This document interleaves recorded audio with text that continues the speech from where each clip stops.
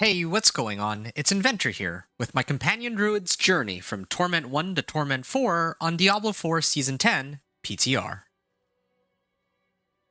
I cleared Pit 10 just now to unlock Torment 1, and now I must clear Pit 55 to reach Torment 4. In order, the thing I want to focus on picking up in Torment would be Chaos Powers first, if possible, Tempering Recipes second, whichever ones I don't have at legendary grade, so like Companion Efficiency, or not Companion Efficiency, Companion Augments, there we go. An Ancestral Weapon third, right now I have a 750 item power, but an Ancestral would be good. Uniques fourth, so in this case it would be Storm's Companion and Irida's Ring, and then also maybe Gathlin's and Madwolf's Glee. Masterworking fifth, I have a little bit of Obdicite here, but I need a lot more than that. And then Glyphs would be sixth and last of all. So just to recap that, Chaos Powers, Tempering Recipes, Ancestral Weapon, Uniques, Masterworking, and then Glyphs. I prefer picking up the Chaos Powers. I guess they're called Chaos Perks, but I would prefer picking up the Chaos Perks first since, like, if I can manage it, because these are massive power boosts that are pretty much free. So if I got like Savagery, for example, I mean, I guess it would change the core nature of the skill to become core skills rather than cooldown based. So that does change how the build operates, but still I get a lot more damage out of running these powers on the build. The powers that I want would be Savagery, well, maybe not Overabundance. Where are they? Yes, Power Siphon. Probably empowers my next non-channeled cast of a different core skill. Maybe not that one.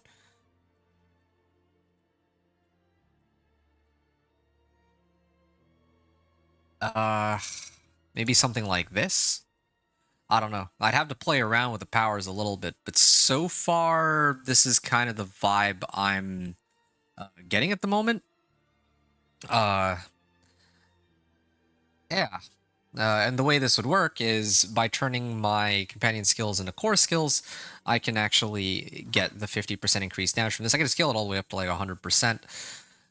Then this one would reduce the resource cost on my wolves whenever I pop a potion, and then wild transformations would allow me to, like, whenever I transform into a werewolf, I can get more crit strike damage and activate Blood Hell. So that's kind of what I have in mind for the Chaos perks.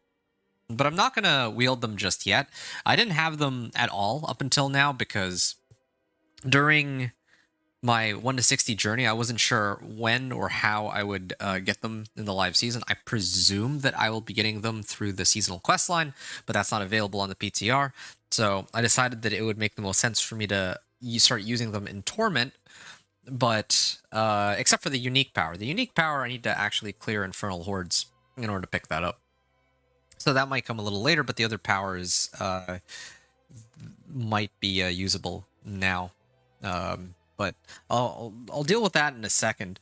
There is just before that, a few more things I just need to mention real quick. I still do need a lot of equipment, including aspects and uniques. Like, I'm still missing Alpha aspect, for example, and Stampede aspect, and Storm's Companion.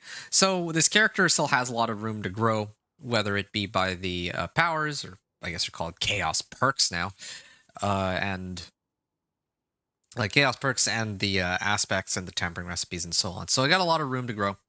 And there is one thing I'd like to do before grinding, and that's to see how far I can get in the pit with my current setup. I cleared pit 10. I haven't adjusted my build whatsoever since my last run.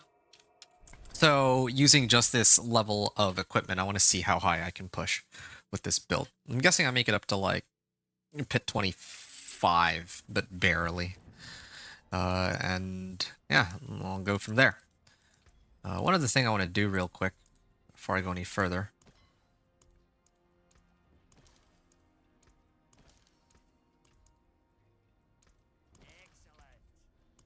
Okay. So I'm gonna pop these. Get a lot of extra life. Get a lot of extra armor. So I also have a ton of Artificer Stones. If this were a fresh character, I would probably not have this many Artificer Stones. I don't know why I'm getting free Artificer Stones out of nowhere, but that's what the game has provided me. So that's what I will use. I'm gonna try to see if I can go straight into Torment 2. Oh, but here's the problem. There does seem to be a DR monster, so that's kind of causing me some problems. Yeah, so once I take that out, everything is much easier to kill. The reason why these guys were not dying wasn't because they're like particularly tanky, it's just because they were affected by DR, which again, if this were last season, it might have been a little bit more easier to deal with because of the... Or they might have been a bit easier to deal with due to the...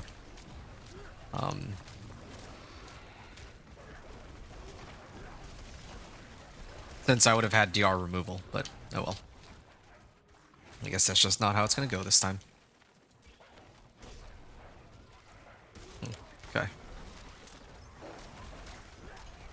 I do like that the Raven's active size is a little larger due to my tempers. That works out really nicely with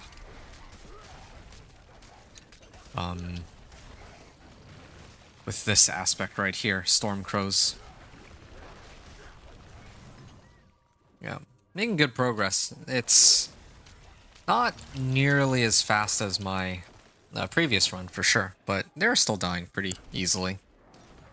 Yeah, usually unlocking Torment 1 by clearing Pit 10 is the easy part, especially once you get all the Paragon points. But when it comes to...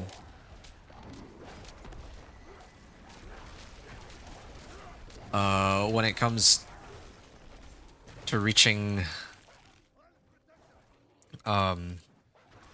Torment 2, that's where the difficulty really does start to ramp up. I think for most, like, seasoned or veteran players who know the game really well, probably reaching Torment 2 is pretty easy, especially if you have, like, a relatively strong build. But I think more inexperienced players might have a bit of a tougher time. I mean, I'm having a bit of a tougher time right now as compared to last season. Mainly on the grounds that right now I don't have... I have this Storm Crows aspect, but I'm missing like Alpha aspect, and I'm missing Stampede aspects. So there's a lot of damage that I'm lacking. Although I guess to be fair, I did get K rune this time around, so at least I have that going for me. It's not like before where I did... Oh, and I also got Moonrage aspects, so I have like 10 wolves, which is kind of cool at any given time. So I'm getting a lot of damage like that, but I really do need to get my guys up into werewolves. That'd be a big help. And again, the goal is to try to reach Torment 4, while also having a chance to experiment with some of the changes they made to the game. Not just with the Infernal Hordes, but also with the Chaos Rifts. I want to see if I can maybe get some like Chaos Uniques out of those Chaos Rift Nightmare Dungeons and all that, or in Helltides maybe even. And then I want to play around with the Chaos Uniques. That's like the really, really big thing for the season. You gotta get those, yeah, definitely gotta get those Chaos Uniques so I can kind of play around with and play around with everything and see how it all feels. That's the gist of it. Yeah, I'm nowhere close to dying, as far as I can tell. Sitting on like 4,000 life. That's pretty decent, I think, right now. For the time being. Later I want it to be higher, of course, but this is a good starting point.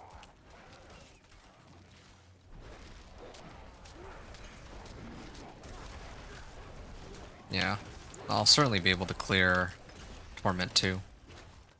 This guy's asking, how do I unlock the Infernal Horde sigils? Yeah, that's fair. You know, actually, maybe that's why I don't have access to them. It's kind of weird because they added the lesser Infernal Hordes. I don't know what they're called. I think they were called like the... Oh yeah, Fleeting Hordes. Yeah, so there's like the Fleeting Hordes, but in order to run the Fleeting Hordes, I need to still do the Infernal Hordes to unlock the Infernal Horde compasses? That doesn't make much sense. The whole point of Fleeting Hordes is to have a pre-Torment sort of alternative. No, the whole point of doing Fleeting Hordes is to have an alternative in pre-Torment to using these powers, right? Oh, wow, almost 1,000,000 damage already. Did I? Okay, good, I took off the Chaos perks. But, I mean, if I have access to... if I don't have access, like, if I need to clear Infernal Hordes and Torment to unlock the Infernal Hordes in pre-Torment, well, that's kind of backwards. Awesome, you're back. Hey, Lee Burgess, good to see you. Yeah, I am back. Like I said, I was only going to be on for about an hour because I needed to upload the video, my Pit 10 clear, which I think just got released.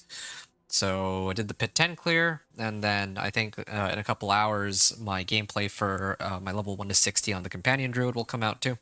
Excited for both of those, so that's kind of what's going down.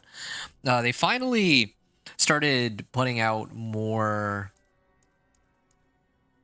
Yeah, it seems like they actually started to adjust some of the glyphs to make them a little more relevant. Like this one, for example, it used to just be 12% damage reduction while in human form, but they now made it so that I also get increased multiplicative damage too in human form. That's actually pretty exciting because that gives me a number of options as to how I can build my character now. Like it's not just, you know, pick 4 out of 5 or 5 out of 6 options now. There's a few more that I can kind of play around with.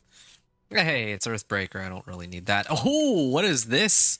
+2 companion skills helm. Yeah, that's nice. That's really nice.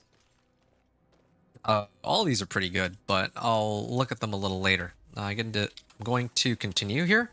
I just cleared Pit 20. So all that's left is to run Pit 25. And that unlocks Torment 2. And then once I reach Torment 2, maybe I can have a... Well, I'm pretty sure that Pit 25 is going to be my hard stop. Like, I could try to push Pit 30. I might be able to clear Pit 30, but I think it'll take like a... It'll probably take more time than it's actually worth, is kind of my hunch. Yeah, see? These guys are a little bit tankier than I'd like them to be. Oh, I didn't activate my Earthen Bulwark, though. Gotta make sure I use my full skill rotation. Yeah, there's like so much stuff that I'm still missing, for sure. There is also the new unique for Companion Druids, like the Raven Pants. That one I kind of want to play around with a little bit. Yeah, I probably should. Even if I can clear it, like... The thing is, right now, the way my build works, like, I'm familiar enough with it, and they've made a number of adjustments in such a way that I think that if I tried to focus on putting my build together, it'd be done in, like, what, 6 hours, maybe? But I should probably spend, like, a couple more hours trying to figure out, like, how the Storm's Companion, like, maybe not Storm's Companion, I think it's called Kilt of Blackwing. For the, there's like a new unique pants for Companion Druid, particularly for Ravens. Because most people who play Companion Druid are going to be playing it for Stormwolves, right? I think this just naturally would make the most sense, but yeah, they're trying to make Ravens a bit more viable now too. So they added a new unique for Ravens specifically, so it's kind of exciting. I try to play around with that, but I don't think that I'm going to use that as a replacement for my existing setup on this build.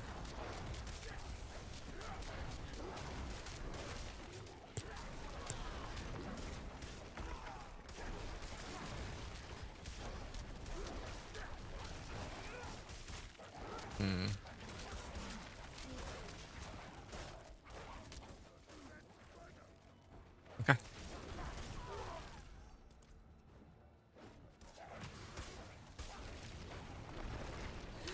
Yeah, I do think that for my sorcerer, I'll probably... I don't know how to think about it, but there's a lot of different... Like, I'm like looking at what my roster ahead will be for the next couple characters I'm going to play. Thorn's Barb, Dance of Knives, Rogue are a given. I think I'm also going to play Ball... It's going to be Ball Lightning or Blizzard for sure. I haven't really locked into one or the other. I'm strongly leaning towards Ball Lightning, just because I didn't start with Ball Lightning yet. I did Incinerate during the PTR last season, but I noticed that not really. I don't feel like Incinerate really gets a lot of attention. I don't see that many people want to play Incinerate, but a lot of people seem to really enjoy Blizzard. I think for aesthetics, like Companion Druid was like really popular, or like my build guide for it was super popular at the start of the season. But then over time, I see a lot more people are more interested in my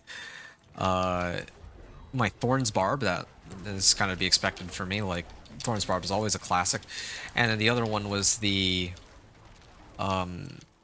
Blizzard Sorcerer. So I kind of want to do another Blizzard Sorcerer run, but I'm also kind of tempted to play around with Ball Lightning too, and see how many people take an interest in that. Never ended up making a Ball Lightning build guide last season. It'd be nice to kind of revisit it now or something.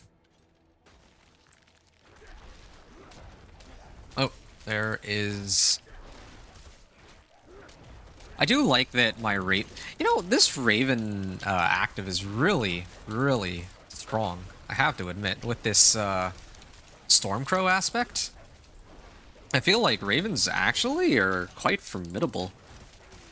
Normally I don't really care much for Ravens, but while I don't have my Stormwolves, this is actually a pretty handy alternative for AoE. I actually really like this.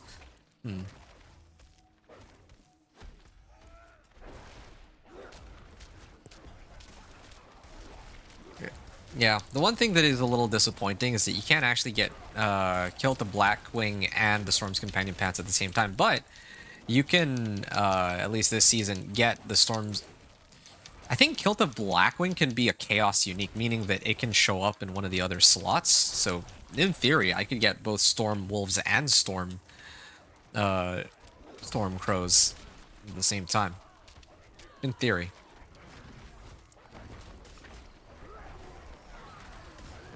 Okay, sure. Nice. Yeah, they're dying real fast. Like, actually, they die really quickly on Pit 25, and I haven't even adjusted any of my gear either. Also, my armor is way overcapped. My shadow resistance is not hitting the cap. Oh, it's not hitting the cap because with the elixir boosting my max resistance by about 2%,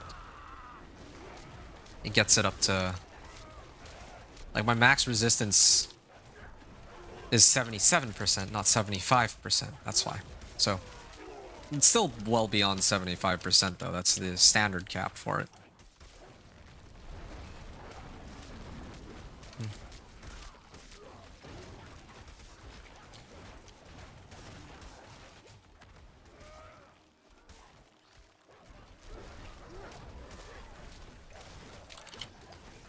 When I make it into Torment 2, I think for me the question is going to be, well, should I use all my Obels right away to try to get my Storm's Companion Pants? Or should I try and...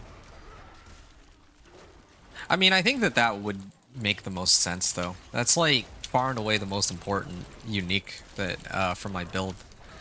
Because my ring... Like, I would like to get something like Irida's, but Irida's is something that I get from Barshan, and I can deal with Barshan easily enough.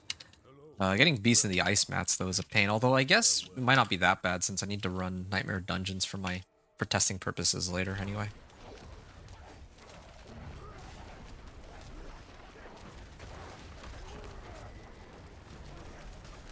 There you go. Once I have all my... There we go, 1100, or 1.1 million damage there. Yeah. Nice and easy. Unlock Torment level 2. What are they writing even in here?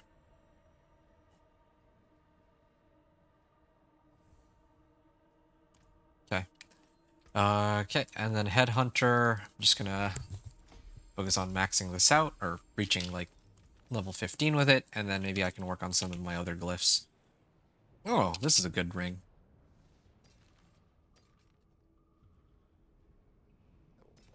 750 item power, hurricane size. Okay, cool. At least I have some 750s available. It's looking nice and dandy.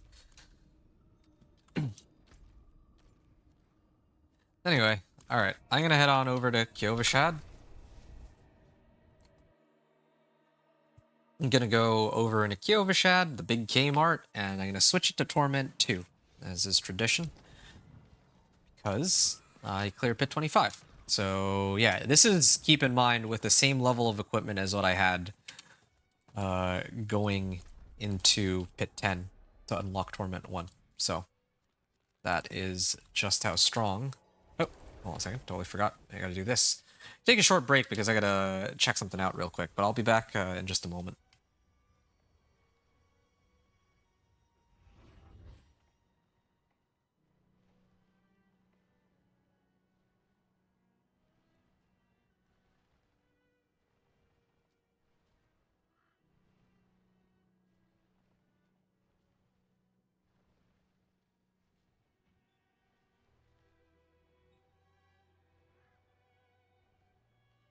Okay, I am ready to begin my journey in Torment 2.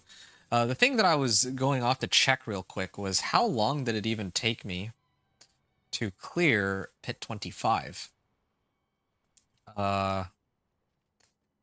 Yeah, so it took me about 8 minutes and 15 seconds using the same gear as Pit 10. Now, given the level of power that like, given that there's still 8 minutes left in reserve, I actually suspect that I can take on Pit 30. I can probably clear Pit 30, I think, probably.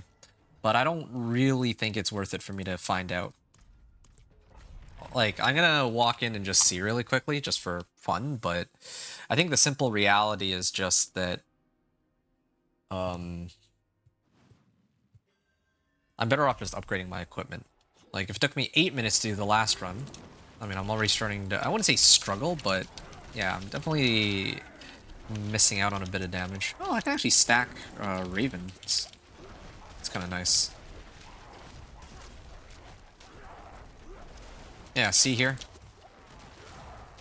Like, it actually takes me a while to take all these guys out, and there's a DR monster up ahead.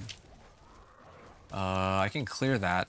Clear all these, but again, like, you can see that I'm kind of barely at... Oh. See, I can't even reset the thing in time either.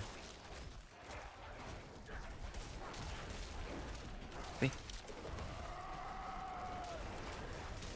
Yeah, my Petrify cooldown is quite high too, but yeah, I could probably just cross the threshold by a little bit, but again, I don't really gain anything out of clearing Pit 30, so I'm just going to stop here. I just wanted to show that kind of roughly what it would look like. Okay, I'm done my limit testing, which means now I can focus on upgrading my character and his gear and all that. So, first things first, I'm in Torment 2, so at this point I can... Wait, why is there a magic ring available? That's... Okay. It says magic ring, but it's actually just a normal ring. Whatever. Okay. I wanted to see. Wanted to know for sure.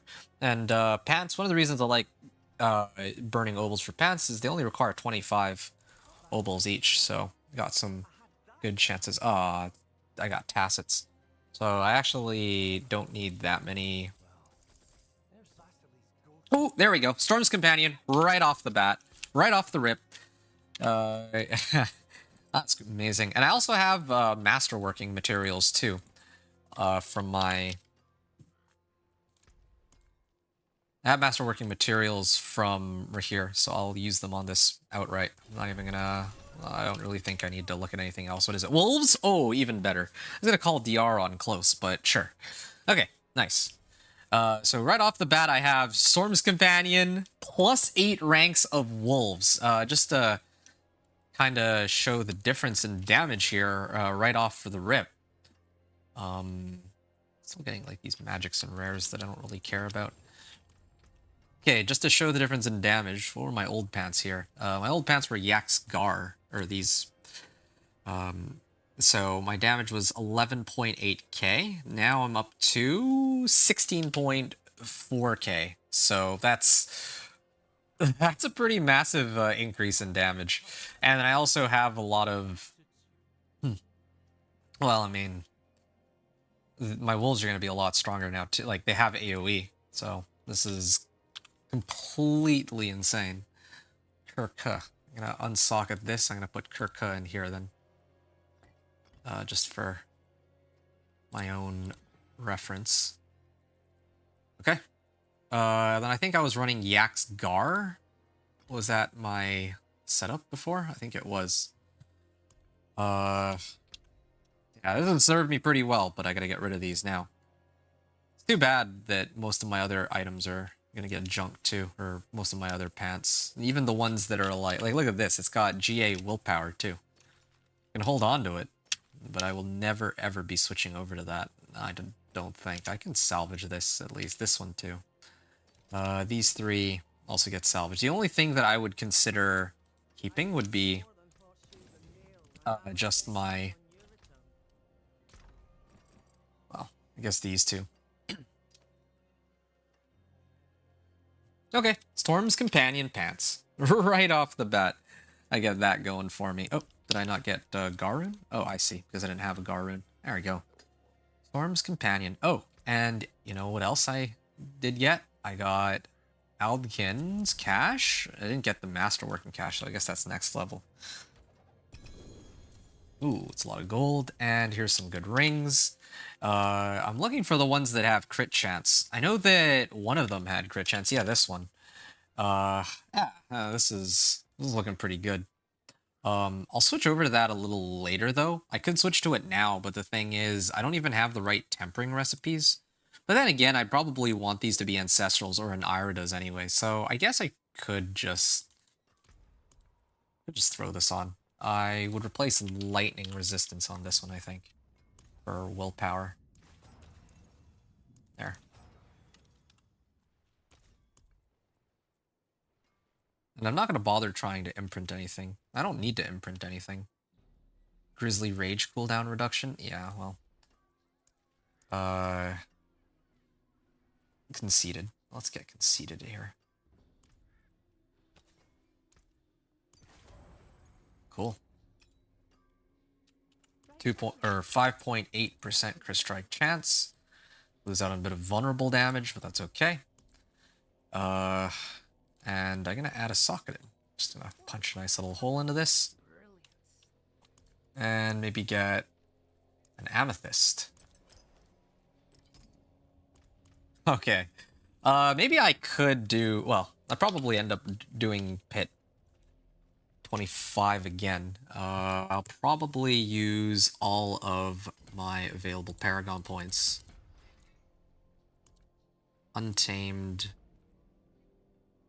Yeah, I think usually I get Untamed and then I go like this. I think I would want Int in this case.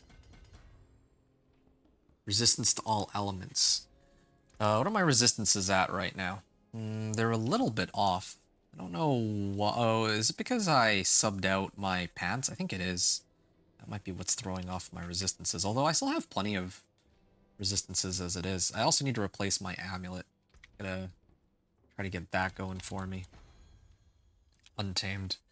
Okay, I'm curious about something before I go any further. I did adjust the Storm's Companion pants, right? So I'm gonna try pit 25 again and see how long this takes me while I still have elixirs and incense up, just for fun. I'll get some more Paragon points out of this too, and I know I used some extra points, but whatever. It's not a huge problem. So my last run was 8:15, okay? I left on the clock. So now, I'm gonna try to see just how much stronger...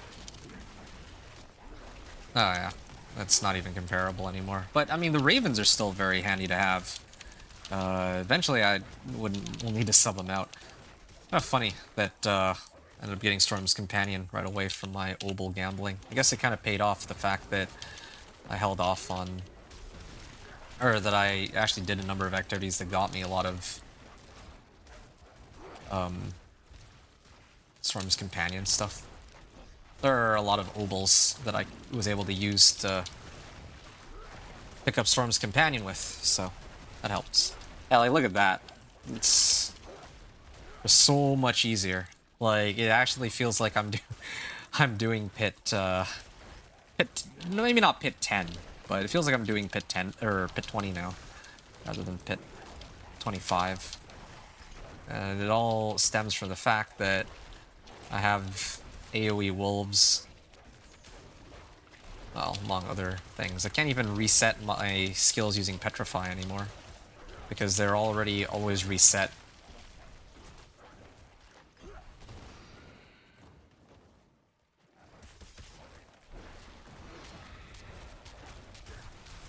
Yeah.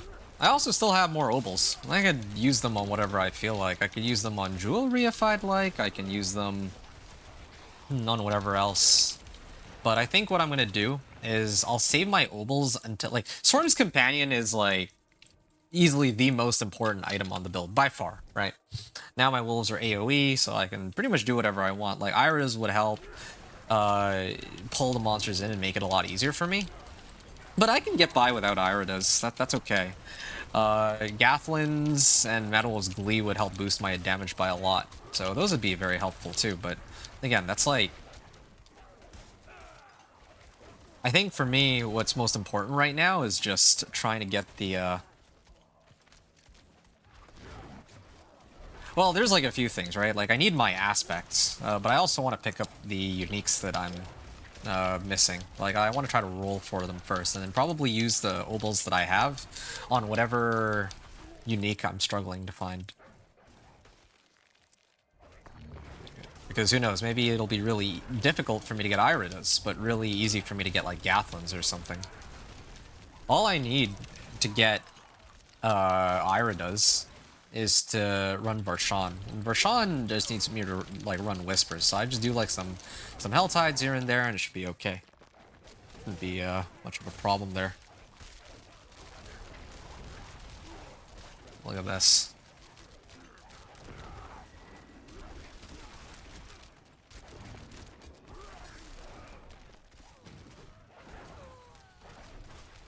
You guys are still alive? Yeah. I mean, my ravens are kind of being outscaled by my wolves at this point, but that's also partially because I have chance for wolves to deal double damage here, rather than on ravens or something. Yeah, maybe I'll have to play around with that a little bit. Let's see. Oh yeah, I'm actually kind of excited to run Helltides. I just remembered that they had made it so that Helltides are now... now when I do Helltides... I think the rewards that I can get from Helltides are a little bit more... they're better. So probably less likely to get magic and rares, hopefully more likely to get ancestrals.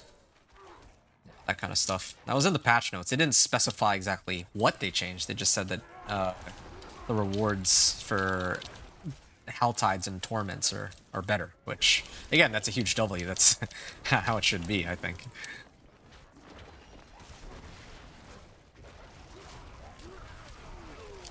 Okay.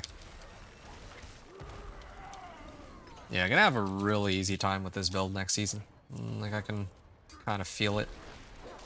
I mean, unless they do like some like last-minute nerfs or something, because having these super wolves is kind of nuts. Is it down that way? I hate this map. I think everybody hates this map, but yeah, because they have to like backtrack a whole lot with this.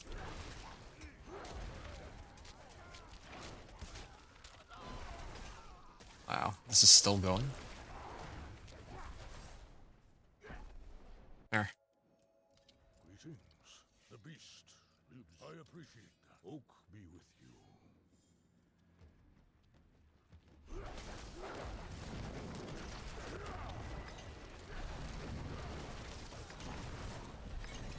Okay, I saw like 1.9 million in there, but yeah, that was nice and easy. Let's see, how long did this run take me here? 9... I'll call it a 9:45. Okay, cool. So this run, I had Here, pit 25 clear. 945 remaining. And I think pretty much the only thing I really changed was plus Storm's Companion. And now, keep loading up on more gear. It's kind of convenient that I can run more pit because I have, hold on a second. I could try to use this glyph, but I think I'm just gonna commit to pumping this one up until I get a better glyph to upgrade. So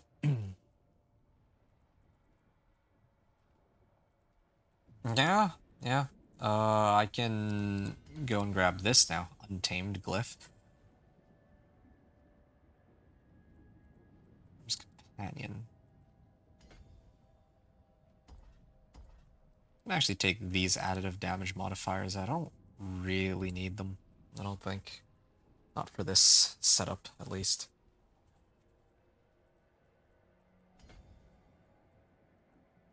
Probably do need some life, though. And then let me just take a look at my build planner and see how I usually put this together. So usually,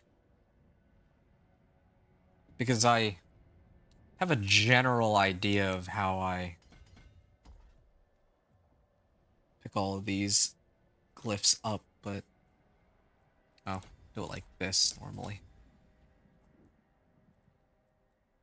More resistances, okay. Not the worst thing, I guess. And then I can head up this way. Wait, what? It's like this, and then like this. And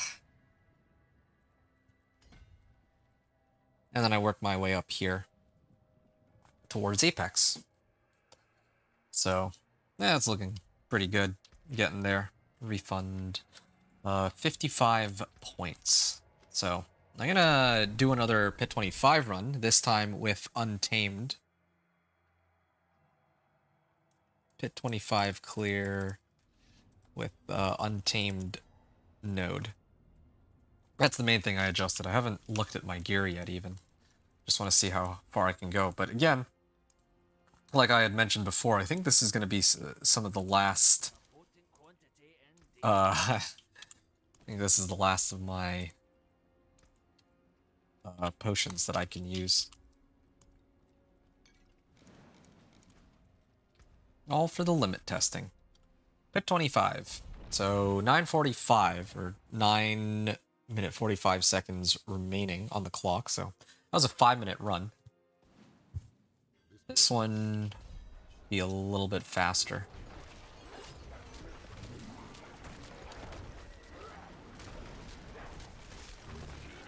Yeah, it would be nice to pull them all in with Iridas, though.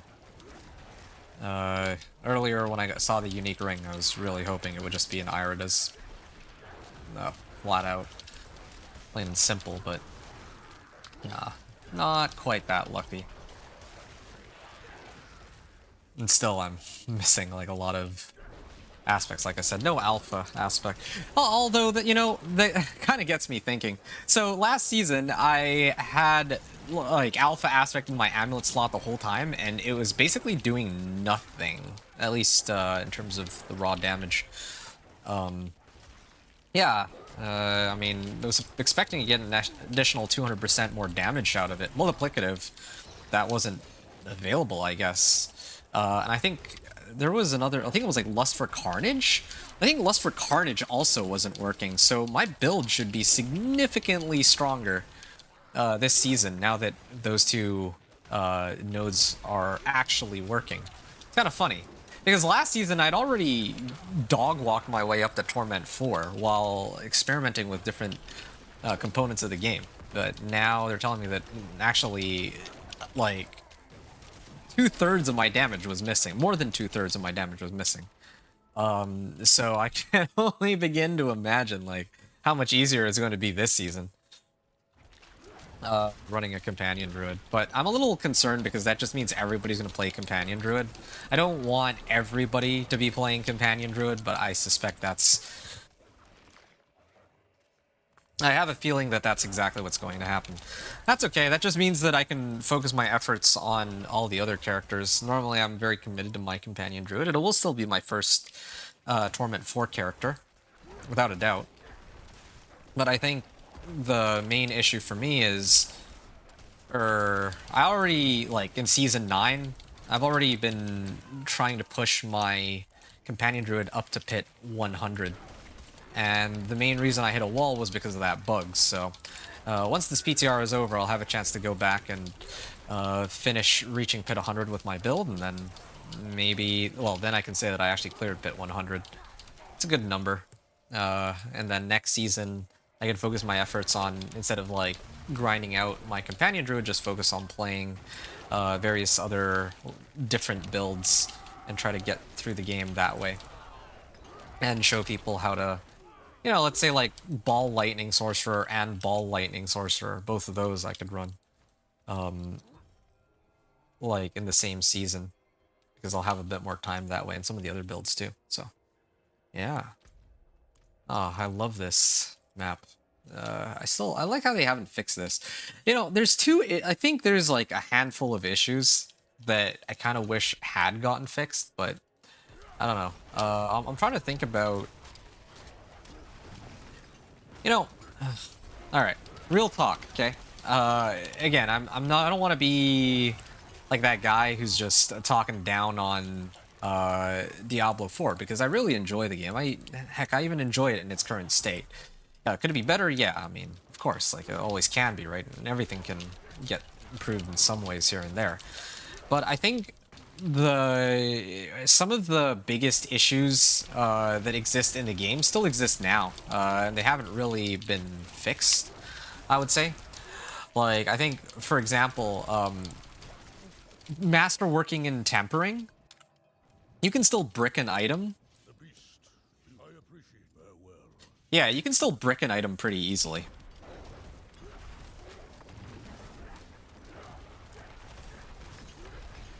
Oh, there you go. There's my damage. I didn't even get to do my full rotation there. But, yeah, like I was saying. I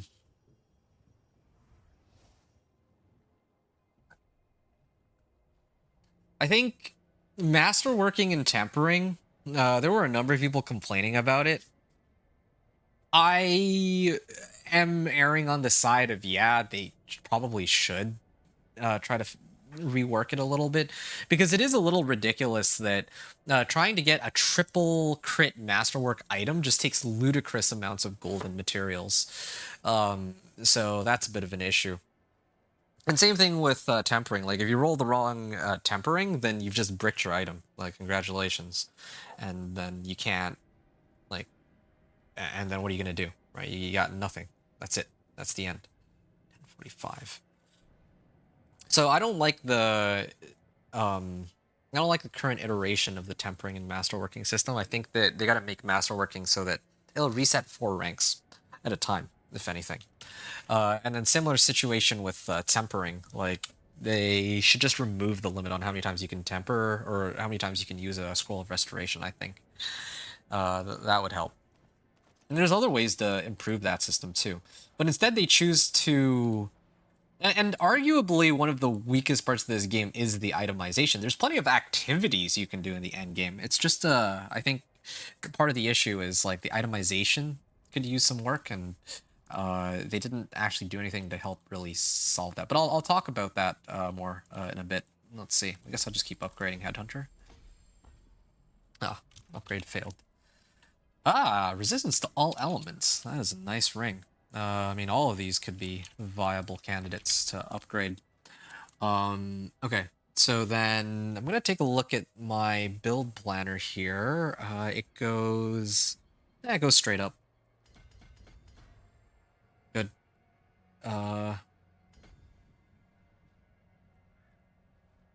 Yeah, later I want to get my second glyph, but I don't even have a good glyph to use, so I'll focus on picking these up first.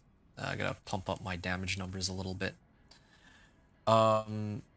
I have all of these active right now, so I probably should use it to my advantage and just keep pushing.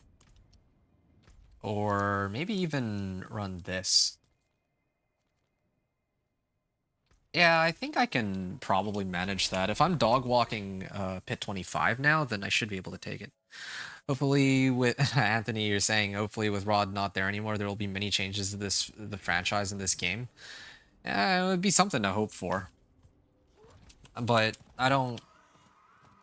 It would be nice to see some changes, but I don't know if I can say for sure that I'd, hold my breath just on the grounds that Rod Ferguson left the game. I don't know if that makes sense at all. That's a problem.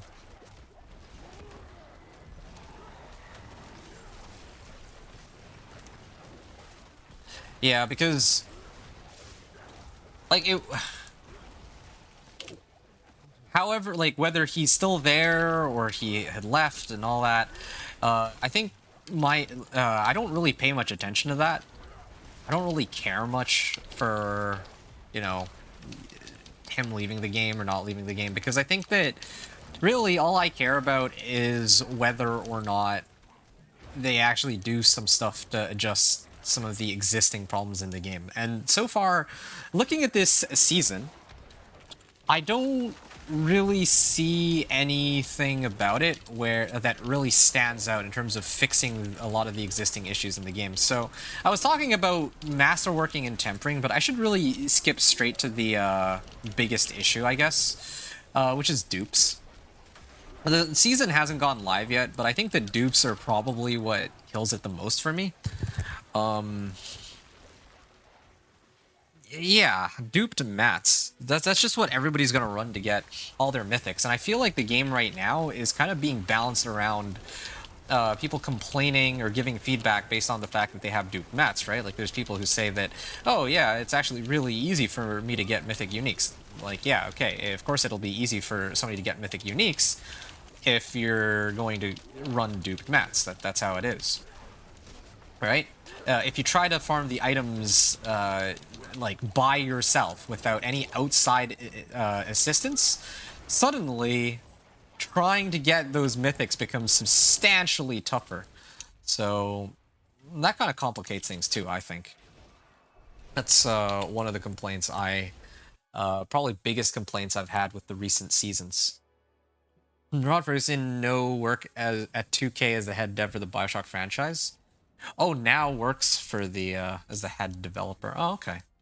It's interesting. I'm gonna get a collection of amulets. I want to get a collection of two-handers, but I think I can afford to wait a little bit on that because my amulet. Well, my amulet's the one that could use more work right now. I don't even have a 750 on that, whereas my weapon at least is 750. So, yeah. Also, worth noting, I think part of the reason why I've been able to survive these Chaos Rifts is because I have all my elixirs and incense active, so...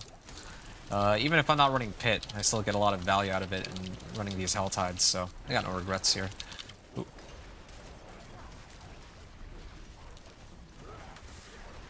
Okay, I have no idea what I'm hitting. I'm just blind firing at it. Tortured Gift of Mysteries. Okay, I'll work towards that. I still got 3.5 minutes. Cinders collected. Okay, I know what I need to do. I'm getting sidetracked hitting all of these random rifts, but in reality, I should be hitting Blood Maiden right now. That's all this means.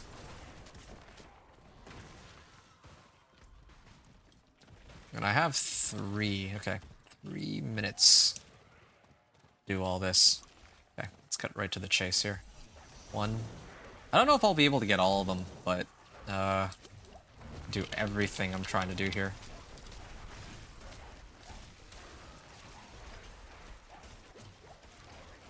Okay, I have no choice. I have to activate this first. Just so that I can activate Blood Maiden. Okay, I got 3 minutes to clear Blood Maiden, and ideally I'd like to be able to hit the Tortured Gift of Mysteries too, at the same time. Okay. so that's gonna take a bit. Need to get that wild glyph too. Alright, well, I'm not too familiar with the Bioshock franchise, so I don't... So, I mean, cool, good for him. I hope that Bioshock franchise turns out better with him there as at the helm, right? But yeah, just the game in its current state. Like, I don't really think I'm paying too much attention to Rod Ferguson. I'm just paying attention to how, like, I don't know what goes on behind the scenes, so I don't really care there. But in terms of just this season specifically, right? Because they announced Chaos Powers, they said let him cook. Yeah, I mean, that's what they would always say, so I guess that's not really much of a surprise.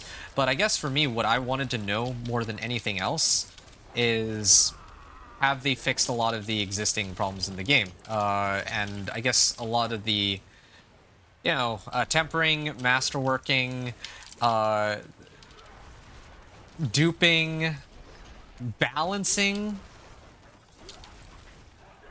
are probably 4 of the 5 top issues I have with the game. The last one, you can just fill it in with anything. Like, you could pick anything. Well, yeah, anything, really. But, yeah, that's just kind of how I feel right now.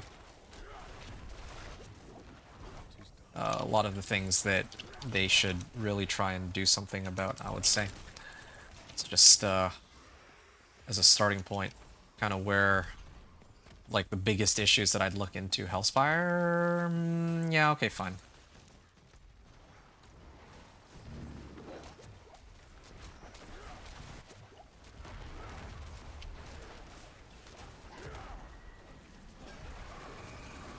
Okay.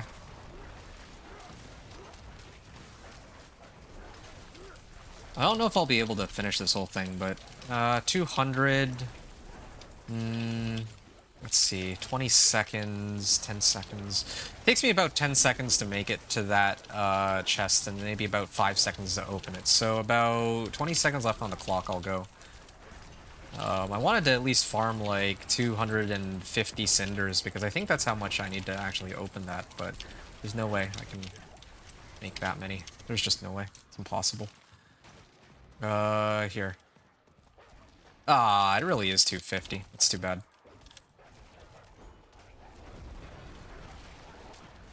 Ah, that's unfortunate. Truly unfortunate. Would have really liked to get in on that chest, but I'll have to settle for this. Lost a lot of cinders out of that. But at least I got all the whispers. Hey, ancestral gloves, nice. Yeah, I really wanted to see what kinds of loot I'd be getting. I want to run more Helltide for that. But, oh well. Okay. Unsealed Exorcist Cache. They still give me rares. Natural Finesse. Okay, at least I got that going for me, too. I'm gonna work this way towards the Companion Druid. Or the Companion damage node. Alright, and I believe that I should try and... Ooh, that is a lot of willpower I could get out of that. Plus Ravens. I have one for all...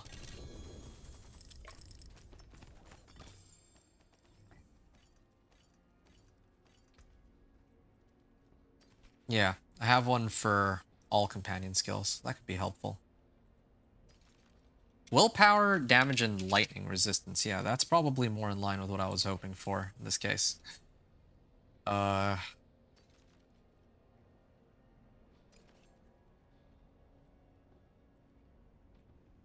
shear. Yeah, I want to actually sort out my rings and amulet and all that, but I don't even know if there's a point. I feel like it really is just about ancestrals right now. Ancestrals and leveling up my glyphs. That would be the easiest way to speedrun all this. I'm just thinking with the dev call that happened a month ago and then Rod leaving, it's, in my opinion, that he may have been the stopping force of a lot of things that are going wrong with D4. That's a fair theory. A bird is it that you have? I've never seen this one.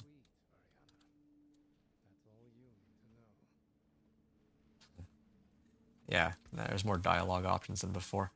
Restock supply, 100. Hold on a second. I think I have... There you go. Other item. Salvage material cache. Well, that doesn't really help me. I'm going to try to reroll for... Well, actually, hold on. Defensive aspect cache might have uniques, right? Nope, apparently not. Restock supply. Cleaver. Poison Creeper casts Landslide. Kind of tempted to pull this up and then just slam it in place of one of my other aspects. Then all three of my skills would actually be pretty strong. Resource aspect cache. Oh, like I need more offensive aspects really right now. Just not getting that right now. Yeah, I don't think it's worth it for me to burn obols, or what are these, pale marks. Like, I'm not getting anything valuable out of it, really. That's the issue. Okay.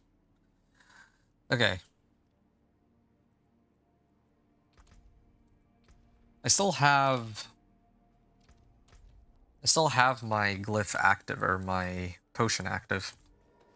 So I think I might actually try to push for pit 30 and then pit 35 here, now that I already have a benchmark. I haven't upgraded my equipment yet, but again, I'll do that last because I'd rather upgrade when I have like ancestrals that I can switch out to. Yeah, but right now I'm just gonna focus on trying to unlock the next glyph, or the next pit tiers, while I have these elixirs and incense up. Wicked. Hey. Oh, nice, you do all this naturally? What do you mean by all this? You mean like going through the game? On PTR? Yeah, I do this every season.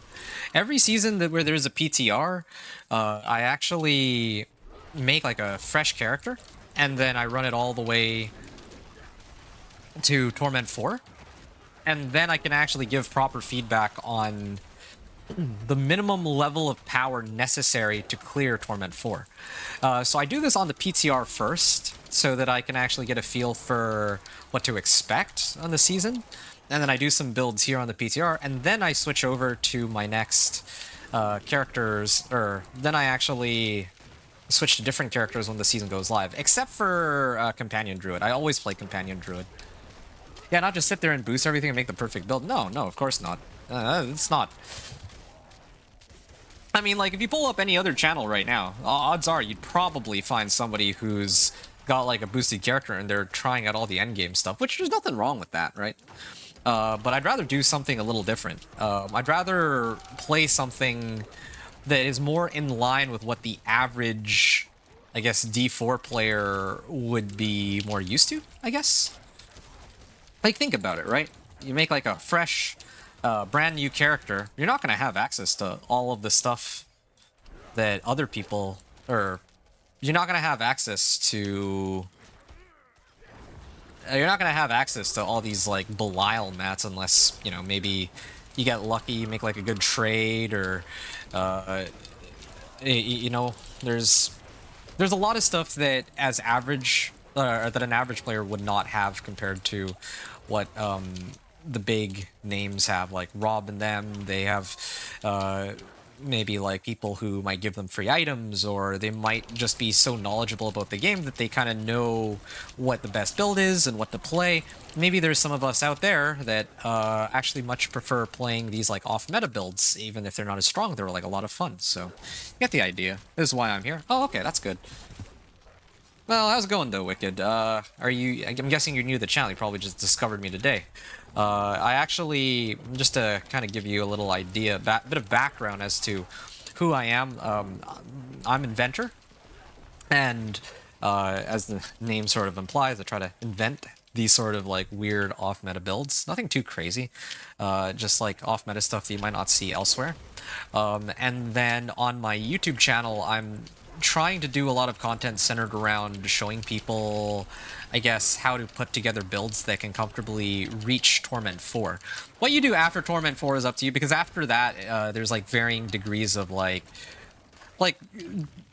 reaching Torment 4 is a very objective measure. I can either reach Torment 4 by clearing Pit 55, or I can't, right? At any given time. But some people might say that, oh yeah, like if you can clear, let's say like tormented bosses on, well, yeah, on Torment 4, then that's all you need. You don't need to push, like, let's say like pit 100. But then again, what exactly is a comfortable clear? Would that be like 5 minutes? Would that be 10 minutes? Would that be 10 seconds? Right? Like, it's hard to say. So usually when I do my runs, I make it all the way to Torment 4, and then I tend to move on to other builds because, again, like, I just want to show people how to reach Torment 4 while still having plenty of room for the build to grow, and then after that, what you do is completely up to you. In this case, again, with the Companion Druid, like, Companion Druid has traditionally been very off-meta. It's been my ride-or-die build for the last 9 seasons, I want to say, ever since Season 2. So maybe like the last 8 seasons, it's just been non-stop Companion Druid. But I think this is probably the first season where I have a hunch that, yeah, like, I think it's shaping up to be meta because of that unique power. That unique power that makes it so that your companion skills are now core skills, which is kind of crazy, yeah. A few seconds ago, yes, I avoid meta builds, lol, Wicked is saying.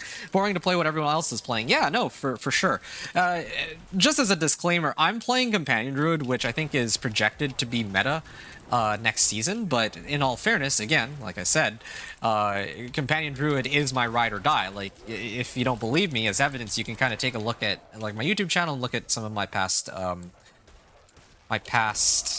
videos, and you'll see that, yeah, I'm not lying. Like, I play like Companion Druid in the early seasons, like, exclusively, right? So, is your game lagging or is that the stream? No, that's the game. That's the game. That's lagging right now. The beast. Sorry about that. I'm not too happy with how it's how it is either, but sort of just how it goes, I guess. No, yeah, I was wondering why it was taking so long for this guy to go down, and then I remembered that it's pit 30, not pit 25 anymore. Okay, there. So that was a pit 30, 9.5 minutes left on the clock. Pit 30, 9.5 minutes remaining left on the clock using the above setup. Okay, nice. I could probably make it to pit 35 if I want at this point. If I want. Werewolf. Ugh, getting all the glyphs I don't need. Well, at this rate, I'm actually going to max out on Headhunter before anything else. Just kind of funny, but you know, if that's what happens, that's what happens. And I can grab this really quickly. Which, again, I'm really just waiting for Wild's glyph. I want to just start hammering these glyphs, or the whispers, and maybe just try to unlock it right away. That'd be nice, but oh well. We'll deal with that later. Okay, I'm going to go this way. What I think I also had missed something. Anthony, you were saying after his announcement that he was leaving was when Pez Rider came out and said they were changing a few things at the studio and the game. Well, they could also have just been doing that because, you know, they could have just been doing, like, that might have already been in their cards to do, but to shuffle stuff around. So I don't want to necessarily attribute his departure with, you know, with suddenly, yeah, they're gonna. I mean, it's nice to have some hopes, but I guess I don't really care too much about what goes on behind the scenes. I just care about whether or not they actually do something about the existing issues in the game. And so far, I don't really feel like that's the case. Is what I was getting at. Wicked, you were saying, yeah, it's the game was doing it to me earlier today. That's why I didn't stream, not to self-promo. Oh no, that's okay. Actually, I tell you what. You play a lot like I do, think I'll stick around? Okay, yeah, here, tell you what, let me drop you a follow too. I'd love to drop in on your stream sometime too, although probably during this PTR I'll be grinding the game out nonstop, so I don't really expect that I'll be hopping onto other people's streams, just because if I'm not playing the game, I'll probably be sleeping for the next couple days. is basically where I'm at right now. Also, yeah, I picked up some of these like level 46s. I'm pretty sure that the loot from the Chaos Rifts are bugged. Yeah, because I shouldn't ever be getting level 46 items anymore. Not at this point. Same thing with earlier, I was getting like level 1 items. Why am I getting level 1 items? That makes no sense. But yeah, I do play a lot. You are correct about that, Wicked. That's awesome. Don't expect too much. Only been doing it a week because my kiddo talked me into it. Oh, really?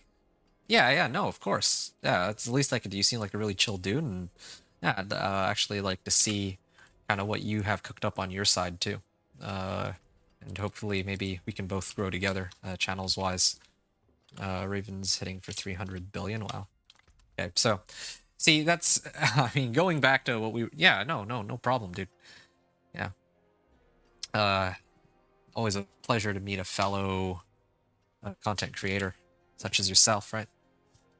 But going back to what we were discussing earlier, yeah, I mean, there's plenty of people who are, like last season, a lot of people hopped on board the Hydra choo-choo train, not because they love Hydra. Like some people really love Hydra. Like one of my buddies that I play with, he was like a Hydra main for like ages, and he didn't play for a while because Hydra was like one of the few builds that he was genuinely interested in playing.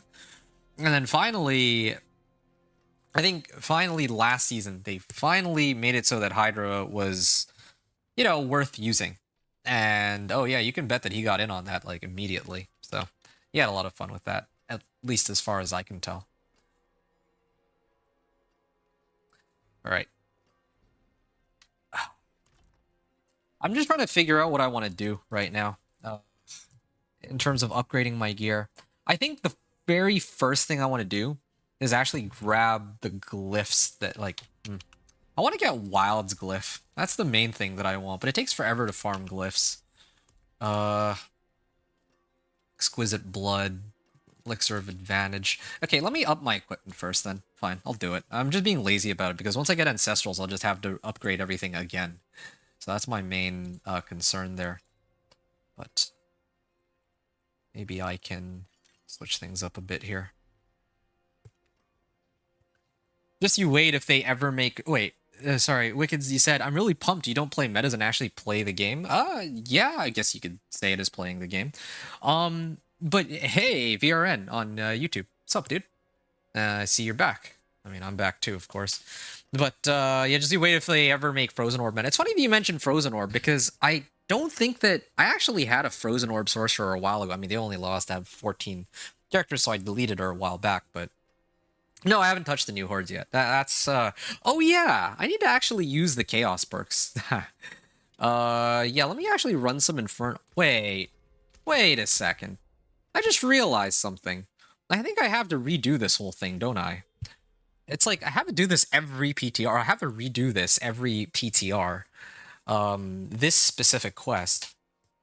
Just so I can unlock the stupid Infernal hordes. I think I have to. Yeah, I'll probably do that actually. Yeah, that's a good catch. I know that you weren't beckoning me towards the Infernal hordes, but that's actually pretty important.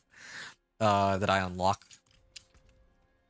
the Infernal hordes. I think I'm gonna do that right now actually. And in fact, I'm gonna set it down to...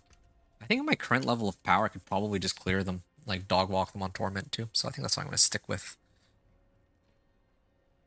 Hold up. Resource cost reduction. Damage over time.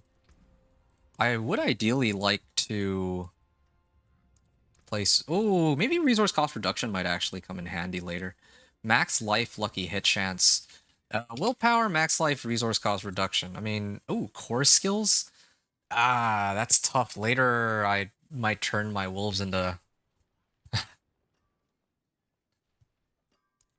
Sure. Sure. I'm gonna try it.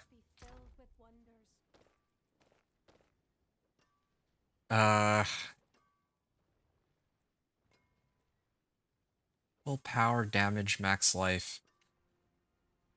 Okay, I'll switch my ring, I think. Well, I'm gonna get Iridas eventually. No, I'm just gonna dump everything in stash. Yeah, whatever. I'll deal with these later because I'm pretty sure I get upgrades anyway. I'm strong enough to handle everything with my current level of power. I don't need to upgrade anything, really. I'm not struggling at all. My armor is at 80%. I think that's more than enough. I'm gonna do the Infernal Hordes, and then while I do the Infernal Hordes, I can actually talk. This is perfect. Did you ever respond to me in your last stream? I had to go to work. About what? I think I did. Pretty sure I did. I just don't remember what the question you asked was. That's all. What is going on? Yes, okay.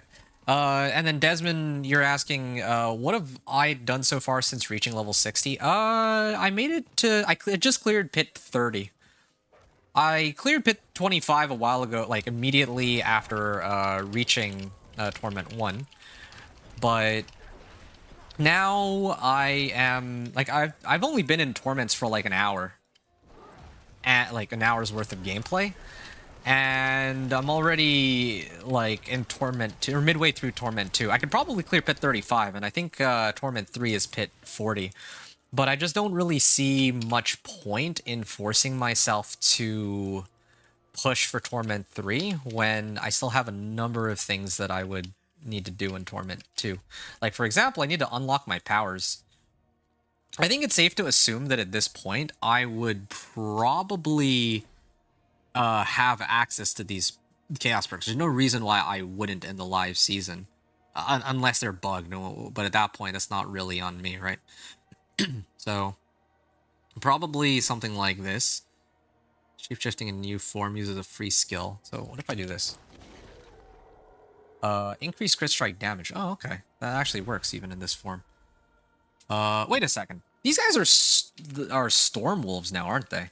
I just realized I should probably rework my whole skill tree. Whoops. That could have helped. Can I send you a build planner? Sure. Yeah, why not? Try not to spoil anything for you, just a slight nudge. Yeah, okay. Well, I appreciate it. Thanks, man. I interrupted a while ago. What were you saying about the frozen orb I made? Oh, yeah, right. I made a frozen orb like a couple seasons, or back in like, I think it was season 5? I know for sure I did it in season 3. Season 3 was the season with Malphus and the constructs, and I actually really enjoyed running Frozen Orb. But part of the reason why I haven't done a Frozen Orb Sorcerer since all the way back then is mainly because they released Fractured Winterglass. I actually really don't like Fractured Winterglass because it's just a unique that... Well, how should I put this? It's impossible to... It feels impossible to compete with Fractured... Like, if I'm going to make, like, a Frozen Orb Sorcerer, right? The way I want to make my Frozen Orb Sorcerer is I want to make it, like... Like, I cast Frozen Orb, and that Frozen Orb does as much damage as possible. I don't really like it where the way to play my character... the way to play my Frozen Orb Sorcerer is that I'm using some other... Like, I'm using some other sort of, like, some other mechanic or some other skill to trigger those frozen orbs to do the maximum amount of damage. And that's exactly what Fractured Winterglass does. So ever since Fractured Winterglass came out, I've never really wanted to play Frozen Orb ever since then. So, yeah. I played Frozen Orb. I used to be a pretty big fan of it back in Season 3, but then after they rolled out Fractured Winterglass, I haven't played it since, I guess is just what I was trying to get at. Frozen Orb is fun, though. I actually really enjoy Frozen Orb, and, you know, good for you for getting in on that. Frozen Orb. Okay, cool. It's for Season 9, but can be translated into Season 10. Okay. Did you write it in chat? Because I can't see it. YouTube might be prohibiting links. I've tried to make it possible to like, I actually tried to turn off like filtering or chat filtering, but they still didn't let they still didn't let us. They still didn't let me disable it to that extent, unfortunately. So that's what I was saying about I'm juggling two conversations right now, but yeah, that's the gist of if we're looking to open the Black Tomb. Okay. Herb cache. I'm gonna do this while I wait. Oh, okay. I don't think I would ever need this. Not gonna replace crit chance for it. What now? Okay, so I gotta get on down there. I could also use this, but I'm actually pretty good as it is. I think. Descend into the unknown. Okay, maybe this will work. Yeah, thanks. Okay, I appreciate it. Yeah, that's a good one. Max roll. Kind of wish I could just copy what you wrote there. Maxroll.gg planner RA8TCs. So what is this for exactly? What is this? Here, I can take a peek into this, whatever this is. By the way, did that answer your question though? Earlier, Desmond, when you were asking about what I did, like after reaching level 60. I mean, after I hit level 60, I took a short break too. I mean, when I first reached Torment 1, because I needed to upload my videos. Oh, okay, here we go. Air of Perdition, Shroud of Fall's Death. Oh, okay. This is for your Waxing Gibbous. Ah, okay. I think I'm seeing where you're going with this. This is a Grizzly Rage Werewolf build. Toxiclaws, Envenom, and Call of the Wild. Wow. Right, because my wolves get converted, or your wolves get converted into poison. Poison wolves. I see. So you're basically the point of this build that you've made is that you're converting all of your wolves into poison wolves, more or less. And I think my first question here is, where's your shepherd's aspect? Yeah, where's your shepherd's aspect, dude? I see Alpha. I see Stampede. I see Moonrage. That's a lot of wolves for sure. Unless you really don't care about the shepherd's aspect, but I feel like that's like such a massive boost in damage, especially if you're going to be running one with nature too, right? You don't need it. Wow, you min-max it like crazy. Oh, well. Oh, poison version of my build. Oh, okay, cool, Desmond. Poison version of my, or of your build, but 30,000 additive damage total. Oh, wow. All right. And yeah, you didn't need it. Nice, nice, nice. Okay. Wow. You got Pack Leader and Energize, but you didn't bother to take Scythe. I guess maybe at a certain point you don't even need crit chance and lucky hit chance anymore. Wow. That does look min-maxed. But I guess, again, like I think you said that this is for Sins of, like, Season 9, not for the current season. But yeah, you could probably shuffle some stuff around and it would still work. They haven't really changed much from last season. It's still largely going to be the same build. My Companion Druid is in the same boat, except the difference is, at least Alpha Aspect actually works now. I didn't think they were actually ever going to bother fixing that until, like, next season. But yeah, like, they rolled out a nice surprise fix there. Same with Lust for Carnage. So my Companion Druid build this entire time that I've been playing it, right? This Companion Druid build of mine has not had Alpha Aspect working properly, and it's also not had Lust for Carnage working either. So I don't know what to make of that. I actually feel kind of ripped off. Just a little. It's a little ridiculous, but I mean, on one hand, I feel like they wasted so much of my time, but on the other hand, the cool thing is that I might be able to try to push for Pit 100 using the build that I originally made in the first place. Yeah, man, it's hitting for about 1 trillion now. Yeah, as it should have been from the beginning. It's actually kind of funny because what that means, the fact that I'm able to hit for... Sorry, the fact that I was able to clear Pit 55 with, like, minimal effort last season, even though, you know, a good chunk of the build was bugged, and the fact that I was able to actually push Pit 85, even without Alpha Aspect working as intended, and Lust for Carnage working as intended, it just means that this season, the build's going to be even stronger. Like, I'm probably just gonna dog walk everything once I get all the aspects and all that. So I'm really curious to see how it's all gonna pan out. Right now, it doesn't feel that like as strong. Like it feels strong, but I think right now I'm missing like alpha aspect and stampede aspect. So when I get those, yeah, I can't wait to see just how strong this build will actually get. So yeah, that's for me in leveling. But your build though is pretty sick though. Yeah, that does look like an insane amount of damage. Coming out from all those various sources of multiplicative and additive damage. You said that it comes out to like 30,000% additive damage.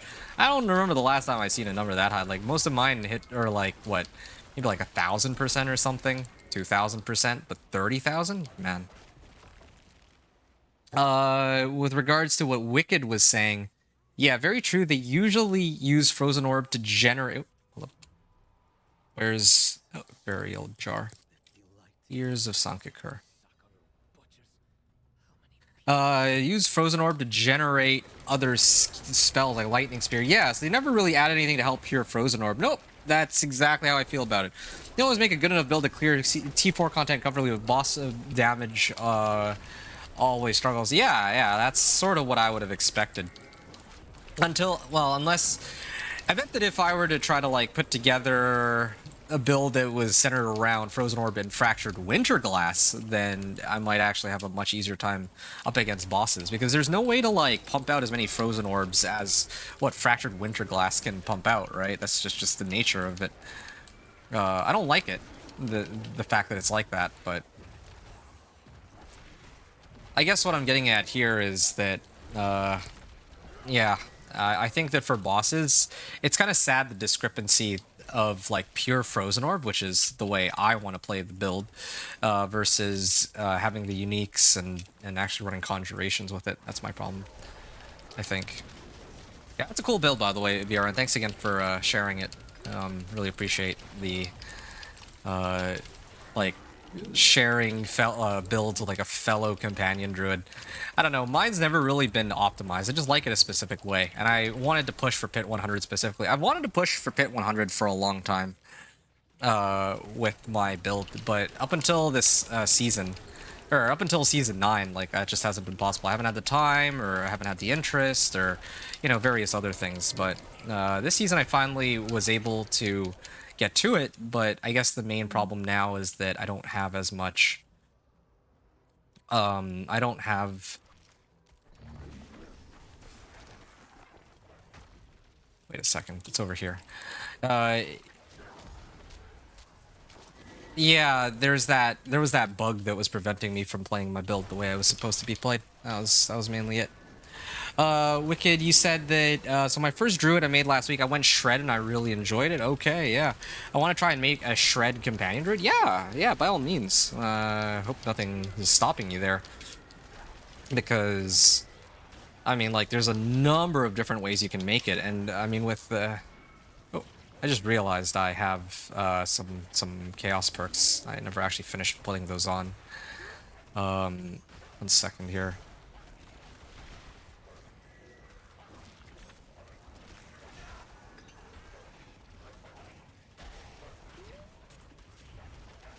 Okay, sure.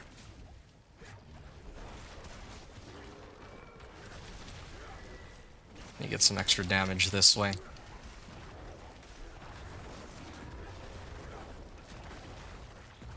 Petrify also generates me spirit, doesn't it?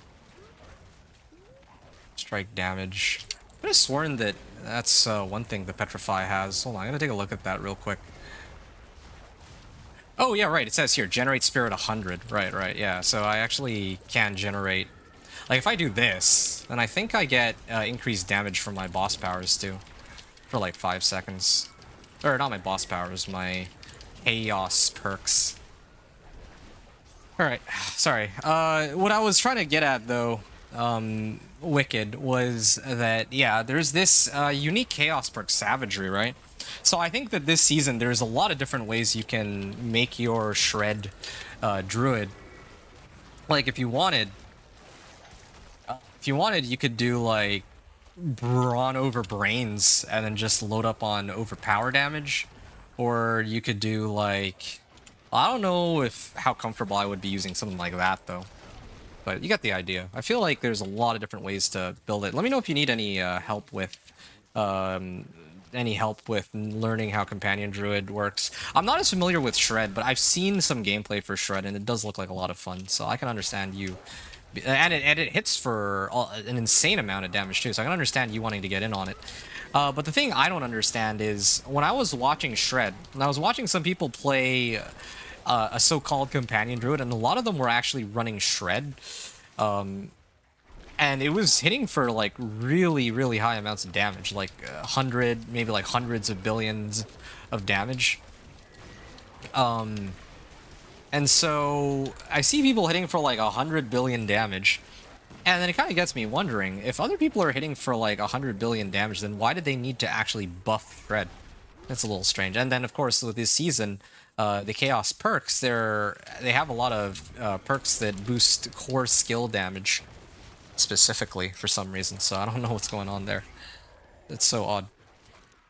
You're still learning Druid? Okay, fair enough. Yeah, I mean, you probably know more about Druid than I do. It's just Companion Druid specifically that I'm a very, very big fan of. I've played nothing but Companion. Well, I already gave you the whole song and dance. Companion Druid's been my thing for seasons upon seasons upon seasons. So, yeah. I don't know all the aspects, so I'm reading up on them and the uniques. I see. I would like Shred with the Wolves also being the werewolves to do damage and spread rabies. Okay.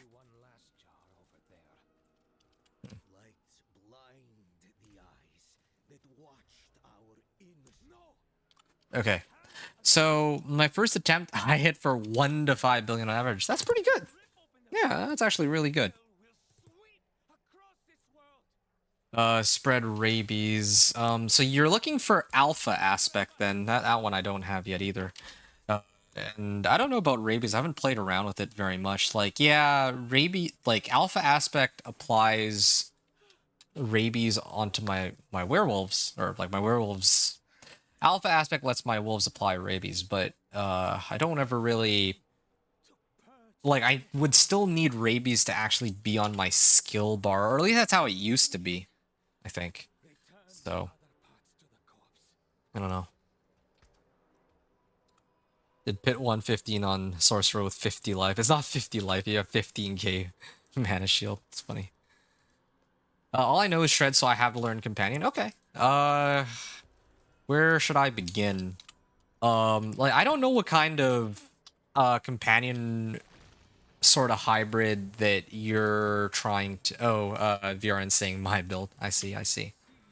I thought that your build was primarily a Companion Druid-oriented build, not a Shred build, though. Although I guess now that I think about it, looking at that build planner, you actually did have Shred, so I don't know.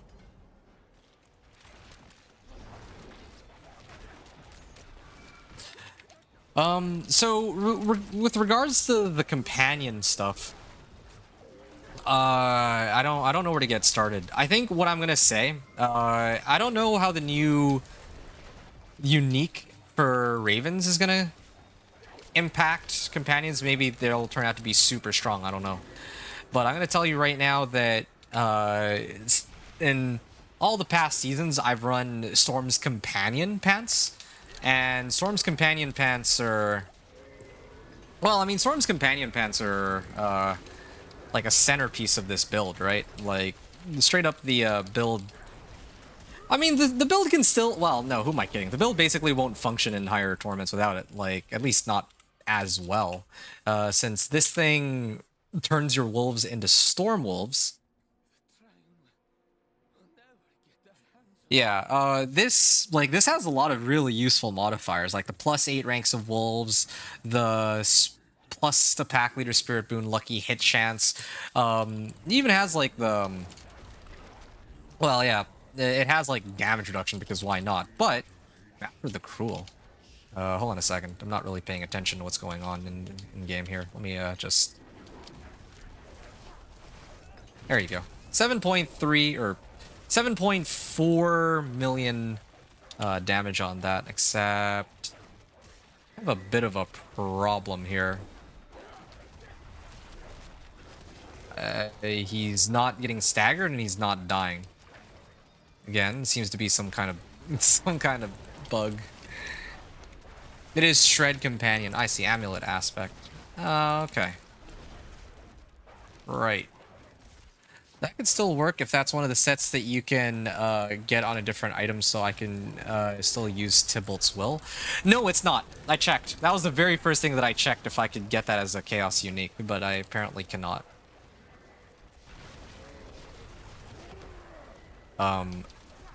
Okay. Can I exit out of this fight? Doesn't look like I can.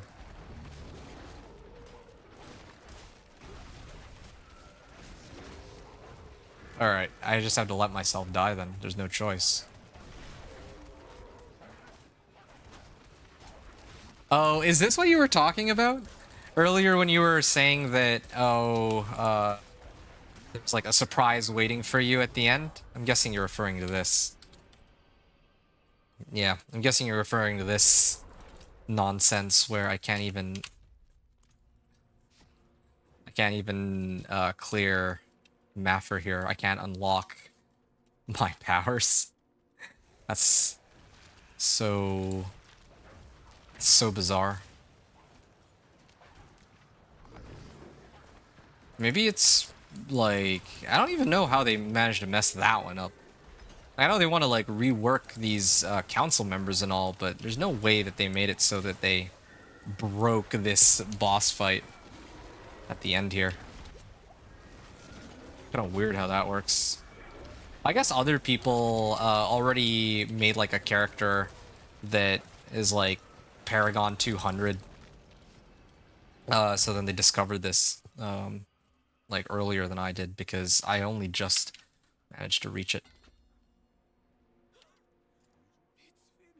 Is that how if I die, I have to redo this whole thing? Okay, I hope that I can actually kill him this time.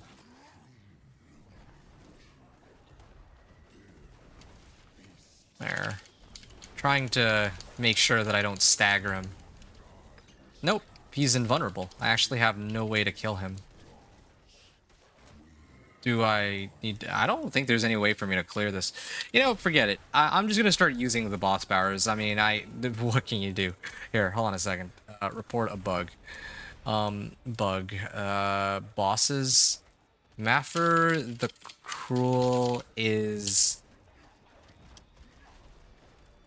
can't die. While running the, Eyes of the Enemy quest to unlock Infernal Hordes, which I don't even know why I have to do this to begin with.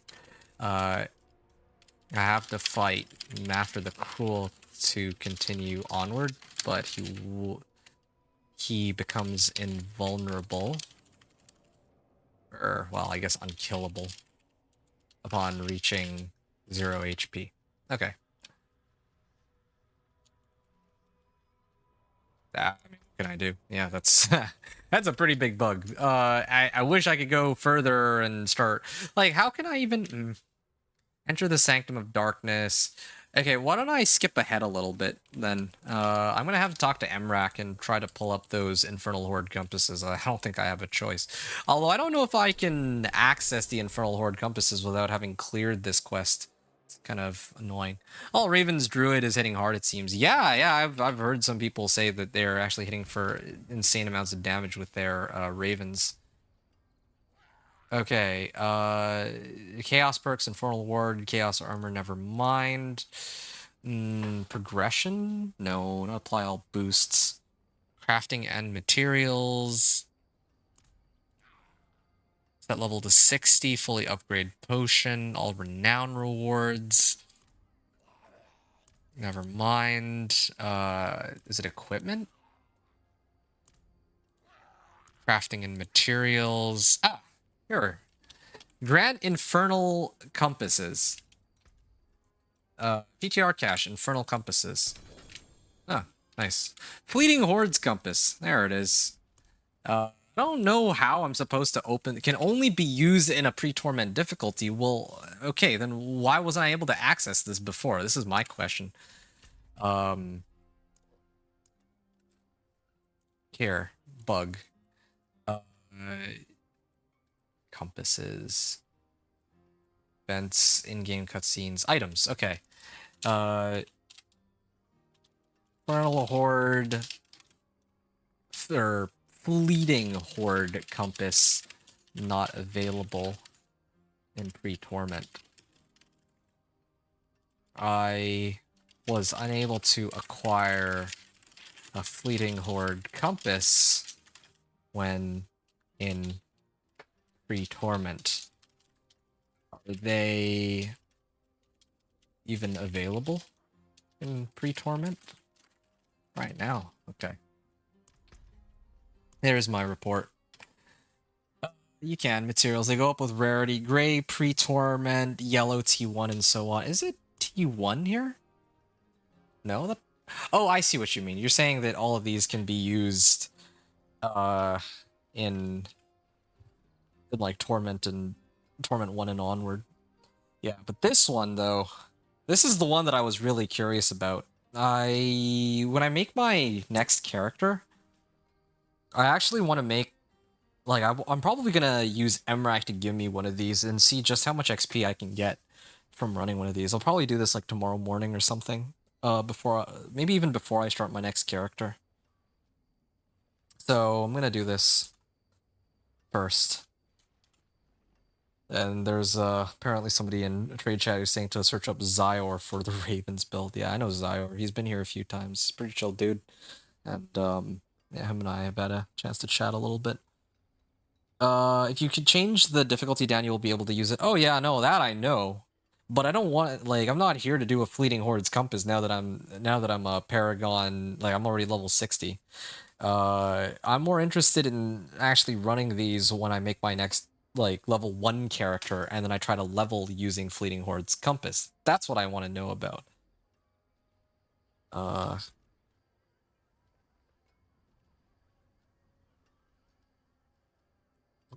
So maybe these? I don't know. I could try to run one of these and see what happens. Will it let me? It actually can. It's kind of bizarre because I haven't even finished this quest, but they're letting me activate these Infernal Horde compasses. I guess I can always enter into it, but I can't myself pick up or like acquire Infernal Horde's compasses through normal means, like Whisper quests and whatnot, which is so silly, but alright. Like I said, let's skip ahead a little bit and just pop open one of these and see what happens. I'll do like a wave 6. And also, again, I want to try this on... I'm going to run this on Torment 1. Yeah, I could try to do it on Torment 2, but I don't see a point. I'm here primarily to pick up, well, in quotes, or in quotation marks, to pick up my powers. Yeah, I'm here mainly just for powers, that's it. And then I want to play around with my build once I turn them into core skills. That was the whole point of this. I could totally try to run like a wave 10, but yeah, this is the main reason why I'd be running these. At this point in my leveling journey, I would have all of my basic, my non-unique chaos perks, but it would be the chaos perk, the unique chaos perk that I'd be trying to get. And I presume that I'd have to actually fight who is it?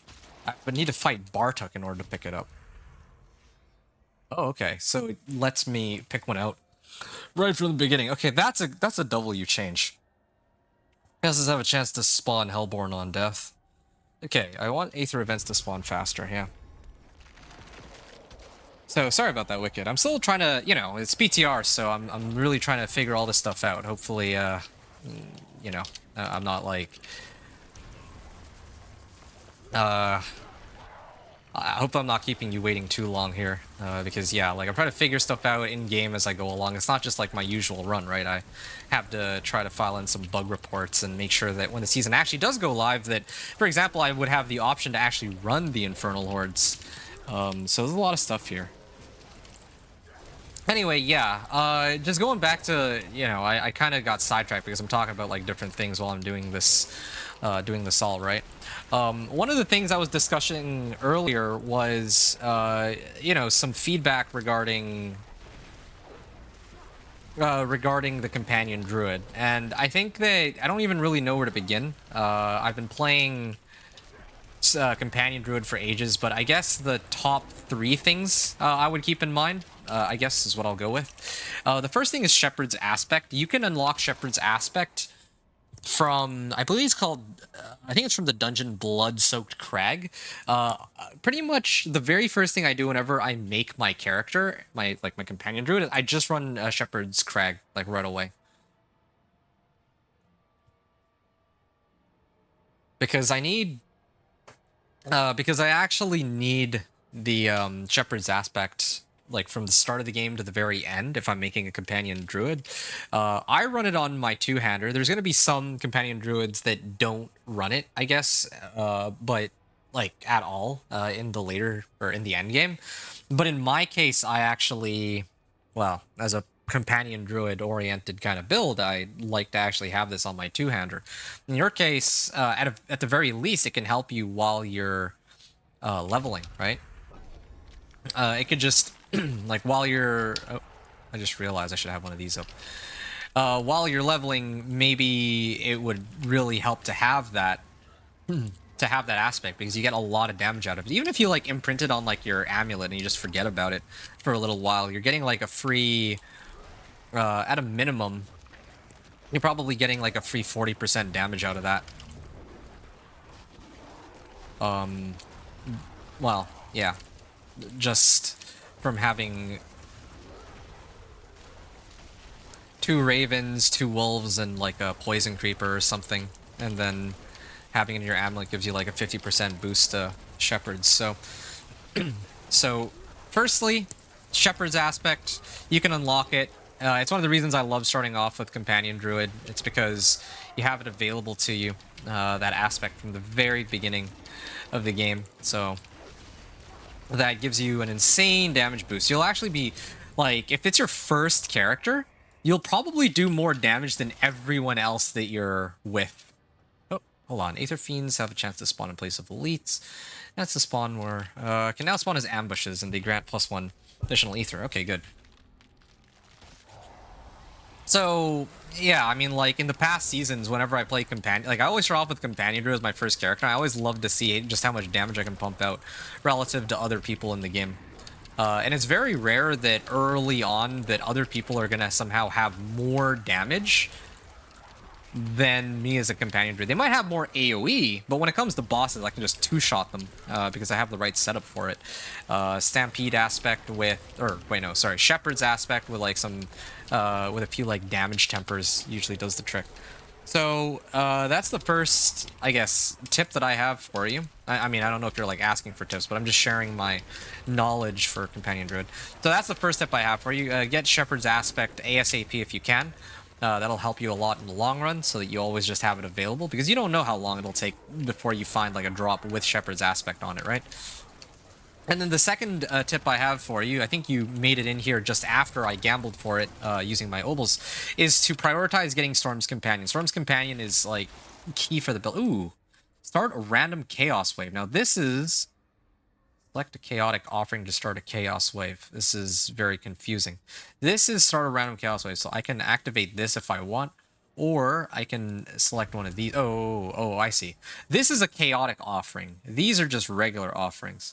Okay, well, I'm gonna do a chaos wave. Curious to see what happens there. This is also Torment 1, so it shouldn't be that bad. Slay Hellworm for bonus ethers. Okay.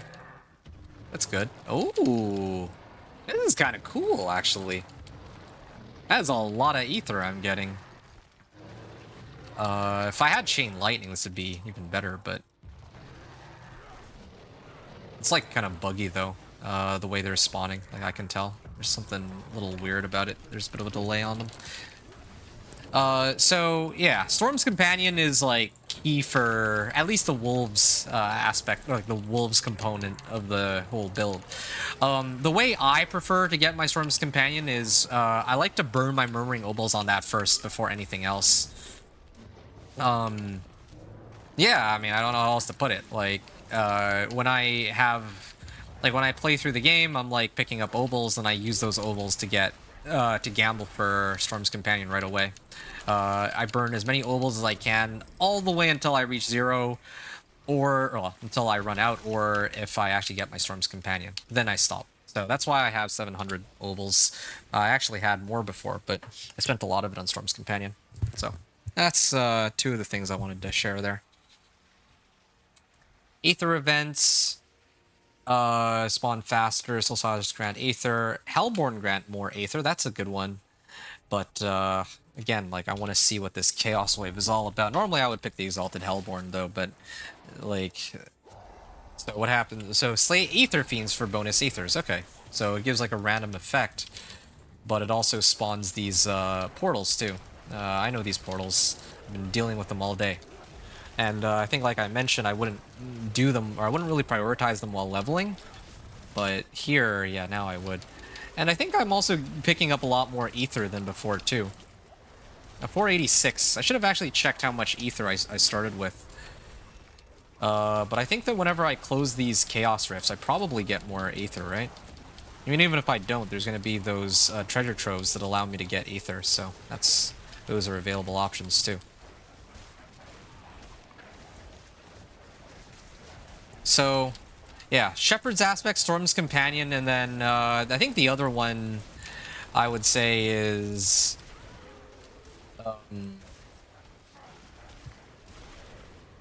you need to get Pack Leader. Remember to get Pack Leader ASAP. Like, as soon as you reach level 15, if you haven't done the Druid... like class-specific quests, you got to do that to unlock Spirit Boons. But if you've already done it, then yeah, you just need to, you know, toggle on Pack Leader. This is the most important Spirit Boon by far for the build, because it allows you to actually reset your companions, right? Especially wolves. And then after that, getting like Scythe Talons for increased crit strike chance and all that helps a lot too.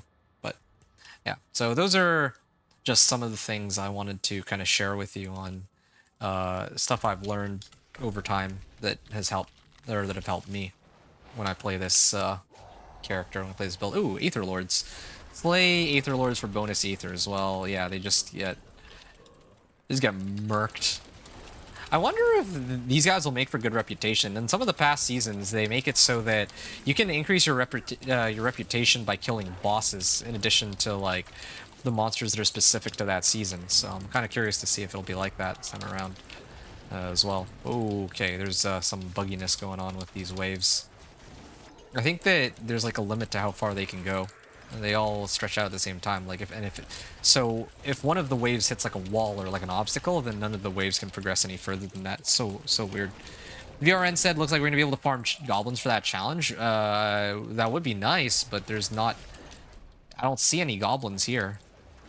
Yeah, there's no goblins here. I haven't come across a single goblin at all. I don't even think they're able to show up in Infernal hordes. Okay.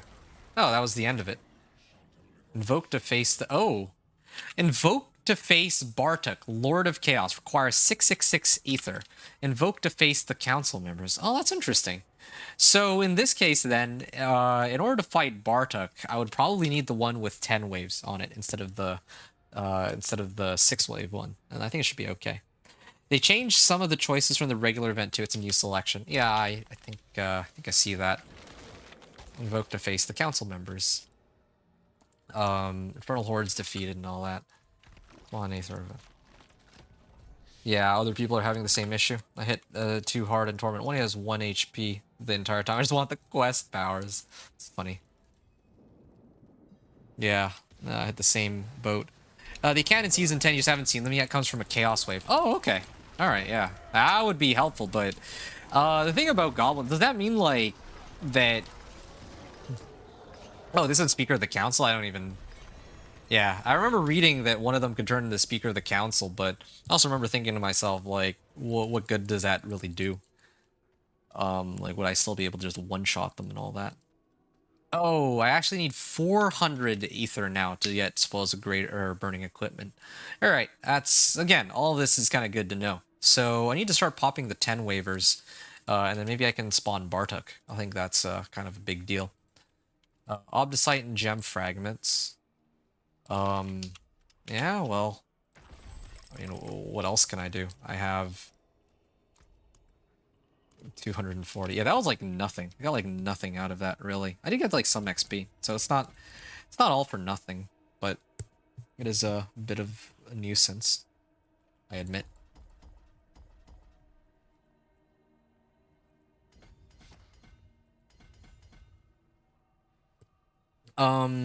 It's a new selection. One of the three choices could be adding goblins. Okay, I see. Thanks for that, you two.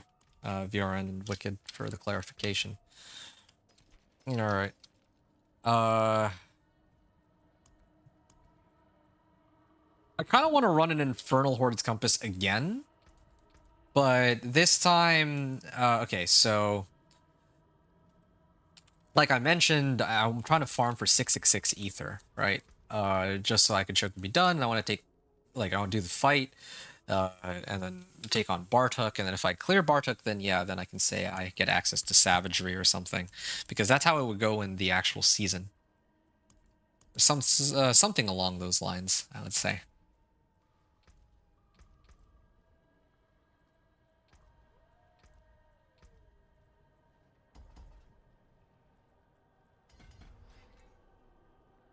And then I don't know which one I usually have here, but oh well, doesn't much matter. I think I'll do the next one here. I mean,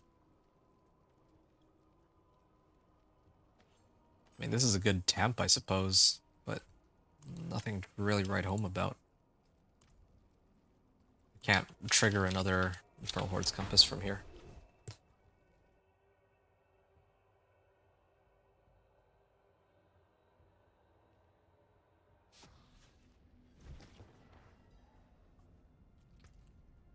Okay.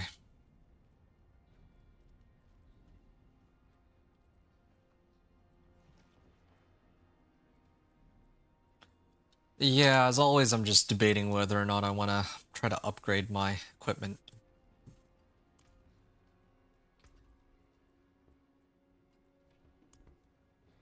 Yeah, whatever. Wave 10. Let's run it. If I'm really struggling with it, then I'll tweak my equipment. But I think I should be okay for now.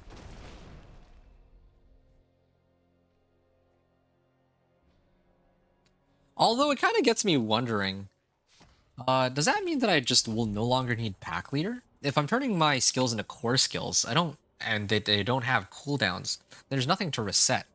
Which means that I could probably switch it out for either Energize to get a chance to fully restore Lucky Hit, or a chance to restore Spirit on Lucky Hit, or... Yeah, it would have to be this one, Energize. Yeah. Dealing damage is up to a 15% chance to fully restore my Spirit. Yeah, and I combine that with Wolves, and that should give me more ways to get my Spirit up, because I'm going to be draining my Spirit really quickly. It'll be interesting to see. And I'm gonna have to center my build around all this. Hey, there it is. Monsters now have 100% additional health, and Aether events can spawn Aether goblins. Okay. You know what? I'll take it a bit more seriously. Let me adjust all my gear here. You won't know, but if you play my build, yes, it all depends where your damage tanks dumps are. Oh, yeah. Yeah, I see. Yeah, just for, again, trying to get used to adjusting all this.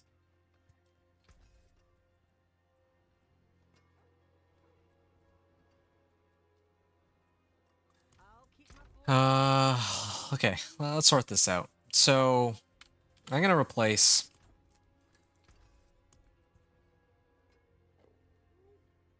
a lot of armor on this, fire resistance and all that. Yeah. Okay, maybe not the armor slots.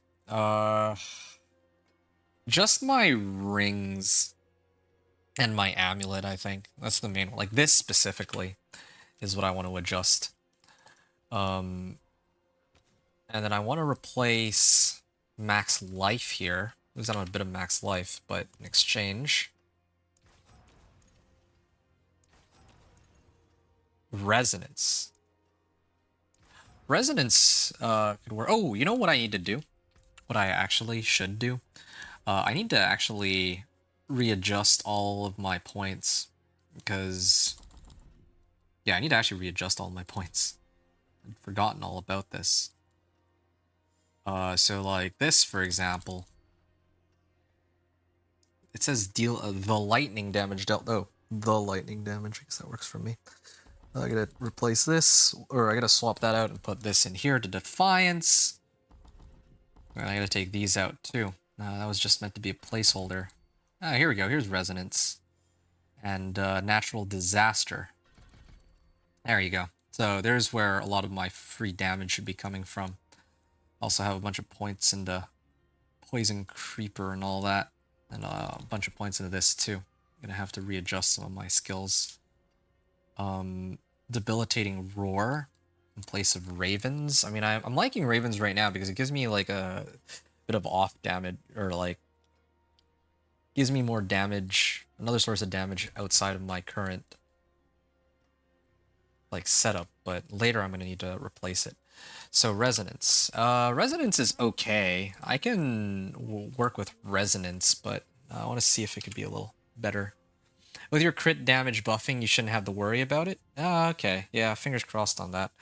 Okay, I'm gonna try, let's say, 3 more times. 1, 2, 3. Okay, after that, it starts to get really expensive. Okay, 1 more for the road. Ah, 1 to Envenom.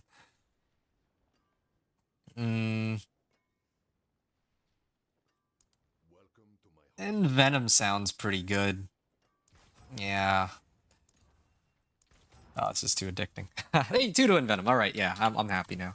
Call of the Wild would have been most ideal, but that's okay. All right.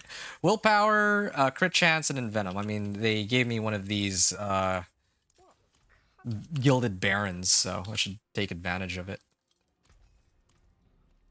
Okay. And this isn't even like an ancestral, though, so might kind of be a bit of a waste. Well, whatever.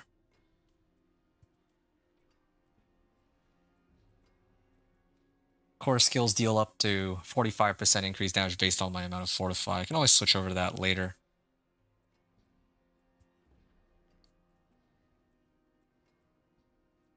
Hurricane, Overpower, Conceited, Edgemaster, yeah. That was what I was sticking with for the time being.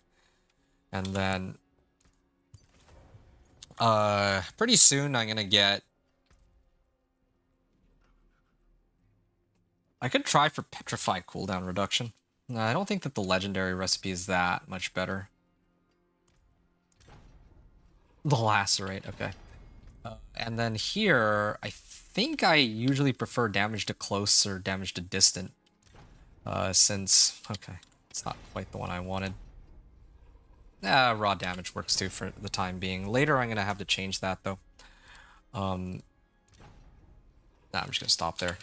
Because I think that my Thunderstruck board relies on damage versus close and damage to distance. So I'm going to try to get that up and going soon. I'm going to salvage this. And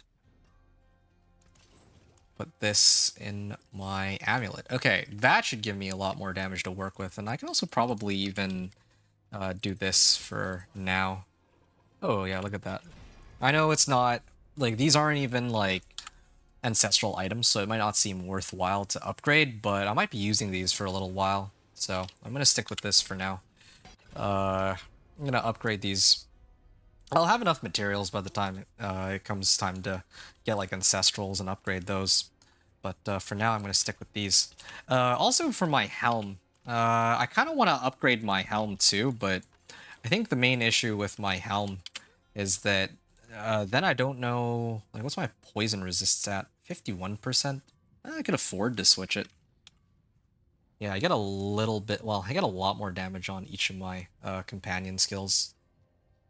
Might be okay.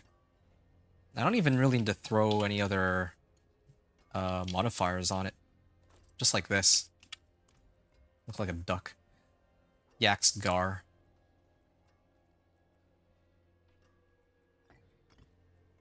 Where's my Yax rune? There it is.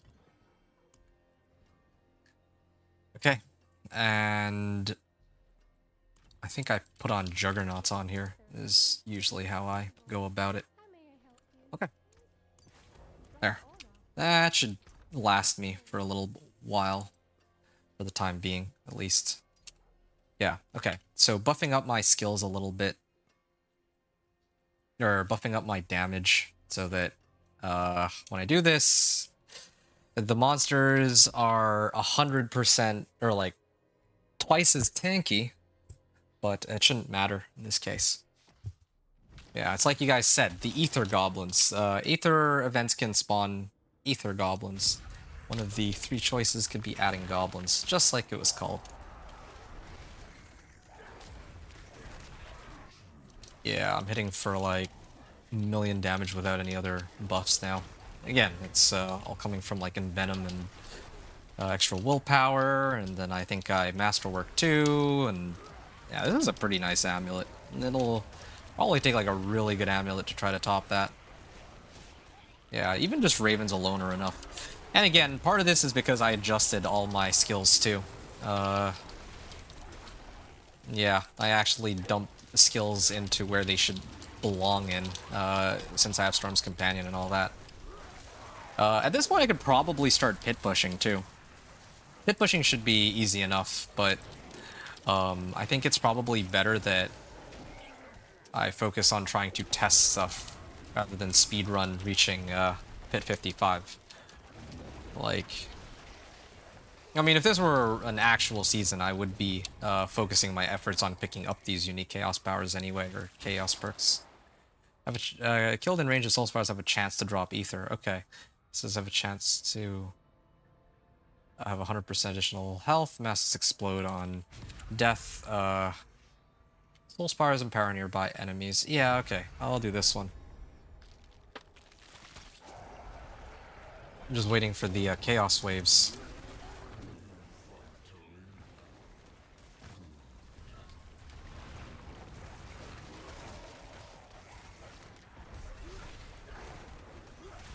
Yeah, they're like dying instantly. I think the other problem too is this isn't resetting itself as much as I'd like it to. What's my crit chance at? 44%. I need to replace my ring with something a bit better, I think. That's part of the problem here.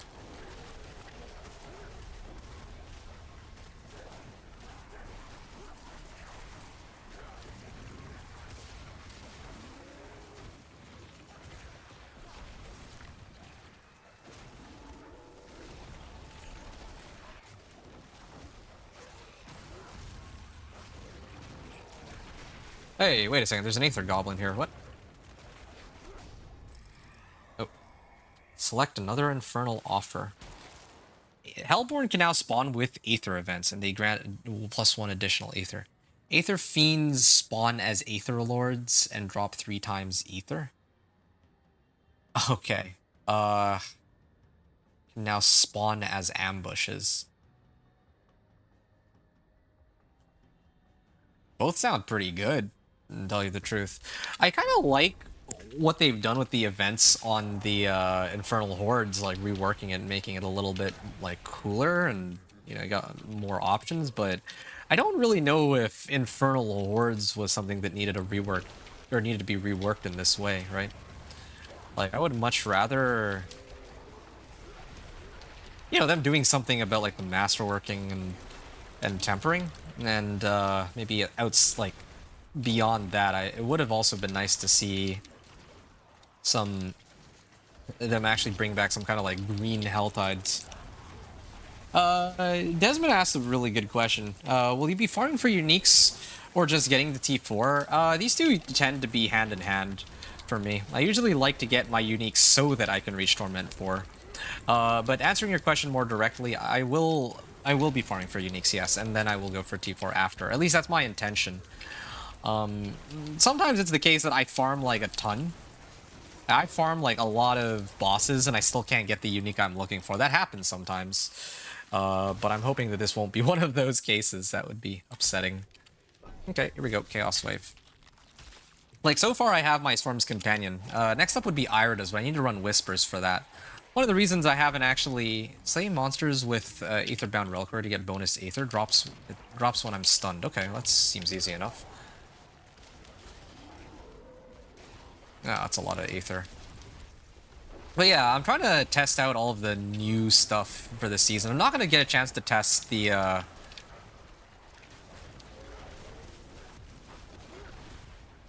I forget what it is. The Infernal hordes. Or sorry, the fleeting hordes. I wanted to mess around with the fleeting hordes, but I think that's something I'll save for like next character. I'm just gonna cheat it in with Emrak, the vendor of cheats, so that I can kind of see how well the XP gain on that is. Anyway, sorry. So yeah, getting the T4.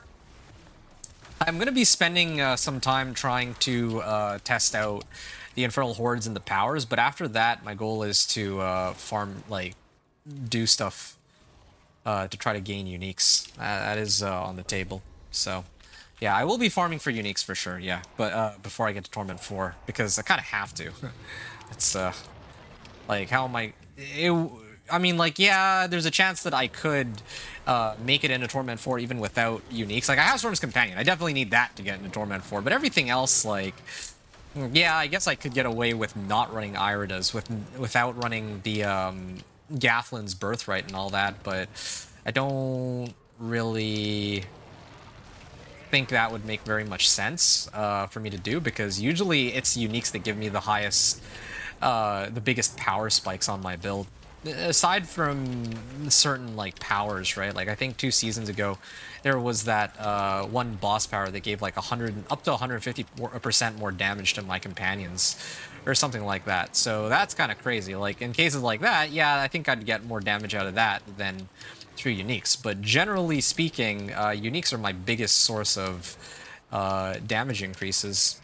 Like a lot of people will say like, oh yeah, you gotta focus on leveling up your glyphs and your Paragon board, but actually I think if you're a fresh like level 60 character, the biggest boost you can get is actually from getting like specific uniques. So yeah, I want to get uniques for sure. Probably Ira does first, then Gathlin's Birthright, and then maybe Mad Wolf's Glee in that order, in terms of order of importance. And then, of course, with the current season, there's the Chaos uniques. I believe that Irida's could be a Chaos unique. If I could get it as, like, you know, on my boots, that would be amazing. Then I could replace Irida's with, like, a different aspect. There's, like, so many options for aspects I could run. Like, I could run Ring of Starless Skies. I wouldn't get that on this run, but I mean, like, later on. Or maybe, like, some of these other aspects could be helpful in some ways, too. I'd have to see. A lot of options for sure. Or maybe something that allows me to generate more resource. I don't know. Okay.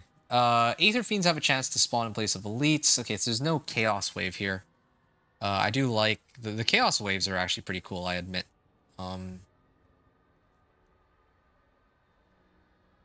Spawn 2 Etheric Masses. Yeah, I think this one I'd prefer.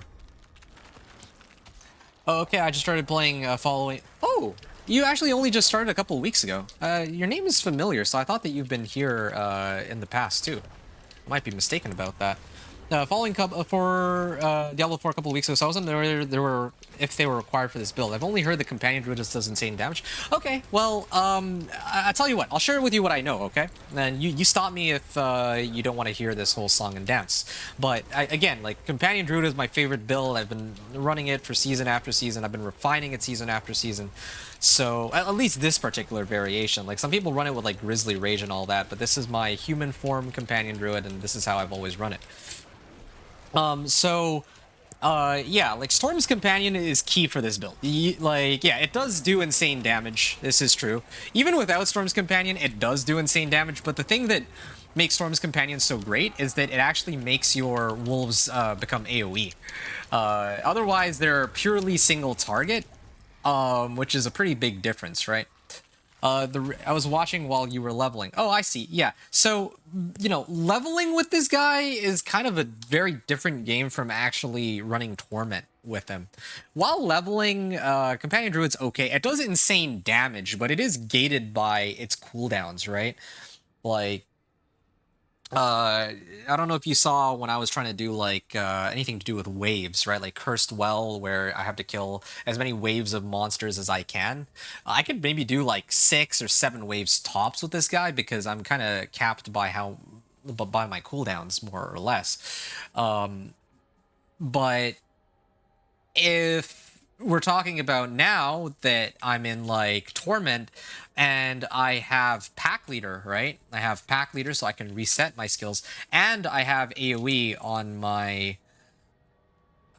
Okay, I'll do this one.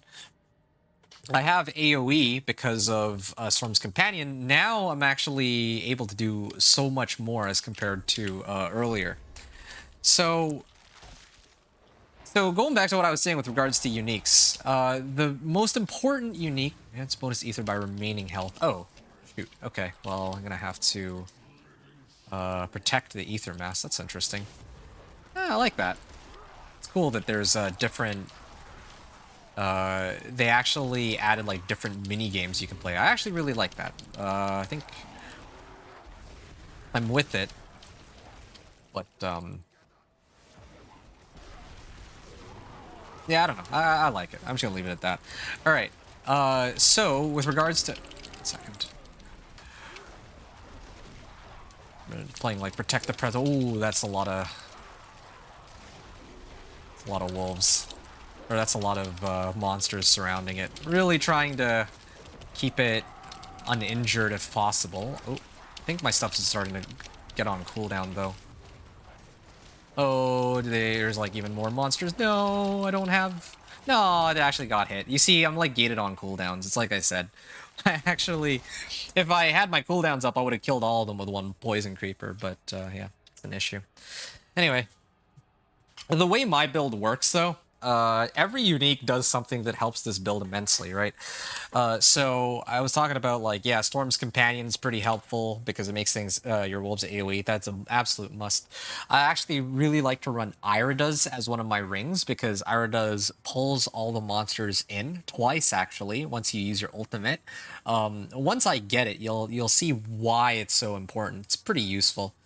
Then there's I want Gathlin's Birthright. Gathlin's Birthright, when its unique effect becomes active, would give me. It gives me the, I think it's Perfect Storm and then Earth and Might. So then, well, yeah. Perfect Storm, they made it so that Storm skill, like just straight up, there used to be a conditional 80% more damage. Like you need to actually hit a vulnerable, immobilized, or slowed enemy with your Storm skills. But now it's just straight up you do 80%, or Storm skills deal 80% more damage. And then you can get extra spirit too if you hit like vulnerable targets, which again, this is pretty insane because this can actually help maybe refund the spirit cost on my wolves. And then there's Earth and Might, which if I hit stuff with Earth skills, which I don't really have Earth skills, maybe if I replaced my claw with like Earth Spike or something, then there's a chance that I can restore all my spirit and then get increased crit strike damage for like 5 seconds too. So there's, I get a lot of damage out of Gathlin's Birthright, or a lot of potential damage. And it's like a multiplicative damage boost too. So I think it's even more important than this. To top it all off, Gathlin's also gives like armor because why not? And a percentage of willpower, so that helps a lot too. And then Mad Wolf's Glee just gives like 7 ranks of uh, it gives up to like 7 ranks to werewolf skills. So once I get like alpha aspect and I convert this into a werewolf skill, then again, like I could pump up my wolves damage through the moon. But that's not really mandatory though. That one's least important, but the other ones are very useful. Gathlin's for insane damage, Irida's to pull monsters in, and then Storm's Companion to make your wolves AoE. Like you'll see when I get Irida's why it's so useful to have. Like once I get Irida's Storm's Companion, usually those two uniques are enough to get me into Torment 4 with like a couple Paragon boards. But yeah, you get the idea. Every unique helps. Yeah, and then eventually, yeah, as you develop the build more and more, you know, you get more Paragon boards, you level up your glyphs. That's when you really start hitting for like billions and maybe even like trillions of damage. Maybe not trillions. I think the highest I was able to get to was like 400 billion or 500 billion last season, something along those lines. But no, I digress. That was before Alpha Aspect and all that, so I have to retest and see what it's like now that Alpha Aspect and Lust for Carnage work. Okay, enough talking there. Aetheric masses have more health, have a chance to spawn more Aetheric masses on death. I think I would want to run this one.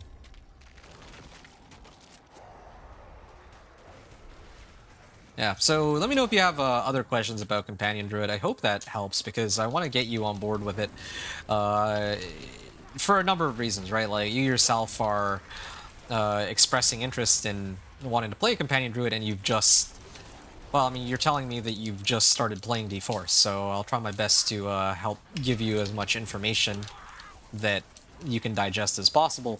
The other part of it is there's going to be a lot of people, I suspect, playing Companion Druid this season because Companion Druid is shaping up to be one of the strongest available builds in the game, I suspect.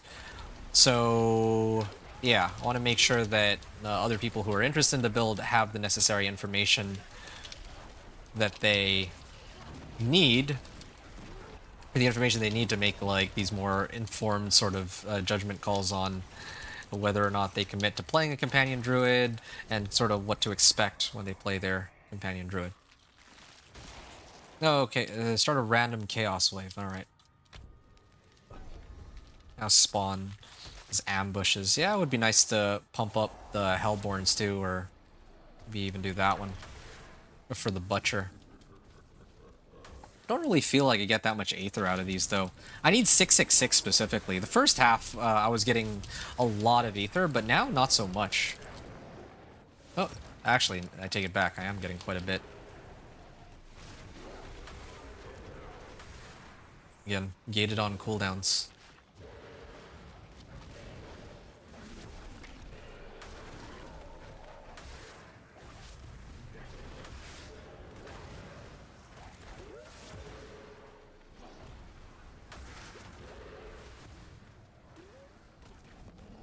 Oh, Burning Butcher.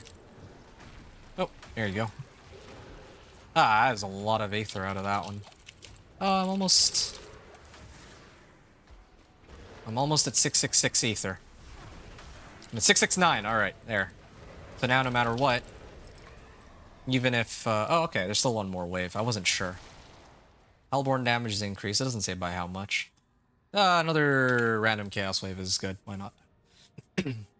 Oh, you're heading off to bed? VRN said you're saying you're going off to bed. Thank you for checking out my build. To see you check it out in game.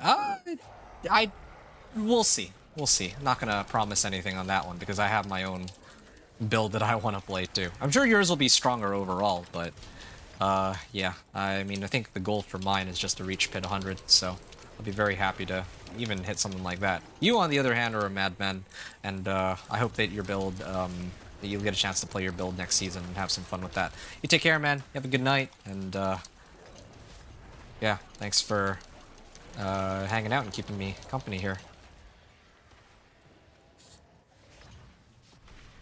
All right.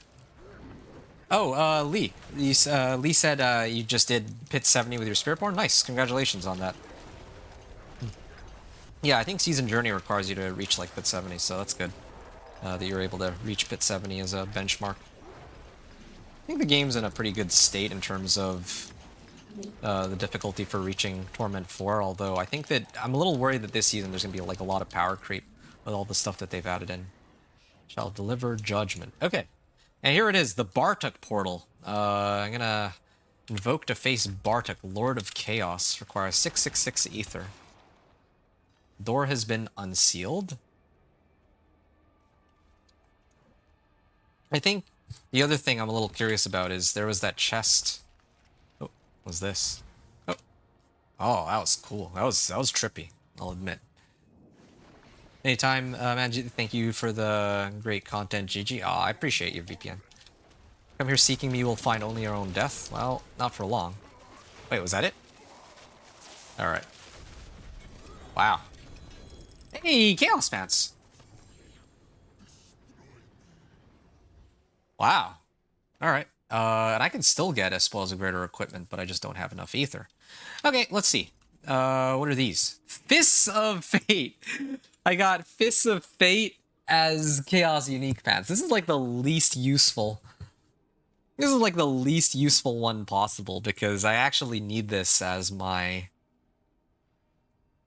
Well, I need Storm's Companion as my pants. If I could get like... Well, I mean, I can't even get Storm's Companion anywhere else. I can hold on to these in my stash, but I straight up do not think I'll ever get a chance to use that.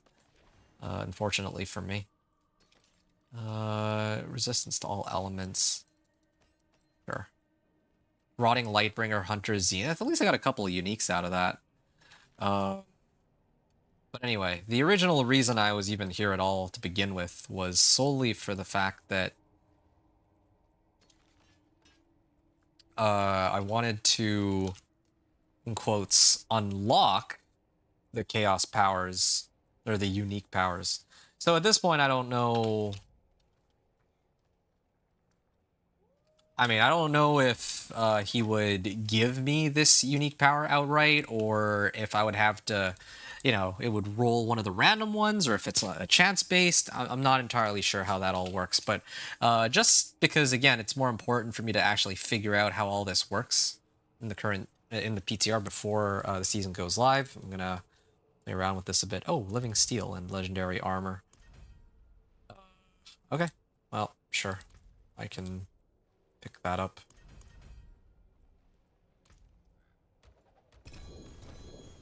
Living Steel. Your maximum spirit is increased by 50. Casting a skill with a cooldown increases spirit generation by 17 for 8 seconds. Okay, it's interesting. I don't need these. Ooh. I don't think I need this. Yeah, I don't think I need this. Earth and Might Key passive also applies to my Storm skills. That actually might be a good one to combo with Gathlins. Because then my Wolves... Here, let me just double check that real quick. Hypothetically, let's say I get Iridas and I move it to my boots. That frees up a ring slot, and then I replace it with Mighty Storms. And then I have Gathlin's Birthright. If I do that, then suddenly, whenever I have Earth and Might active, damaging enemies with Storm skills has a chance to restore all my spirit. That seems pretty strong by itself. Causes my attacks to be guaranteed. Oh, my game crashed? I think it did. Just in time, too. I just finished the Infernal Hordes. Attacks to be guaranteed crit strikes and deal increased damage. Okay. Alright. Well, at least when the game crashes in this PTR, it doesn't take my entire PC down with it. It doesn't end the stream prematurely. That's the one upside to all this. Lee Burgess was saying that it's crazy how my Spiritborn, or your Spiritborn, is doing Pit 70. Wow, dude, I know what that did to this game.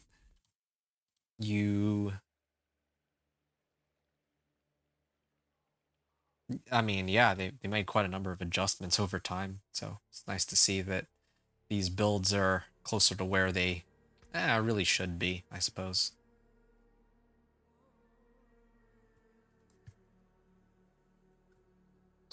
Anyway, alright, at this point, I've done the Infernal Hordes, and I've, I guess, unlocked my unique powers, so I'm gonna actually have a chance to test that out in a second, but first I gotta do some more limit testing in the pit. Do I have any herbs though in all this? I have a little bit. I don't even know where I got these from, but okay, sure. Yeah, I kinda wanna do some pit pushing. Elixir of Fortitude. Oh, I'm short on bundled herbs. Okay, let me do some... Let me do, like, one whisper real quick. Oh, did this just come up? I guess it did. Alright, I'll do, like, one or two sets of whispers, and then hopefully I can turn in some the rewards, too. Yeah.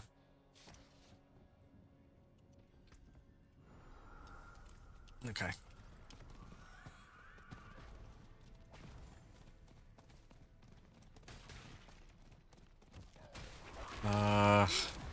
Oh yeah, this will actually give me a chance to test this all out, too. Okay, so I've already seen just how strong this build can be, clearing all this out. But now, what happens if I adjust it? Hold up. So my resistances right now are still... they're still lacking. Like, I still got a ways to go for resistances, even though I picked up some Paragon nodes and all that. For the Chaos perk, let's try Savagery. So now they're core skills, too. Every 50 spirit I generate above my maximum. Werewolf uses Blood Howl. My next basic skill generates an additional 50%. Okay, so the one that I wanted was this. Core skills deal increased damage, but also reduce your maximum current resource by 20 for 6 seconds. So what does it mean, maximum current resource here? Oh, okay, I see. I think I'm starting to understand. So I could actually bring this all the way down.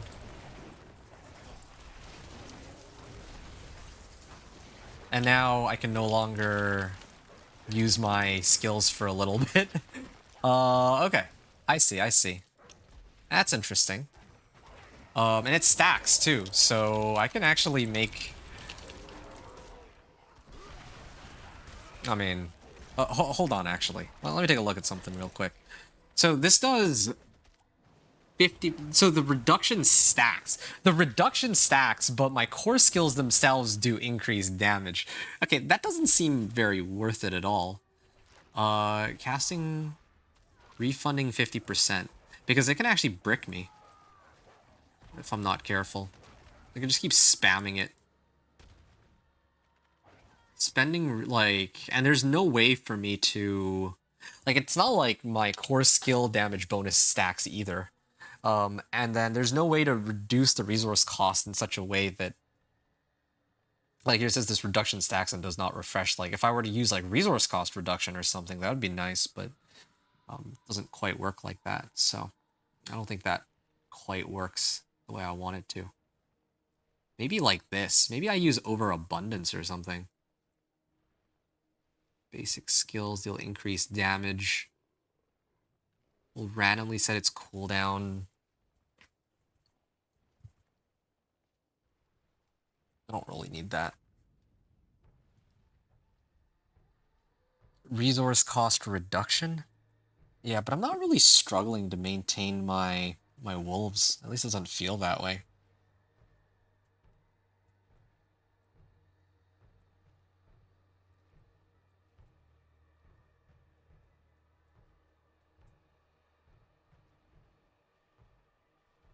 Also apply 100% of their base damage as poisoning over 4 seconds. Well, it seems kind of strong.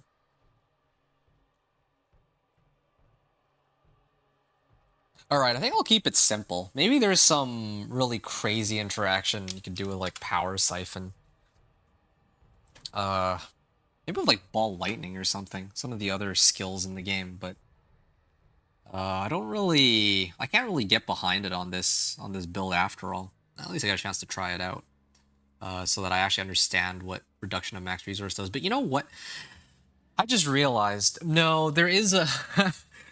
There is a character that can use this one really well. It's Sorcerer. because they have Mana Shield. So you just slap on Mana Shield and then you run Power Siphon, and all your core skills do like 50% increase in damage. And then max current resource reduction by 20 is like nothing.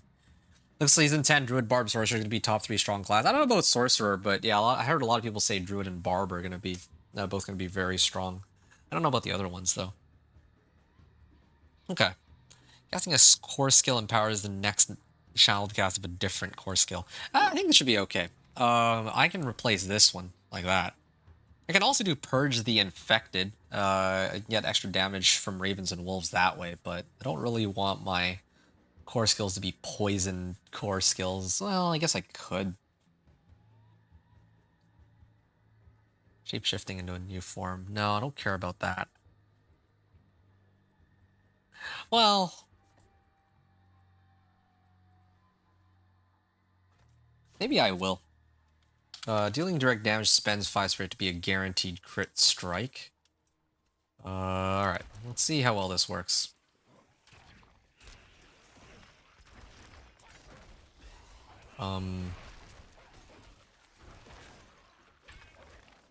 Generate spirit 100. Oh, it's like baked into the skill. I think they adjusted that a while ago. Alright. I'm gonna try and spawn Blood Maiden and test my strength against her. Ooh, that's a problem.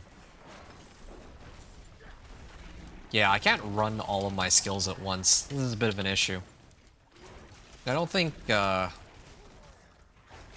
are my spirit boons at? There. Let's try that.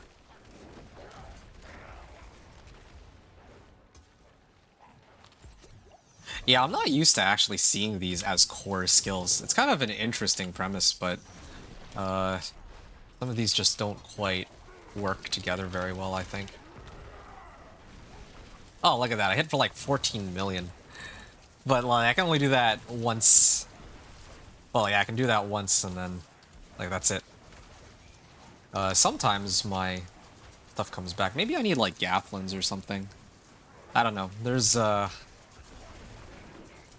lot of stuff here for sure. Or maybe I use Petrify as my resource generator.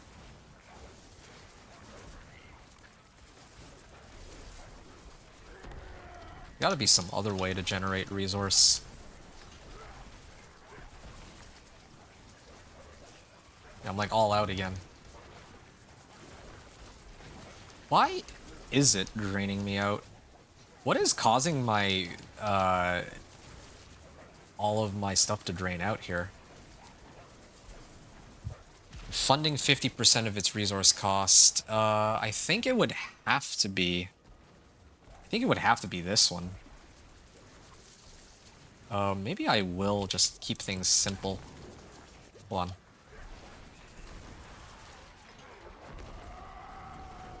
Oh wow, that was she almost disappeared with the first wave.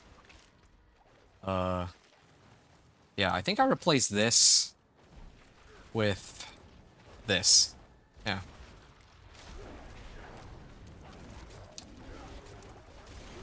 Ooh. Still, I got a second phase off after all. Yeah, okay, I'm starting to get the hang of this. Okay, now the only question for me is whether or not... Okay. Do these refund themselves automatically? It doesn't look like they do. Like, I'm not actually generating spirit fast enough. And it's not like I have built-in essence gain either. Or, I keep calling it essence, but, you know, spirit, right?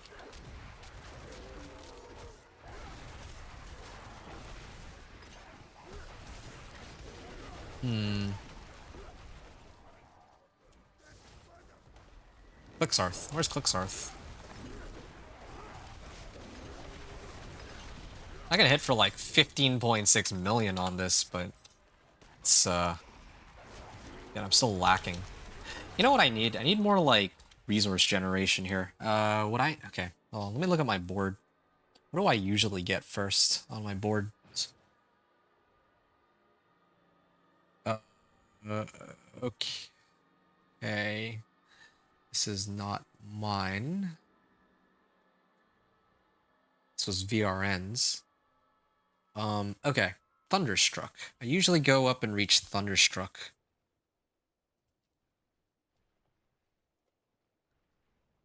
And then critical strikes with werewolf skills. Okay.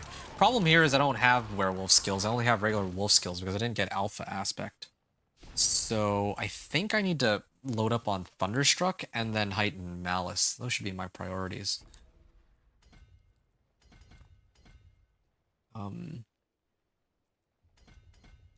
There. Good. I'm working my way up to Thunderstruck.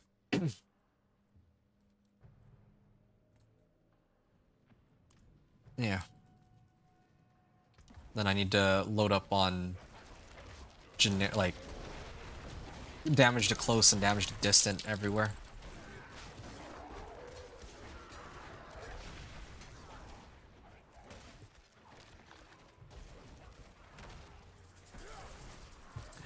I think I need to get rid of Edge Master since I'm actually playing around with resource now. Or I'm playing around with how much resource I have, which, well, kind of complicates things for me. 17 minutes. Okay. Double checking. It's, there. It's 250 cinders to open this. Definitely want to open this before the end of the hour, so I know roughly what to expect. This is Torment 2, right? This is Torment 2. And there's also a Whisper attached to Pit. Ah, it just came up, like, literally just now. Hey, Greater Collection of Dungeon Keys. I do want to do the Greater Collection of Two-Handed Weapons, but I'm actually curious to see what I get out of this Greater Collection of Dungeon Keys. Natural Schemes. Yeah, they didn't give me any of the, Kurast Undercity ones, too. Could have been useful to get runes or masterworking materials. But as it stands right now, I'll probably be running a lot of Infernal Horde compasses in this upcoming season. And they'll probably just hand them out like candy. So there you go. There's how you get your Nightmare, or that's how you get Obdicite right there. Easily. Alright. I toss these in for the time being. I'll have a lot of stuff to play around with. Running Lacerate cooldown reduction, but maybe it might be better to do Ready Storm. Yeah, it might be better to get some more stats elsewhere. I can get like crit strike chance here. It's good. It's like what, 4% crit strike chance? Well, that's helpful.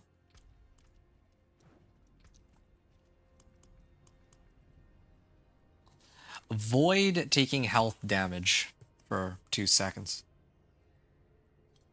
And then I can get crit strike chance. It doesn't sound too bad. I can get hit a lot, but I can avoid getting hit for a little bit. Sure.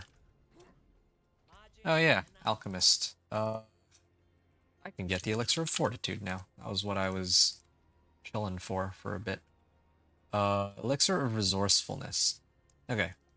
I'll do the advanced or precision elixirs for now. These are easy to create. Okay.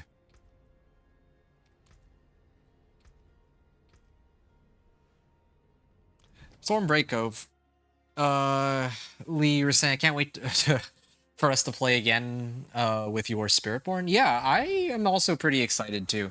Again, like I said, I was missing a lot of damage because of that alpha aspect buff or bug. So I'm hoping that now, when we play together next time, I'll be able to actually do the amount of damage I'm supposed to be doing. 21 million. So I'm getting a lot of damage out of that. At least. But again, the issue for me is just slay a Hellborn. Okay. That might take a bit. Seal Chaos Rifts. It says that I need to seal 2 Chaos Rifts. I sealed one just now, I thought.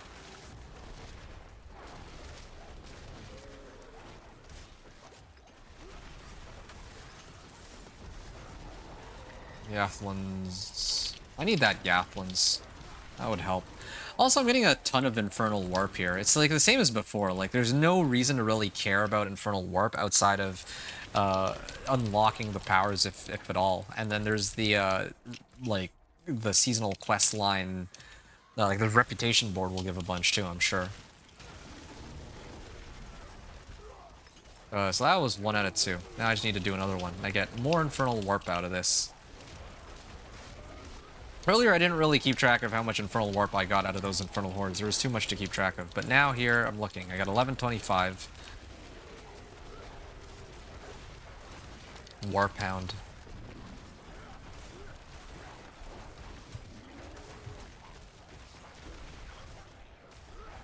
$10.7 million. Okay. Delios the Mordant. Well, it didn't last very long.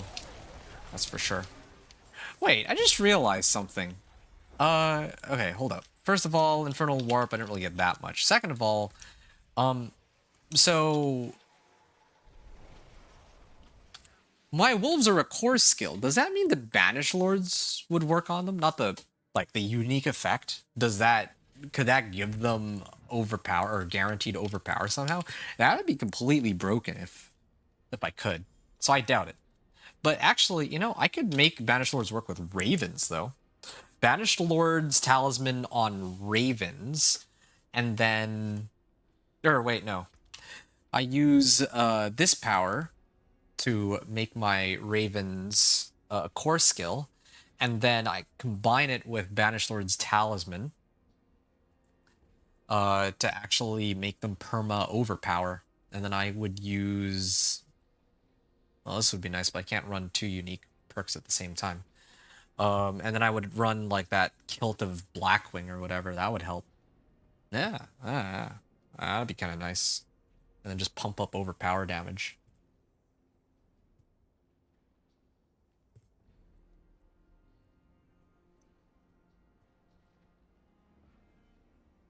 Every 50 spirit you generate above the maximum. So yeah, I can actually start maxing out these powers if I want. Especially this one. I can just pump this all the way up to the moon. It's kind of crazy because aside from the cost, I think this is still better. I'm not used to it being I'm not used to my skills being core skills, but when I really think about it, this is way better still. Because my wolves now have 0 cooldown. In the past, I was gated by cooldowns. Now I'm just being gated by spirit, and spirit is easier to deal with rather than having to wait for a lucky hit proc. So definitely, this is without a doubt like far better. But of course, it'll take me a while to get used to. Oh, there you go. There's some crit chance out of that. Need a bit more dex, but that'll come a little later. Yeah, my crit chance is up to 51% now, and then I just need to replace my ring. I still have yet to come across any meaningful ancestrals. Hey, what was that just now that I picked up? I got Earth and Sky Glyph, but this is what I'm looking for. Ooh, I got Fists of Fate boots. It would have been nice. I would have much preferred it as crit chance, but okay, this is where things start to get a little interesting. I also get like an insane amount of lucky hit chance on this too. That doesn't really help me with Pack Leader anymore, but it does help. Oh, okay, that does help me with this Spirit boon. Dealing damage is up to a 15% chance to fully restore my spirit. Wow. Resource cost generation and reduction. Do I have... My core skills deal up to 35% increased damage based on my fortify. Oh yeah, I'm gonna need that. Hey, here's a ring with max life, crit chance, and overpower. Okay, I'm gonna get in on this now. I think it's about time. So I believe it would be this one. Damage to crowd controlled. Nope. Damage to distant. Okay, that's what I'm looking for here. And then I want to try worldly stability, I guess. Resource cost reduction. Okay. Let's see. Because unfortunately my Petrify is... Like, I'm used to my Petrify having a much lower cooldown, but oh well. This'll have to be the sacrifice for the time being. I don't know if I need to really focus on ravens anymore. I have... I think I might just get rid of ravens here. I think I'm gonna... Yeah, replace ravens. Oh, we have 1 point into ravens. Yeah, it's all starting to come together.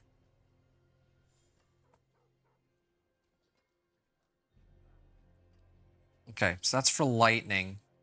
I can abandon ravens and go for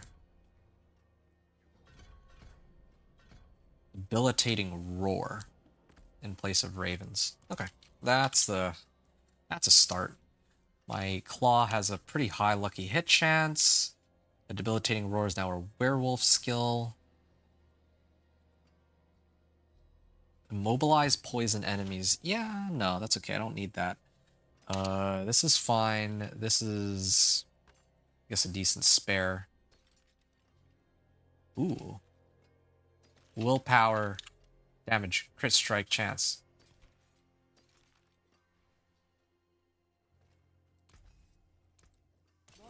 And I'll salvage all these.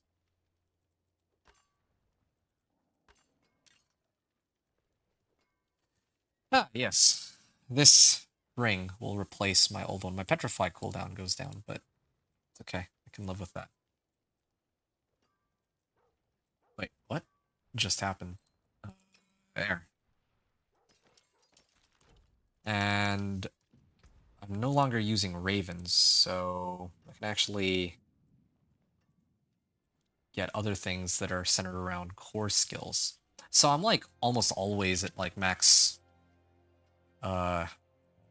fortify. So I can actually slam that in place of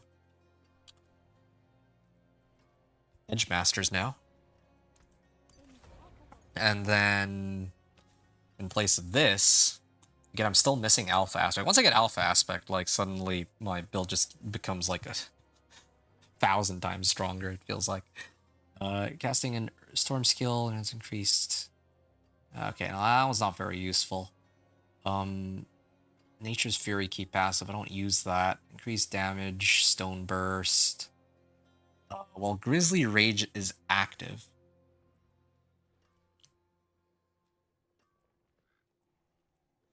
Well, I hate to say it, but...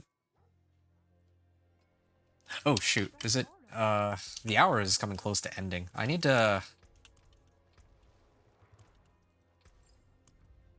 Here, I'm gonna add a socket into this.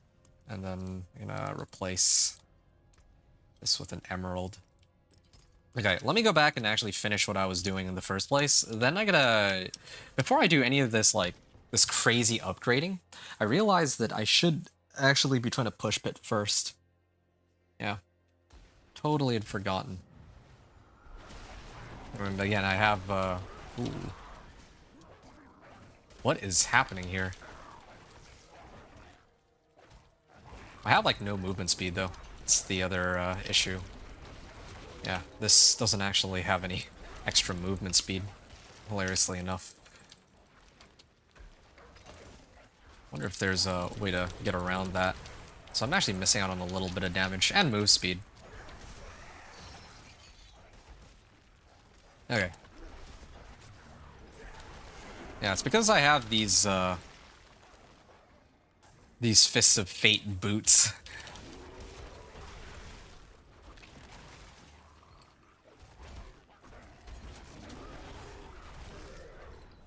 Yeah, it's because I have these Fists of Fate boots that my damage is all wonky now. I'm not complaining, of course, but yeah, I'll play around with that more a little later. Yeah, it's I might want to run the build without the Chaos Uniques though, in the long run, just because I don't know what Chaos Uniques people would have. Like Chaos Uniques are a bit of a they're kind of a bit of like a grind, right? Like they're a bit of a stretch goal. Chase items. There, that was what I was the term I'm looking for. Yeah, they're a bit of a chase item. Like you're like how many people are going to be actually actively trying to push for like let's say Chaos Fists of Fate on boots or something, right? Like that might take a little bit longer. get sorted out. Hey, finally got an ancestral of some kind. Duration of Grizzly Rage, yeah, I don't care about that. Steel Totem. Oh yeah, I don't have Ravens anymore. I have Debilitating Roar. I'd forgotten all about that. Okay. I'm gonna salvage all these. Increases your damage. Well, that's an option. Oh yeah, I didn't actually bother to imprint anything onto this either. Yeah, I'd probably do Vehement Brawler. Like, why not? Uh, yeah, and hold on to this. I'm gonna go back to town and I'm gonna dump Fists of Fate in my stash. I get a lot of damage out of that for sure, but actually this is a max roll on my boots, isn't it? I just realized. Take a look at something real quick. I think a lot of like Fists of Fate. I think I got Fists of Fate on my last one. Oh, and it's always a max roll on the unique. Wow. Because it rolls 1 to 300%. And then, based on the screenshot they shared, I think that Chaos Uniques give an extra 20% multiplicative bonus on whatever the maximum is. So, yeah. It was kind of insane. These Chaos Uniques. Well, whatever. I have tested what I needed to for the time being. Which means that it's time for me to start pushing.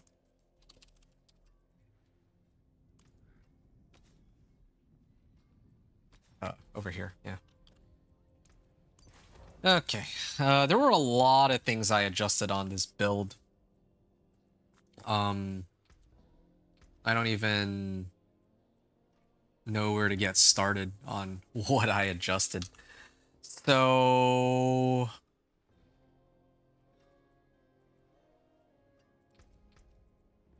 I mean, this is the big one. But let's say I take this off, right? And let me replace it with this instead, just for now. Now let's see how far I can push with just all the upgrades I've gotten here. This is just equipment upgrades more than anything else.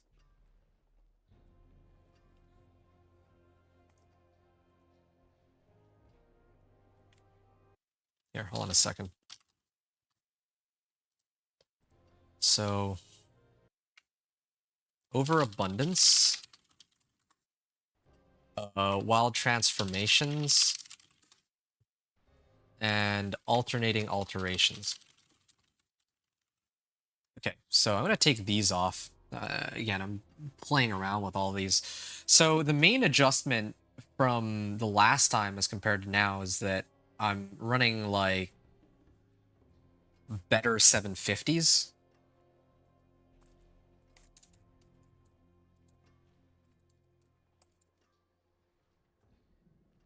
Better 750, or you know what? Amulet and Venom. My ring. Oh yeah. Rings are crit chance. And then my helm. Ah, yes. Helm is now +2 companion skills. Okay, those are the 3 adjustments I made. So now I'm going to test to see how long it takes me to do the Pit 35 clear. Then I'm going to add the powers, like the non-unique ones. Then I'll add the unique power, and that'll be that'll be that. So 1, 2, 3, 4. Again, my resistances have reached the cap, which is good. And then I can try and run Pit 30. The other thing I was curious about, again, I'm surprised they still haven't allowed us to mark glyphs as favorited. I don't... Oh, you know what? Nature magic skills deal increased damage to crowd-controlled or vulnerable enemies. Earth and Sky. Yeah, I think I want to mess around with this one. That's a lot of damage, 18%.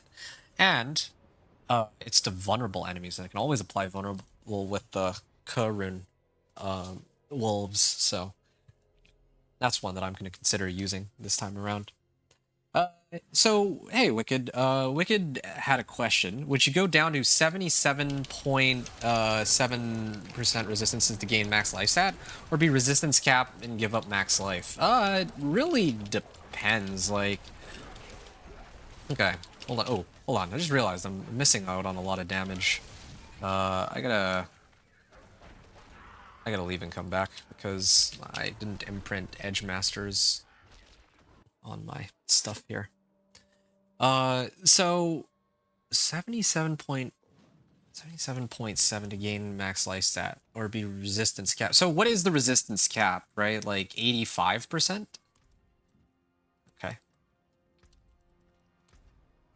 Edge Masters, I suppose.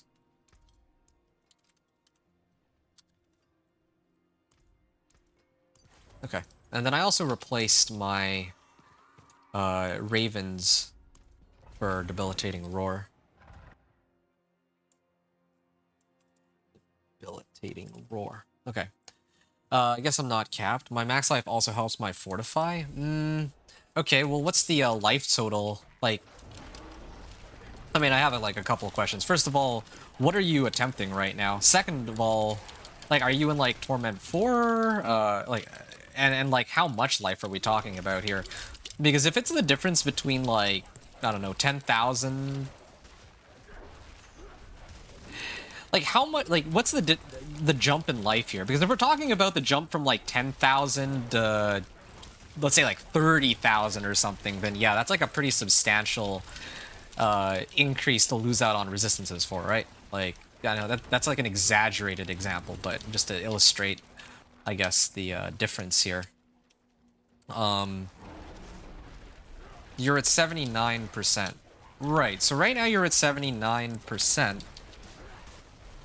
I feel like 79% is already pretty good. I don't really feel like there's many situations where I say to myself, wow, I wish I were at 85 instead of 79, but I can certainly always use max life. That's a general rule of thumb. Without masterworking 457, so you're at 85%, but you're you're only at 400 life? Are you playing like a sorcerer or something? 400 life is awfully low. I'm sitting at like 4,000 right now, and I haven't even really prioritized my resistances all that much. There. No, that's how much it adds. Oh, 400 life I don't think is that much compared to an additional 7% all resistances. Yeah, I think you'd be better off just sticking with resistances in this case if you're going from like 79 up to 85. Because what that essentially means is you're going from taking like 100, let's say like fire damage. Well, I don't want to complicate it. If you're asking me, 400 life versus 6% all resistances, I would take 6% all like max resistances. That's how I see it. 457 life is kind of nice though, I admit. Like, you could probably scale that up in some ways. But, yeah, I think I would just go with resistances. If you know, you're asking me. Yeah. I don't know, both seem pretty good. 400 life, like, the thing about life, though, is it actually helps for physical-based attacks. Like, if monsters hit you, you have a little bit more leeway in that regard, and you get more fortify, too. But if you're getting hit by, especially this season where there's, like... Well, yeah, if you're getting hit by, like, a lot of elemental attacks, like, from, like, bosses and whatnot, then, yeah, having, like, 85% resistances helps a lot.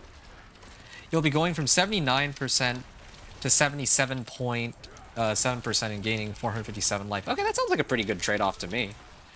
Because that like, in that case, that's okay. Because earlier you were talking about reaching 85. I thought you meant like 85%, like max resistances. I got confused there. If you're talking about jumping from like 77.7 up to 7, sorry, switching from 79% to 77.7 and then gaining 457 life, I would gladly take the 457 life. In this case, yeah. That's a lot of life, and for what? Only losing out like 1%? resistances. It was green, so I thought it was cap. I mean, there's something that's probably giving you max resistances then, because that would normally be the cap. Yeah, that's what I thought, but I wanted a second opinion. Yeah, okay. Well, in that case, yeah, that's how I would do it. Hope that helps. Yeah, it's because I don't have ravens. I think that's mainly the issue here. I also don't like that there's no, like, I like that in the current season there's like a lot of utility effects, so I can like get like vulnerable whenever I want. I can get DR removal. I can get like I can get like barrier whenever I want, but here I'm kind of gated. And perhaps more importantly, I'm like looking at the time of my last run. I was like 9.5 minutes. That was like a bad map. I think that's probably because I had, like, even though here I have more damage overall, I have ravens. Like, I had ravens before, so I had like another source of AoE. Yeah, ravens actually do help quite a bit, I would say. I think I also may have had some powers, but whatever. This will be my new benchmark now. Oh, messed up. I wasn't supposed to activate that here because I should be using that for the boss.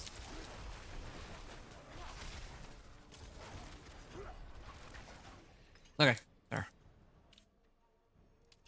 Hello. Impressive. Thank you. Oak be with you. All right. It's okay.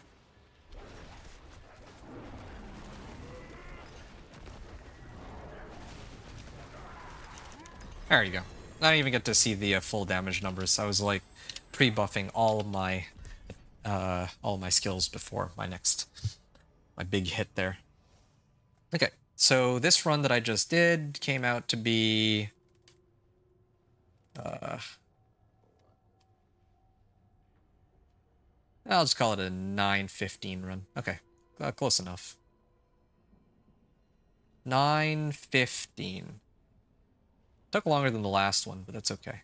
Again, like, there's a number of things missing in this case. Okay. Mace, ring, polearm. Still way. Hey, stampede aspect. Let's go.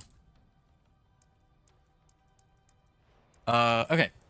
Companion's gonna be so interesting this season. Hey, mic drop. What's up, dude?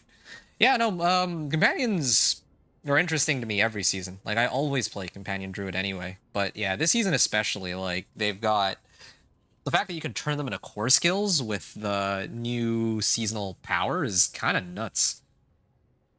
Yeah, not sure what else to say about it than that. Like, that is actually, I don't know what they were thinking with this one, but hey, that's that's pretty busted, I think.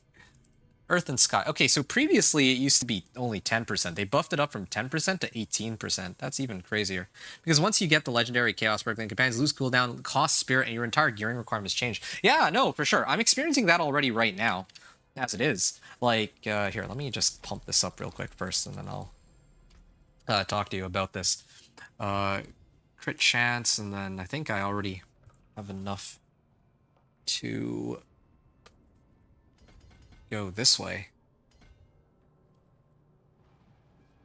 Yeah, okay. Vulnerable damage. I'm like one off from this. So, do you already have the chaos? Okay, so let me give you the backstory as to what happened here. I'll try to make it quick.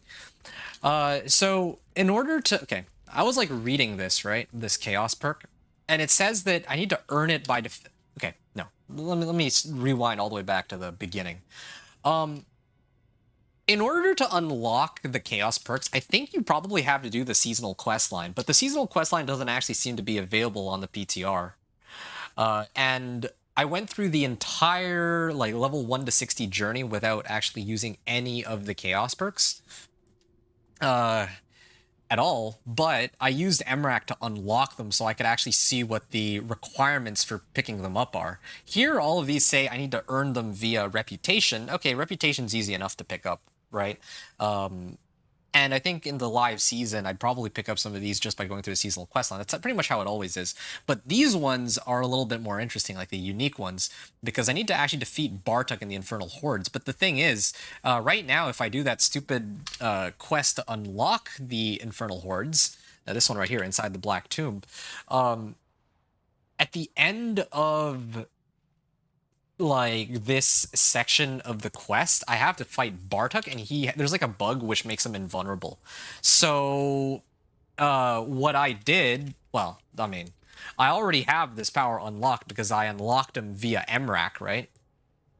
So I'm going to use it, because what would have actually happened is that I would have gone through all of that Infernal Hordes, and I would have made it to the end, and then I would have cleared it, and then I would have probably farmed a whole bunch of Whispers until I unlocked an Infernal Horde Compass that had Wave 10. So that I could farm 666 Cinders and then take on Bartok, is what would have actually happened. What's the requirement for the Companions perk? You mean this one? Or sorry, you mean Savagery? Here it says I need to, well, I mean, same as all these other ones. Earn by defeating Bartok within the Infernal Hordes in Torment 1 or higher. Now, I don't know if what that means is that I need to fight Bartok, kill him, and then there's a percentage chance he might drop it, or there's a guarantee that he'll drop one of the unique perks, or that I can choose to unlock this after I kill Bartok. I don't know which of these three conditions it would be, right? Chance-based, guaranteed, but it would be one of the perks, or it would be that you get to choose. One of these would be it. So it's just Torment 1. Yes, you would unlock this in Torment 1. That's correct. Torment 1 onward. So originally my plan was that I was going to hit the Infernal Hordes, but it's bugged, so I'm going to have to bypass that requirement just so that I can actually play the build the way it's supposed to play out on the live server. I don't normally like to cheat in perks like this, or the powers like this, but I mean, if that's, they didn't, if it's not working, it's not working, right? It's either I do it like this, or I use my old build where I just run Pack Leader, which would work perfectly fine too. But in this case, yeah, I'd actually like to see how the build plays with the powers. So anyway, yeah, I'm gonna go back to town, and then I'm gonna slam Stampede onto my gloves now. I think people will struggle with equipping Savagery when they first get it. I expect the spirit cost of Companion skills will be too high. I completely disagree. I completely disagree. I don't even... Okay, here. Let me show you why, okay? I thought about it. I actually had the same line of thinking you did up until about 20 minutes ago, and then I realized something. Alright, so first of all... Oh, hold on. Let me smash these first. Okay, let me put on Stampede, because I've been looking for this stupid aspect. So now I can get Moon Rage, and then here I can put Moon Rage here in place of Conceited. Yeah, alright, cool. I'm gonna run it back, and with a Stampede aspect, I think my damage should skyrocket. So yeah, I'm gonna keep going. So with regards to you talking about spirit costs of companion skills being too high, so yeah, the reason why I'm saying that I don't actually agree, there's a couple parts to this. First of all, I realize that I'm kind of gated by my cooldowns anyway, normally, right? Like, there's roughly about, I mean, if I'm not hitting anything, like, it still takes some time for my wolves to come off cooldown anyway. It would still be faster for me to regenerate my wolves, or enough spirit to recast my wolves most of the time. Yeah, right? Like, whether I use Claw to generate Spirit, or I use Petrify to generate Spirit, or, here's another one I realized, right? So, because, like, once you turn your companions into core skills, you don't actually need Pack Leader at all, because there's no cooldown to reset anymore. So then you can actually switch Pack Leader for Energize, so that doing damage has a chance to restore spirit, right? So you could let your wolves try to reset themselves that way. Or there's also the, like, I don't know how a lot of other people are going to build their characters, but you could use, like, Inner Beast to reduce spirit costs here. Or you could use Lust for Carnage, where crit strikes, or critical strikes with werewolf skills restore 2 spirit and deal increased damage. So the thing is, right now I don't have alpha aspect, but if I did have alpha aspect, then I could totally run that. And then since my wolves always critical strikes with the werewolves, like my werewolves always are gonna be very close to like critting pretty like all the time, right? So yeah, my wolves themselves are just gonna cost a lot of spirit. This is true, but they're also gonna just refund a lot of that spirit cost back too. In addition, there's also resource cost reduction. I could just use resource cost reduction to reduce the spirit costs on these. Like, I think wolves are like, what, 30 spirit?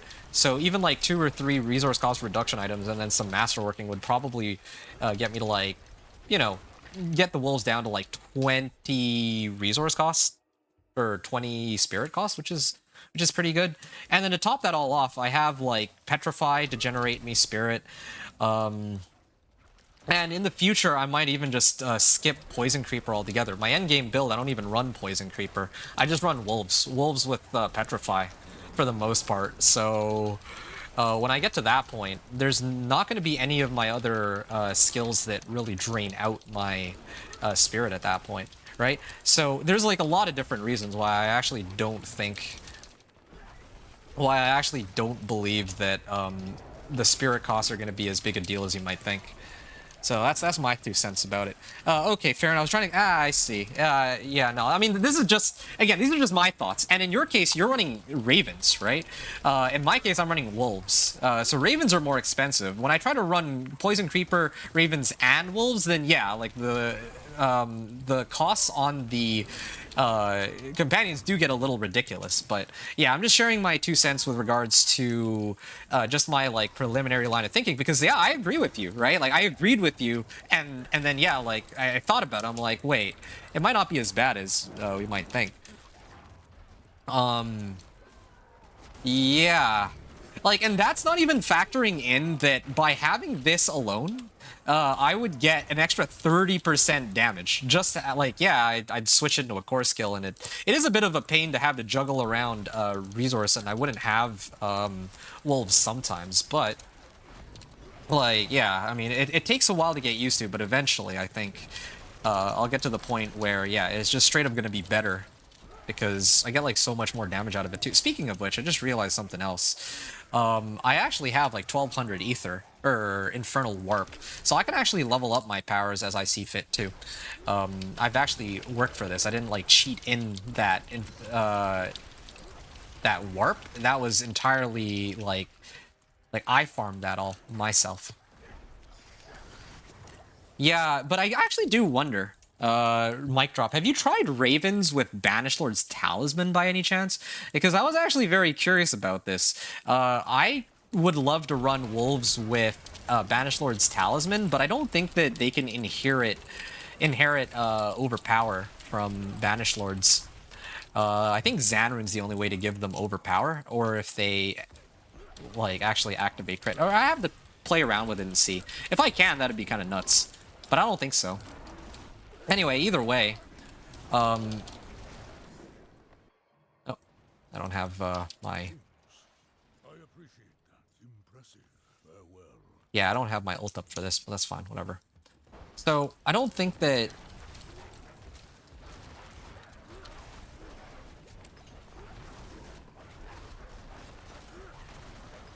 Oh, they're dead. 930. Yeah, okay. Roughly the same. Lee Burgess said, I am do me Druid Companion build before Season 9 over. Yeah, this is a great time to get in on the Companion Druid because they actually fixed some of the core bugs that were plaguing the build and preventing it from achieving its maximum potential, I would say. Okay, so what did I adjust this time? Oh yeah, I picked up Stampede Aspect. Alright. It's great to hear that Savagery might work during leveling to T4. Oh, I think it will. But Yeah, hold up on that. So what I was saying was, yeah, Banish Lord's Talisman with Ravens. I've always wanted to do that, but the problem with Ravens is that it's never been a core skill. It's a companion skill, and Banish Lords only works with core skills. But now that you can actually make Ravens into a core skill, yeah, I actually do kind of wonder if you could take advantage of the high spirit cost on Ravens to just, you cast Ravens and find a way to generate resource, and then you just keep doing it until you get like overpowered Ravens or something. That's the build that I'd love to try out. A lot of options with this, turning companion skills into core skills. And then Mike, you said I was trying to get full uptime on Cataclysm with Mjolnir Ring, so I just had Infinite Spirit. Oh, that's actually pretty smart. I didn't even think about that. Yeah, that's an option. I think that's the first route I'll really try. Yeah, that could work too. I actually really like Petrify, so I would stick with my Petrify in this case, just me personally. But yeah, there's like so many ways, I think, to really get spirit in this case. 1, 2, 3, 4. I'm actually not quite there yet, but Earth and Sky glyph. I can actually throw that in. Okay. I'm gonna go back and I kind of want to put on Thunderstruck. You know what I'm gonna do? I'm gonna put on all of my non-chaos powers, and then I'll put on my chaos power after. I think it's about time. All right. So the 3 that I want to put on: Overabundance, Wild Transformation, Overabundance, Wild Transformations. Okay. And then Alternating Alterations. Oh yeah, but this doesn't really help me right now because my things aren't core skills. Well,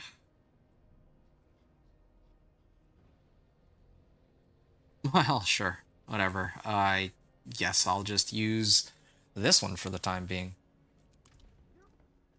I can generate more resource that way. Okay, so this is with more powers. Willpower and all that. Yeah, we'll deal with that later. Okay. Yeah.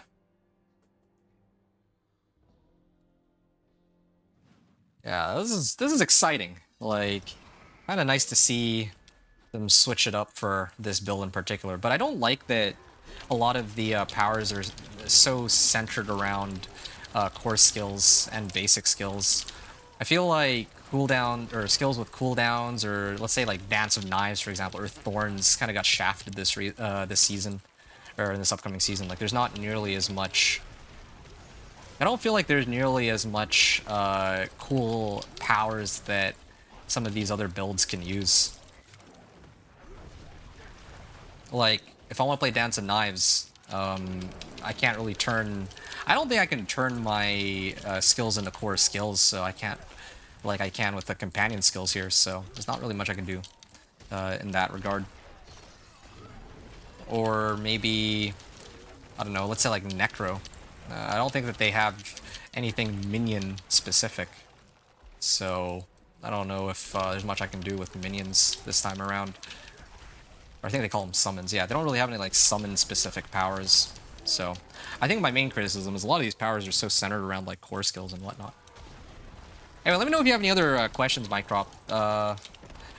Yeah, I'd be happy to try to answer them as best I can. Like, I don't know if you've just, it seems like you've just found me on Twitch.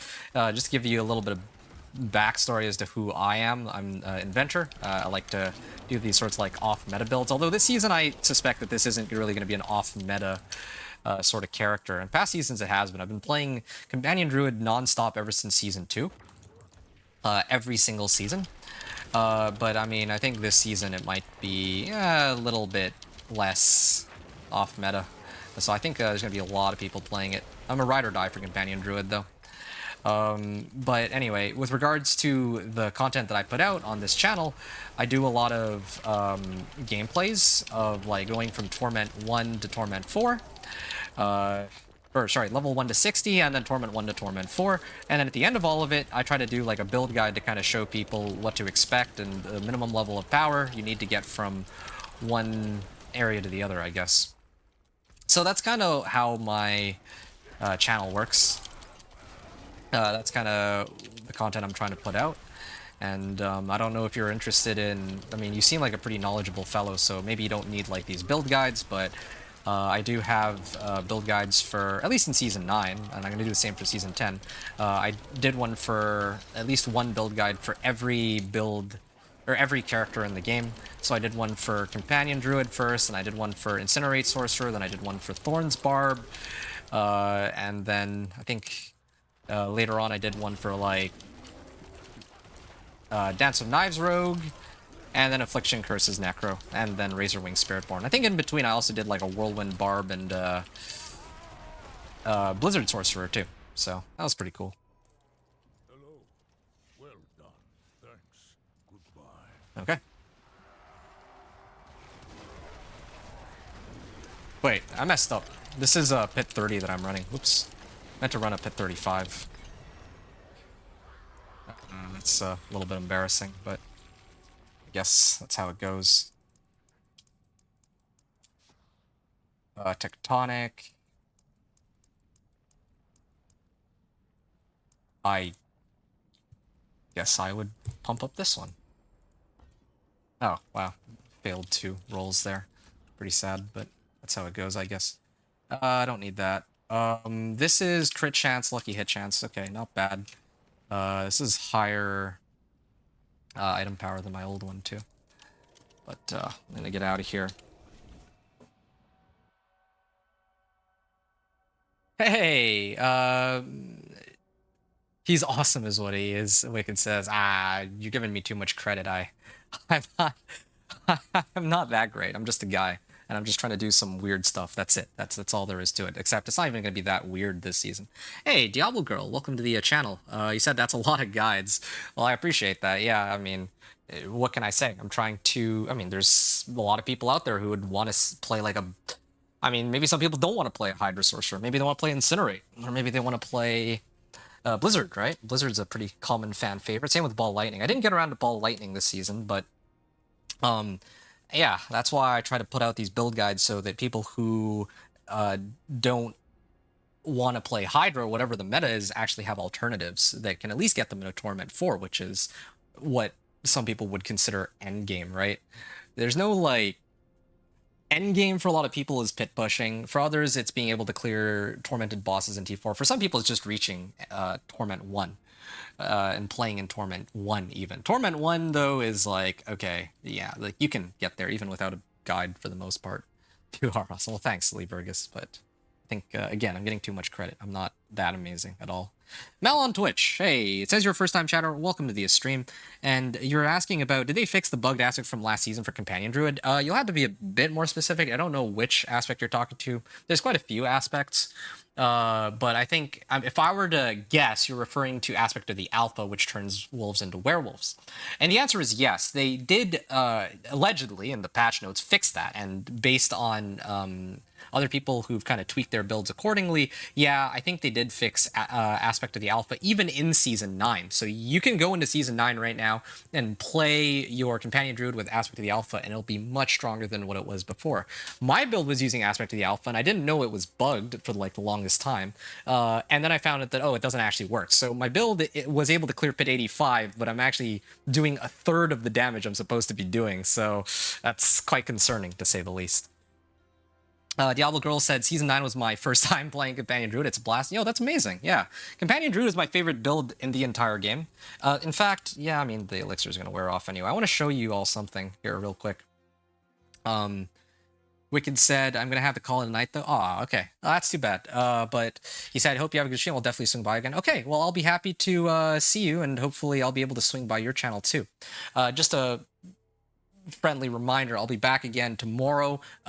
Today I'm going to finish my Companion Druid reaching Torment 4, and I'm going to do the build guide probably today or tomorrow morning. But tomorrow I think I'm going to begin my next character, which is going to be the Thorn's Barb. I usually like to do the Thorn's Barb second. That's one of my most popular characters that I end up running, or at least in terms of viewership. A lot of people tune in for that for some reason. So I like to do Thorn's Barb second. So yeah, if you're interested in Thorn's Barb at all, I'll be running that tomorrow. come on by if you're interested, and yeah, be happy to chat some more with you. It was a lot of fun.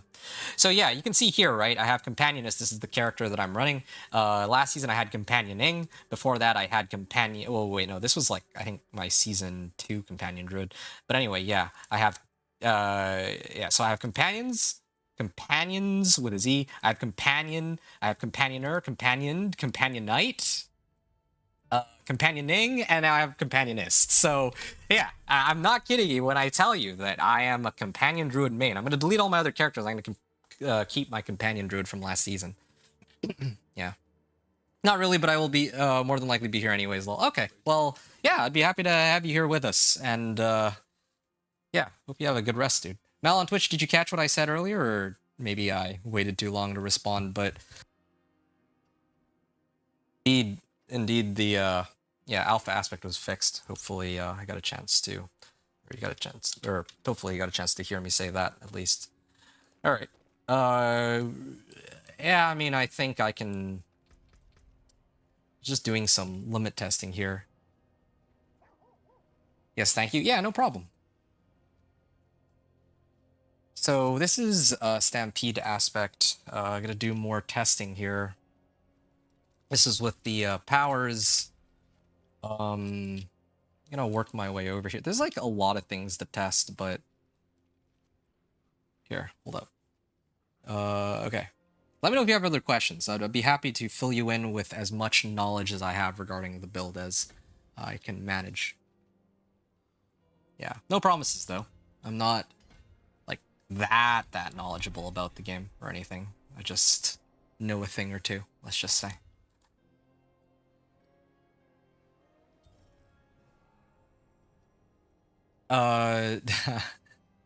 Lily Burgess said I never did a companion build. Oh, you got to get in on that, man. It's Companion Druid is it's like so much fun. You can't wait to play with Barb Season 10, my favorite class. Nice. Also, yeah, it's a pretty interesting one. Diablo Girl 16. So what are you running, Diablo Girl, this season? Are you on the PTR or are you still playing Season 9? Yeah, like right now I'm on Season 9, just doing my stuff here. What's my... Do I have any more... I do have some more herbs, which is nice, but I am running out.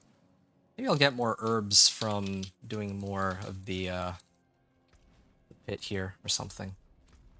Oh, okay, well that's convenient. Somebody actually popped the exact elixirs and incense that I needed, or the exact incense that I needed on this. Except for this one, they gave me willpower instead of all stats, but that's totally fine, whatever, I'll take that. Alright, how convenient.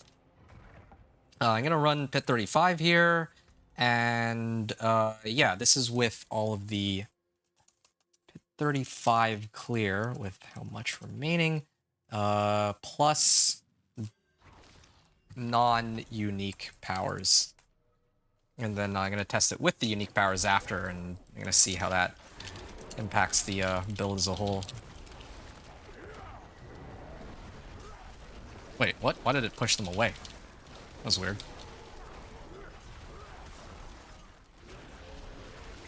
Huh? Something is pushing them away. I don't even have Cyclone armor active. That's really bizarre. It shouldn't be knocking them back at all.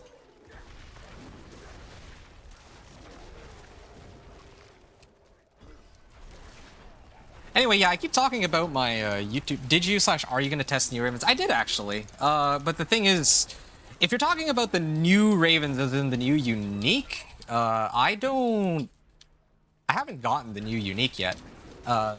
Yeah, for Ravens. I would like to test it. I don't know if I'll test it. I don't know when I'll test it though. I don't know if I'll test it during this, walkthrough to Torment 4, because I actually do want to show this character reaching Torment 4 like as quickly as possible. And I could probably already come pretty close. The only thing I'm really missing is Ira does, I think, and then I could probably hit it even now, I think. And my legendary nodes. I'm missing quite a few legendary nodes. And glyphs. Okay, I'm missing quite a few things, but still, I think that I'm gonna run out of... I'll probably reach Torment 4 well before I run out of stuff to upgrade. Like, even, like, Alpha of the Aspect, that's another... Aspect of the Alpha, sorry. Aspect of the Alpha last season was like bugged and it wasn't actually doing anything, so now it should be even stronger, right? Like way stronger than what it was before. Oh, you haven't done PTR yet? Ah, I've been trying to clear T108 on Season 9. Okay. What are you running for T108 clear? Highest clear that I was able to do was T1, like, Pit 100, and that was with my... That was with, like, the Grizzly Rage Companion Druid, where they kind of... Like, Alpha Aspect wasn't really working as intended, so I think people try to use, like, some sort of workaround. Wait. Hold on. No, what is... Is it Debilitating Roar that's pushing monsters away? That's weird. Anyway, yeah. Which class are you playing with? Yeah, I'm wondering the same thing. Season 9 Pits 108. Please don't say Thorn Spiritborn. I see, like, Thorn Spiritborn pushing, like, Pit 139 and just doing stupid amounts of damage, but I don't... I mean, there's some weirdness going on there, I think. I don't really understand why it's doing so much damage.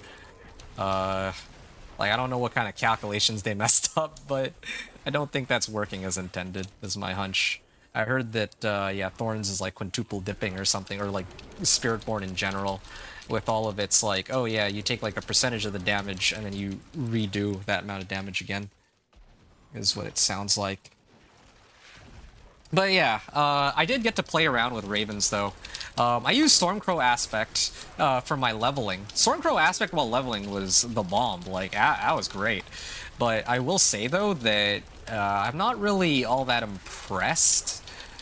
Like, it's not like anything changed on Ravens as compared to last season, aside from if I were to pick up the unique. And as it stands right now, I don't really have that many uniques at all. I'm still missing, like, Gathlins. I'm still missing Iridas. I definitely don't have the Raven one either. The only one that I have is Storm's Companion. That's because I lucked in to it while running the Obels. That was it. That's the only reason I have this. Otherwise, I wouldn't have anything. Oh, you're running Companions. Wow, you hit 108 on Companions. Are you running a Grizzly Rage, or are you doing, like, a human build at all? Because in this case, I am running... I'm running Companions. Like, my build is Companions, but it's, like, human, Druid oriented. I don't really like the whole, like, Grizzly Rage setup. Feels kind of lame, and I'm glad that they're kind of, like, nerfing it next season, because it's kind of silly how... Yeah, a lot of people... Well, I mean, I think that the... It just didn't really make much sense to me that, yeah, you activate Grizzly Rage and suddenly, yeah, you just get like 100% free damage out of nowhere for like no reason. It just... And there are like ways to play around with Grizzly Rage, which is cool, but yeah, that was just way too much free damage for not really any... Running Command, yes, Alpha is awesome at the moment. Okay, that's great. I'm glad to hear that because, yeah, like my whole build was centered around Alpha Aspect, and then, yeah, imagine my surprise when I found out that, oh, it actually doesn't even work. There, dead. Oh, unique chest armor. Maybe I get Mad Wolf's Glee out of this. Alright, okay, cool. I'm gonna have to do Companion Druid tomorrow. Yeah, please. You need to get in on that, man. You're missing out for sure. Okay. And I think... I'm gonna call it a 10-minute clear. Okay. So, 3:33. This was a 10-minute clear with the non-unique powers. Now, this is where I'm gonna have a bit of a field day because I'm gonna need to buff this up. Grizzly Werewolves with Poison Creeper. Nice. You're gonna run humans in Season 10. Okay. Really curious to see how well that works relative to the Grizzly Rage build that everyone's running right now. Cool, exciting stuff, dude. Increased physical damage to the non-elites and elites. Well, that work well with Boulder Cane, maybe, but... Again, I'm trying to... I need Wild's Glyph. It's kind of silly that I don't have that yet. But, whatever. Okay, let me take a look and see. Awesome, I play on console. Oh, you're on PC. I see. So do you have any other characters, or is it just the Companion Druid now? Like Companion Druid's my main, but I have like a number of other characters. Okay, I'm gonna do another run here. Again, just doing the limit testing and all that. And the upgrade I'm gonna do this time is I'm gonna actually put on, like at last, I put on Savagery. So this'll boost up my, this'll adjust my damage in a number of ways. Energize, and oh, that is a Mad Wolf's Glee. It's gonna be a lot of extra damage for sure. I don't know if I'll have enough survivability though if I run that, is the problem that I have here. Mad Wolf's Glee. And it's even the 7 ranks. Wow. The game's really trying to tempt me into running it. Crit Strike Chance Ring. I think that's a duplicate. Yeah, I can hold on to this for the time being. Okay. Salvage all these for the time being. And I'm gonna have to re-imprint everything. So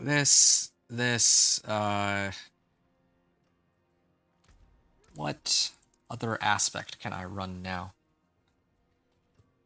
Yes. I believe it was supposed to be Aspect of Retaliation, because I'm going to be maxed out on Fortify, in theory. So that should be fine. I've got probably plenty of other options, but I'm going to leave it be for now. I really do want to figure out if I can get, like, Banished Lord's Talisman to cause my wolves to overpower. That would be kind of nuts, but, I mean, I think that's a bit much. Alright, so this is going to be another run of Pit 35, using Savagery, and... Oh, right, I was supposed to replace this with Alternating Alterations. Yeah. Alright, I'm gonna head on in here. You play on console. I use controller on PC. Wow. You played Pulverize, got bored in Chain Lightning, Sorcerer. I see. So you're... sounds like you're one of those, like, you actually run a lot of these, like, pretty strong builds. Or maybe you actually just really enjoy Chain Lightning. I'm not sure. Okay. Yeah. You don't like PS5 controller? That's too big. I see. I wish there was an easier way to reset my...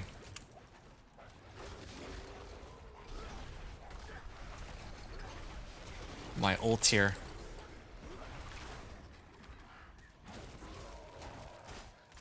Maybe something to do with... Well, I was gonna say resource generation might help, but I think resource cost reduction is where it's at. I actually think I'm going to stick with resource cost reduction for this build. Usually I'm accustomed to running... Oh, that's all like 21 million there. Crit overpower. Or, I'm going to call it overcrit, yeah. I'm at the point where I might need to get rid of Claw and replace it with Cyclone Armor soon.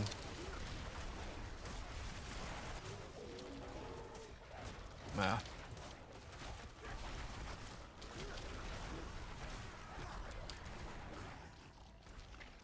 Okay.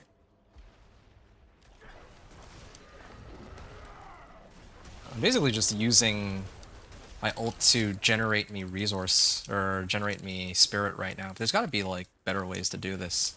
I really do want to see if I can refund my Fury with Lust for Carnage later, but I do need Alpha Aspect for that. Otherwise, my wolves aren't... Like, Lust for Carnage... restoring spirit only works if my wolves are actually werewolves, and right now they're not, so it's a bit of a problem. Oh, I see. You just love Lightning, Sorcerer. You were sad when they nerfed Ball Lightning even though it was broken. Yeah, I can understand that, though. Ball Lightning is actually such a fun build, so I completely understand you on that. I'll be honest, too. I don't really like the way, like, the state of Ball Lightning right now. Like, I actually do miss when... the lightning, like the ball lightnings orbited around you and actually were able to like overpower and all that, because that was actually fun. You can't do that anymore though. The most you can do is run that Okun's Catalyst, and Okun's Catalyst is, for lack of better words, it's pretty terrible. Like, it's pretty bad. I don't know how else to put it, but Yeah, it's bad because you can't actually, like... You can't even, like, make it, like, overcrit. Like, I wanted to run, like, Okuns with Banished Lords, but as soon as you put on Okuns, you can't run Banished Lords anymore, which is so dumb. Or, like, you can run Banished Lords, but you can't get overcrit, so there's no point. Yeah. So at that point, I'm just better off running Axial Conduit with Banished Lords, but then, again, that defeats the purpose of Ball of Lightning, specifically. You're actually a rogue, but they suck, or you're a rogue main, but they suck the joy out of it. Was it the changes to Death Trap and Overpower? I'm guessing it was, because yeah, like, rogue really got neutered after they nerfed Overpower and didn't really bring in anything to compensate for how much power kind of got lost in that transition. You don't like Ball Lightning Sorcerer, guys? Really? Why is that, Lee? The Chain Lightning build is pretty busted. I think it's okay. I don't think it's like... It's alright. Thanks. Oak be with you. Yeah, I think it's okay. Okay. Oh, I didn't even get to... Alright.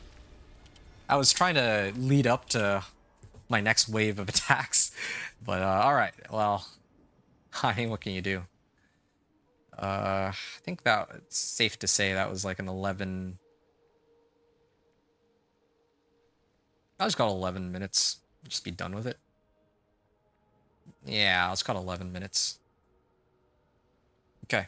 342, pit 35 clear, 11-minute remaining. And that's when I use this thing. This chaos perk right here, Savagery. Plus Savagery. Yeah, that's unique power.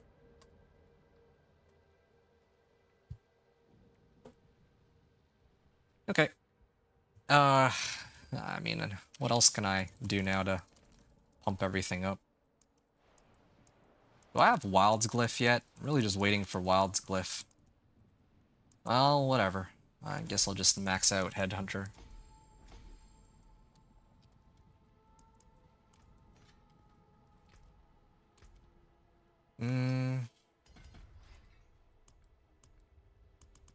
Okay, so this is where I usually get Heightened Malice. And I believe I normally have it up here. Yeah.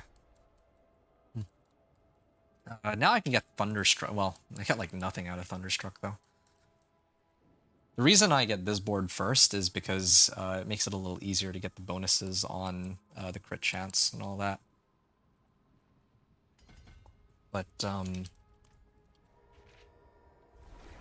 yeah, can try to start pushing for Pit 40. Oh, I just realized Pit 40 is Torment 3, isn't it? This is so stupid. I have so much free damage that I can already reach Torment 3. And I don't even have Iridas either. When I get Iridas, it'll be even better. But, yeah, still not there yet. Armor and all this. Did that nerf pits? Did they nerf pits like this season? Like, they kept the nerf from last season, but I don't think they nerfed pits, like, separately this season or anything like that. I also just realized I got +2 core skills on these gloves. I could totally replace my current gloves for these ones. That could actually be nice. Get some more ranks on my Poison Creeper and Wolves, get resource cost reduction. I lose out on 6% crit chance, but I think that's acceptable. I do lose out on lightning resistance too. That's the other problem. Not exactly swimming in resistances, to put it lightly.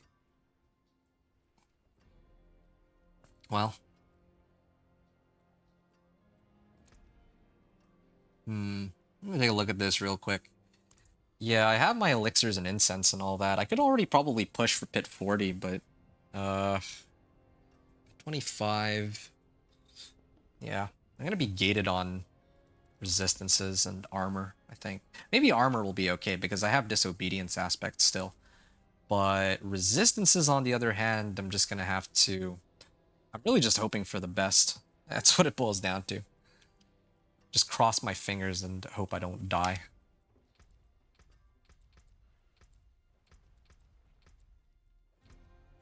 Yeah, let me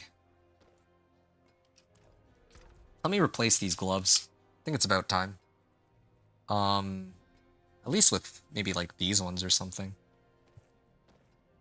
Probably switch these out a little later, but for the time being.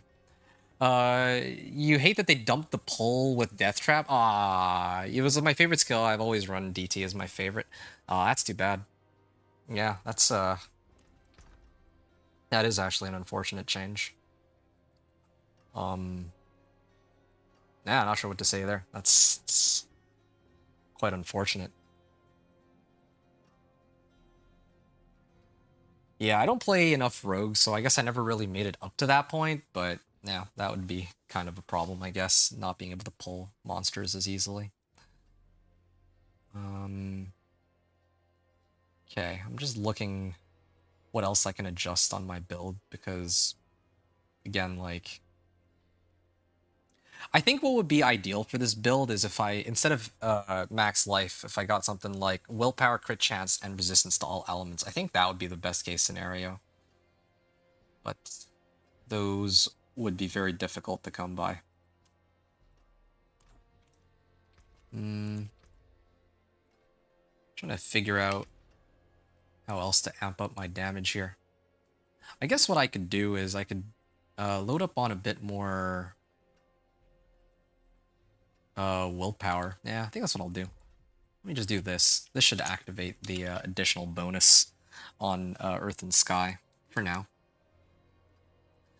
And then that gives me 18% more damage. This damage versus close and damage to distant. I'm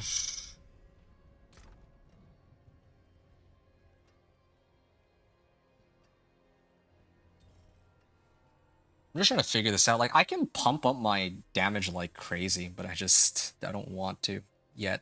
I think survivability really is the main issue here. Where can I think I have fire resistance somewhere, right? Yeah, fire resistance here.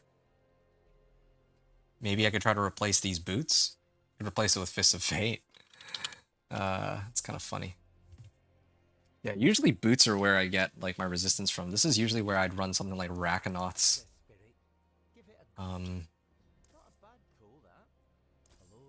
There we go.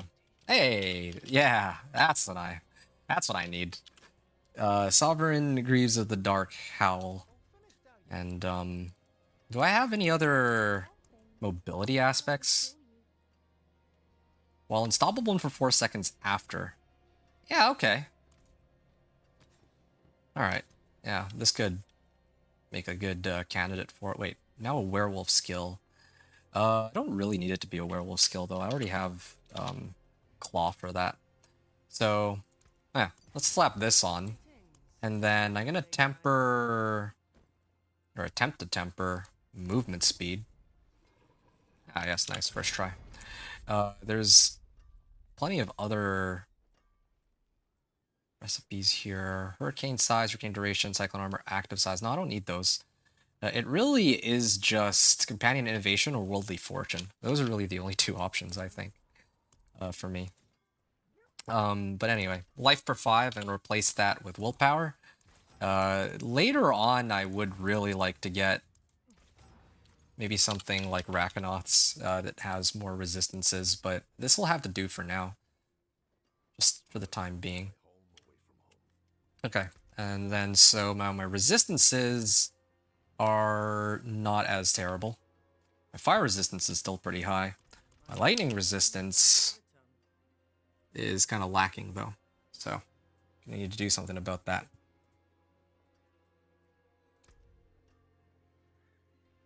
Maybe if I do, like, multiple sapphires or multiple diamonds, might be okay. Ooh, I actually have enough to make at least one royal diamond. Might be my ticket out of here. Resistances-wise. I'll just throw it in there, I don't care. Good. That helps. So I don't... I'm gonna need to stack up more resistances later, but I'll worry about that when the time comes. Here... Instead of lucky hit chance... Lucky hit chance is helpful, but definitely need... Well, I'm pretty good on armor, I think. Really is all resistances I need more than anything else. Shred, max life. Yeah, I really do want resistances. I'll try 2 more times, but this is starting to get pretty expensive. Lightning and poison. I mean, if I do poison, then I could probably do the other ones too, right? Like... Here. What am I at now? Fire. So I just need Shadow, Lightning, and Cold. I mean, those are the ones that I already had. Shadow... Lightning... and Cold. This is a little scary because I might actually need this to level up my glyph later, and then I bump into an issue. But for now, I'll just leave it. Okay, cool. So my resistances are getting up there for if I wanted to run... if I want to try to push Torment 3. This is a little bit more acceptable than before, so I can live with this. And then I have some Paragon nodes I can take for armor too, if I need. And then I can also maybe even load up on total armor here, if I need to. So, it's looking pretty good. Later, I'd need to replace this with Gathlin's Birthright, though. That would be ideal. Here, I can get... I mean, there's only one option here, really. Damage to distant or close. No. Really? There's no way. There's no way that I don't actually get damage to closer. What? Raven's active size, whatever. Damage to distant, okay, I'll take it. But yeah, this is why you always temper first. It's so stupid. Yeah, the reason I'm doing all this is that, again, I need to pump up my Thunderstruck bonus here. It's a similar situation on my axe. I got vulnerable damage, but I need to switch that out later. Oh, yeah, here we go. Similar situation indeed. Just raw damage. This is one of the times where I don't want just raw damage. Damage at close is okay. Maybe resource cost reduction? I don't even know if I'd rather have resource cost reduction or petrify cooldown reduction. Anyway, yeah. For now, I'll just stick with resource... No. Resource generation. It's like almost acceptable, sure. So 38%. So I've got distant, close, distant, and my amulet, it would be nice if I could roll that as damage to distant. Okay, there. And now this is up to 53%. I think that's acceptable. I'm not going to push it any further than that for the time being. Yeah. So now I can do pit 35 again. My last pit 35 clear was already like 11 minutes. So I think this one might be overkill, but I'll try it anyway for fun. You prefer DT as a compliment? DT build was just okay to me, strong or not, I just missed Twisting Blades. I remember when the game first launched, I really like, when I did play Rogue, I wanted to see if, like, I could make, like, a proper Death Trap Rogue build, but, like, back then, they didn't have nearly all the tools, like, they didn't... Ultimate skills were a very different thing back then as compared to now. Now... they're way stronger than what they used to be, so there's like so many... Well, like there's a lot you can do with those skills. Which makes them a lot less interesting for me.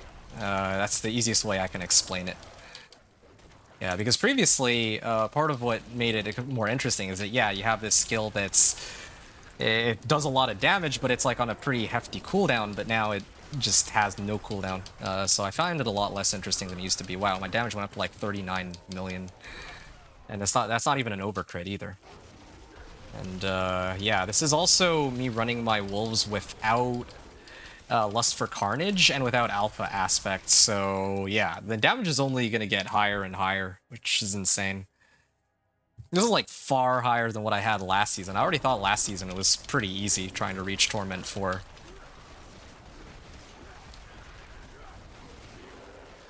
Yeah, I'm hitting for like 10 million easy. Not even, like, with no effort. And yeah, this is just with Earth and Sky. Oh, wait, right. It's because I added Earth and Sky and Thunderstruck glyphs. That's probably why.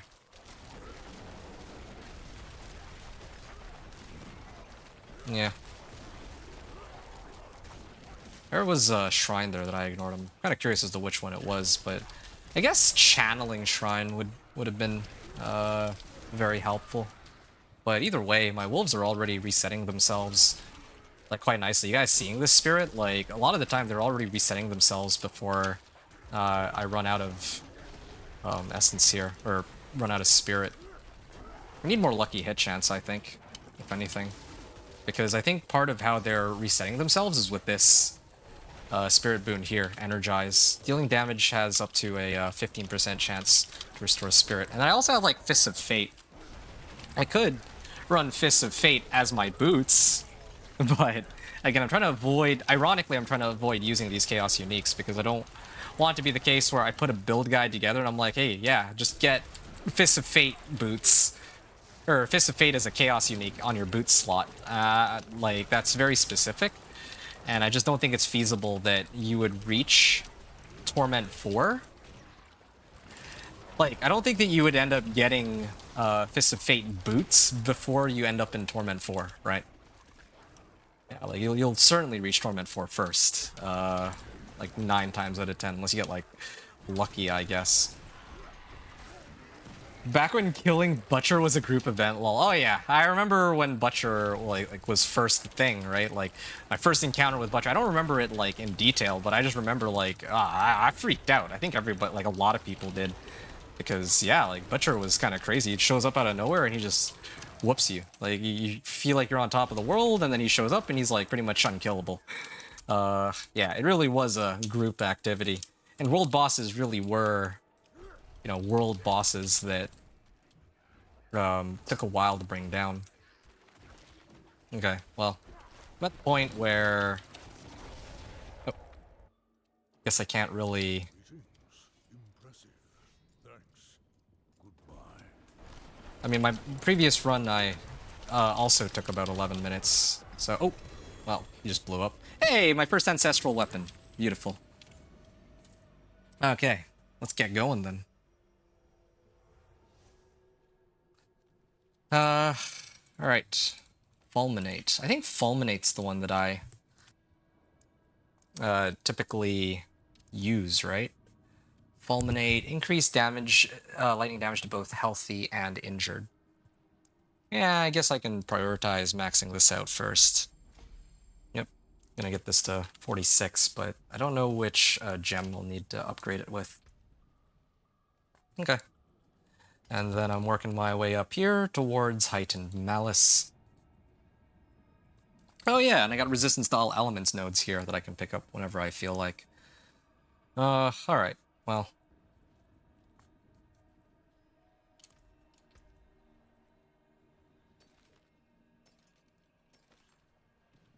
Ooh, Edge Masters.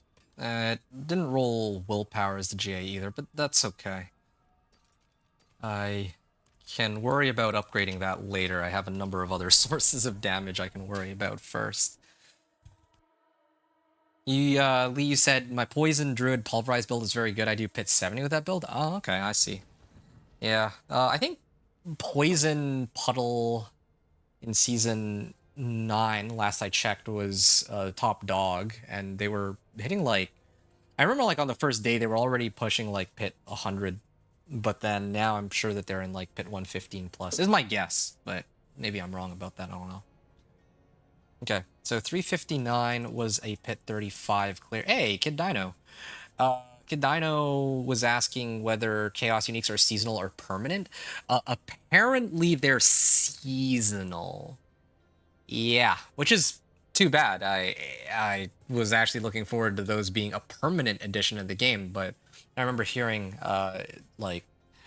people were saying that it's indeed a seasonal addition into the game. So, you know, you can take that as how you want, I guess. I can only imagine that most people are going to be largely unamused. That it's a seasonal addition into the game.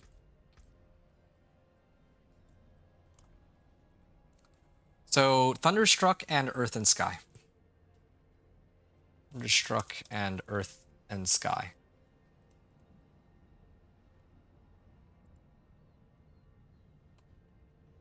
Okay.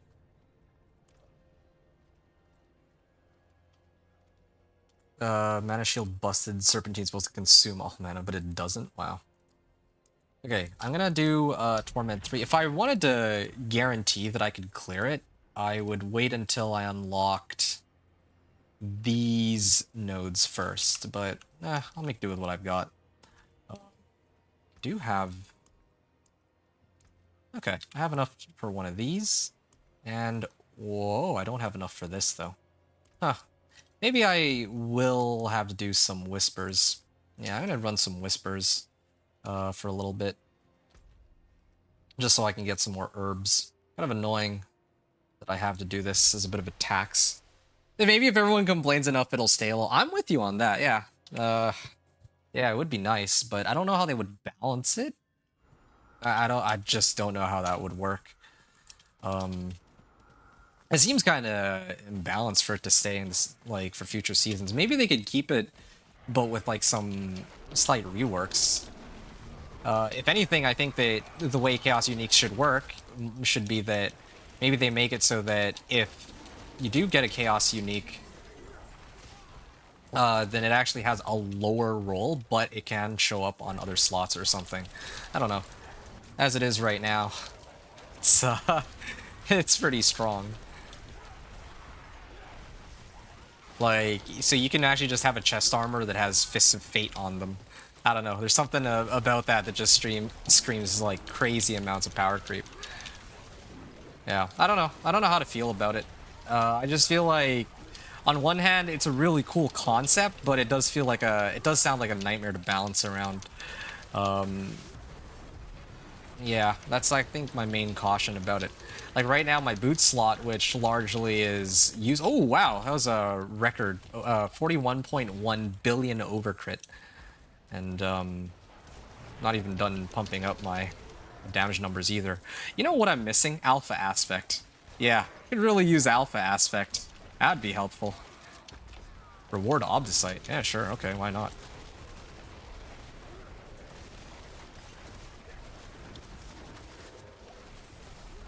Oh yeah, that's a good bit of Obdicite there. Alright. Oh, I'm like maxed out on Whispers. Yeah, I'm gonna go run Blood Maiden after this real quick too. For fun.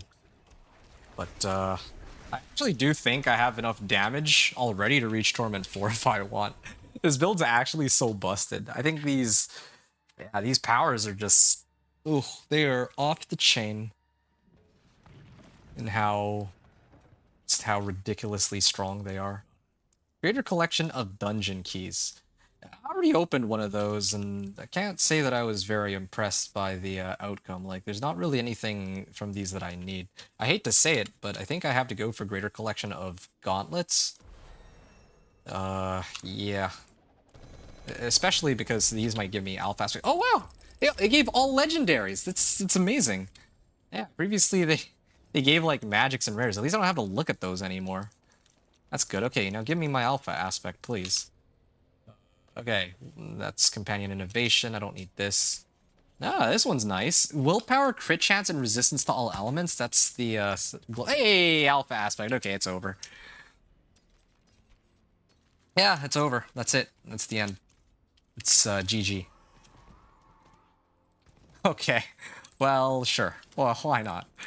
I don't even know where to get started. Like, I could go and print it right now if I want, but I'm gonna hold off on that for a little bit because I'm still not done fiddling around with all the, with a ridiculous amount of power that I have access to right now.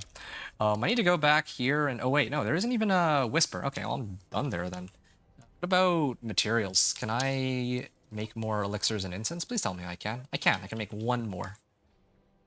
Yeah, I need like a material cache or something. But,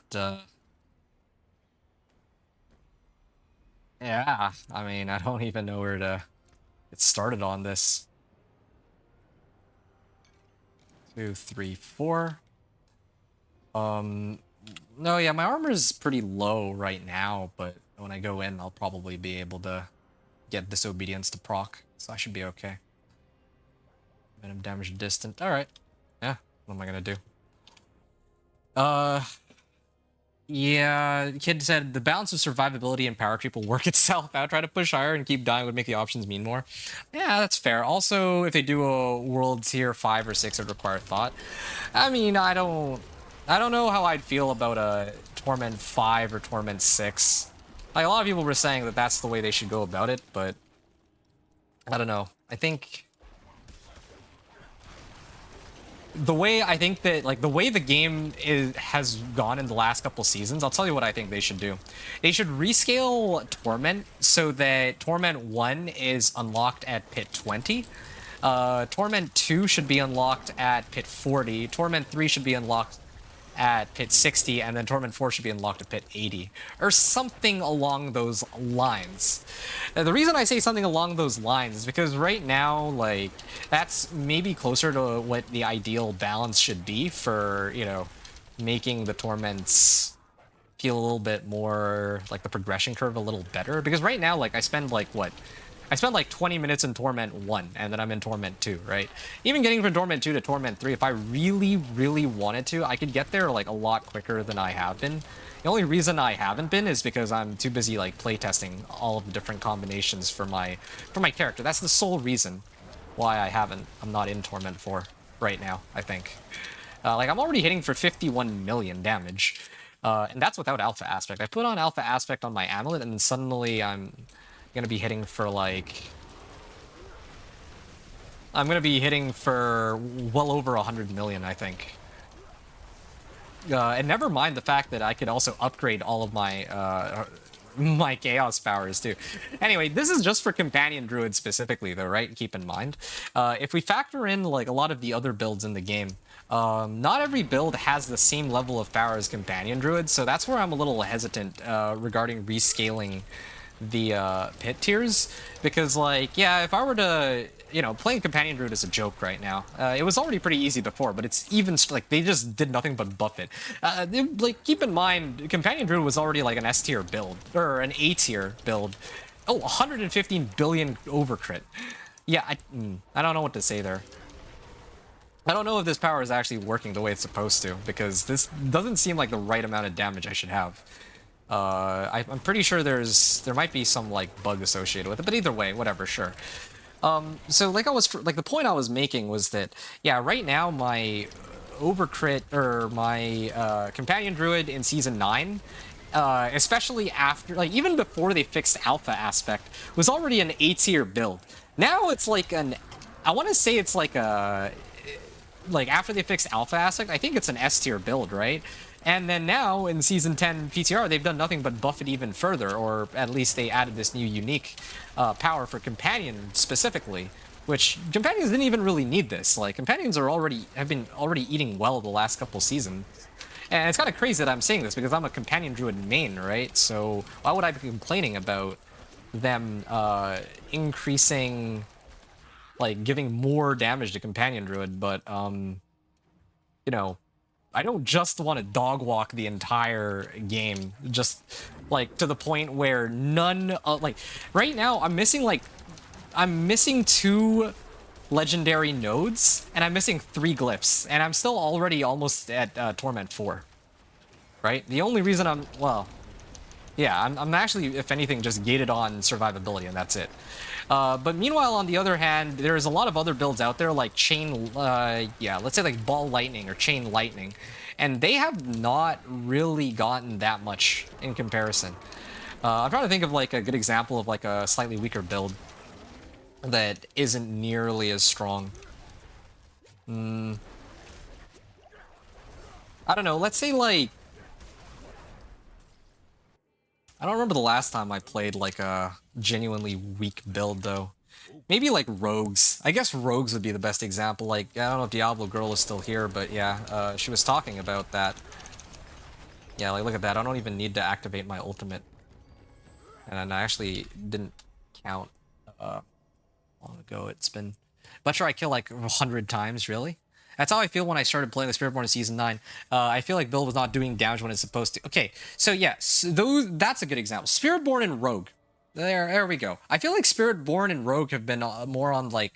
They've just been forgotten. Like, left by the wayside. For a lack of better words. Like, when was the last time? Here, hold up. I think 10:30, right? Yeah, 10:30. Okay. Yeah, when was the last time rogues got any sort of meaningful buffs that allowed them to really compete with others, right? And like, what are they even getting for their powers? Like, I don't even know. But I don't know. Probably not nearly as good as what we've had. I'm still looking at Dance of Knives. I love how they just neutered Dance of Knives, even though Dance of Knives was really good for leveling, but not good for anything else. But they're like, okay, you know what? Yeah, we feel the need to just make Dance of Knives tougher to play for no reason, right? Like, was it really broken for pit pushing? Not even. Not at all. But they still felt the need to nerf it all the same, which makes no sense to me. Spiritborn, similar situation. Like, Spiritborn is not in a... It's not, like, in a particularly amazing state. And yet they still... I don't feel like they've really done much to really buff up Spiritborn. That's kind of the vibe I'm getting right now. Like, correct me if I'm wrong at all. But yeah, I just think that I don't know if companions really needed it. A build that was already S plus tier, right? Like, they should probably focus more on these builds that aren't as commonly used. Things like, oh, I don't know, Blood Surge. Yeah, that's a good example. Blood Surge got absolutely neutered after the overpower nerfs, but anyway. I'll talk about that later. I'm going to switch it to Torment 3 here. This begins the journey, the final stretch from Torment 3 to Torment 4. I'm going to take a short break and grab some water, and I'll be back for the continuation in just a sec.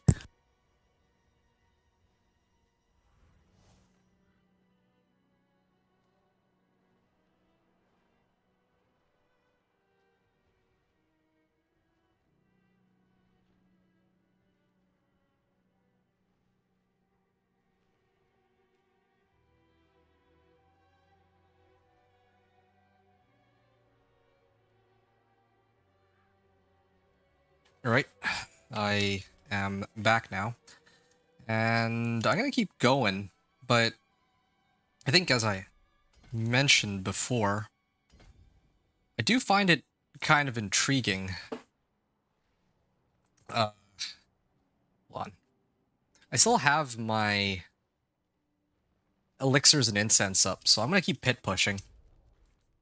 But I think the thing that bothers me the most right now is I just have so many ways to keep buffing up my power. It's really just an issue of survivability right now. Like, I'm like teetering on the edge of death. Or I've been teetering on the edge of death like a bunch of times. This isn't actually all that bad. This is a lot better than I thought it would be for my resistances. Oh, you know what I am missing, though? I'm missing armor. No wonder. Oh, wait, no. Maybe with disobedience, it would be okay. Okay. Here's what I'm gonna do, then, in this case. I'm gonna actually replace this with... no, I'm gonna hold off on it. What have I got? Resistance to all elements. I think I got a set of gloves with... yeah, this one. I kind of want to slap this on. But then my poison resistance kind of tanks if I do that. It's kind of a problem. It's crazy how you're doing a pit 70 with Spiritborn now. Yeah, that's great. Yeah, I'm not sure what to say there because I didn't really struggle too much with the builds that I was playing to reach like pit 55. I didn't push for pit 70, but I'm sure I could have reached pit 70. That's not hard. But still. Okay. I mean, I don't even know. Pit 45, sure. I actually think I could probably make it all the way to pit 45 or pit 55 almost. With this setup I have. I have to be a little bit more careful, but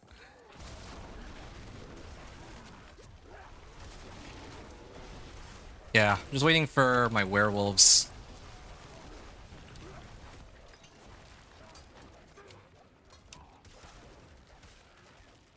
I'm not even sure what to say here. Normally I'm so accustomed to like getting iridas and all that before I... Yeah, I'm so accustomed to getting like iridas and all that, but in this case it doesn't even seem like that's necessary. Just because of the raw amount of damage I do. And because these guys are a core skill... Well, I guess if I don't have iridas, that frees up a slot to get more damage. That's like the one upside, I guess. Yeah, that's actually true, now that I think about it. If I have retaliation aspect instead of iridas, I get like 50% more damage off that alone. Trade-off is I can't pull monsters in. But, yeah, that is a lot of damage. Too bad. Wait. You know, there is a way I can pull monsters in. Without iridas, but then I don't know what I'd sub out for it. I would need to use Cyclone Armor and then use that as my pull. But then again, Cyclone Armor is a little tougher to try and reset. Yeah, I do wish I had some cooldown for my iridas, or for my Petrify though, so I could spam that. Yeah, this build is so broken. It's actually so completely busted. I don't even know. I'm gonna probably put on Alpha Aspect next run. What's my armor even at? Yeah, I've actually capped out on armor too. Meaning that if I were to try to run Pit 55 right now, I'm already pretty close to the cap, I think. With this disobedience aspect active. As long as I don't just dive in and die right away, might actually be okay.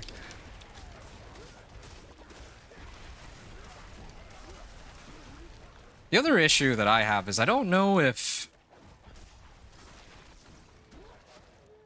There's a lot of things that, because my build is so strong, like, there's a lot of stuff I didn't get a chance to try out, right? Like, I might actually already reach Torment 4, and even before I get a lot of things that I would have wanted to try out, like, never mind iridas, I do want to see if Banished Lords works with my companion, or my companions, because if it does,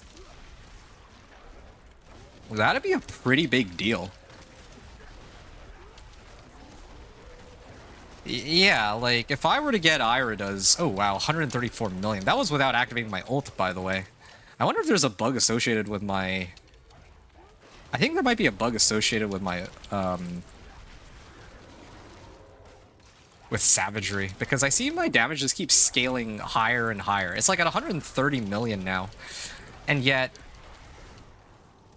My damage is at 130 million, but it really shouldn't be. I didn't actually pick up any damage boost since the last run I did, so I have no idea where this free damage is coming from at all. You can't wait to play with me again with Spiritborn this time around. I think you had mentioned that earlier. Yeah, I'm looking forward to playing my my Companion Druid too, because like I think the last time I was carrying people with my Companion Druid, I was able to clear Torment 4, but it took a few tries, right? But again, like, I think I'd be able to clear it a lot more quickly. I'd be able to kill Belial a lot more quickly if I have, you know, like, I'm not doing a third or maybe even less of my damage that I'm supposed to be. So, that was so stupid. But what can you do, I guess? Maximum poison resistance. Yeah, I'd probably want to pick that up a little later. That would help compensate for lack of resistances and all that. Yeah, damage is really not the issue here. I don't even know. I don't have my ult available, but whatever, it doesn't matter.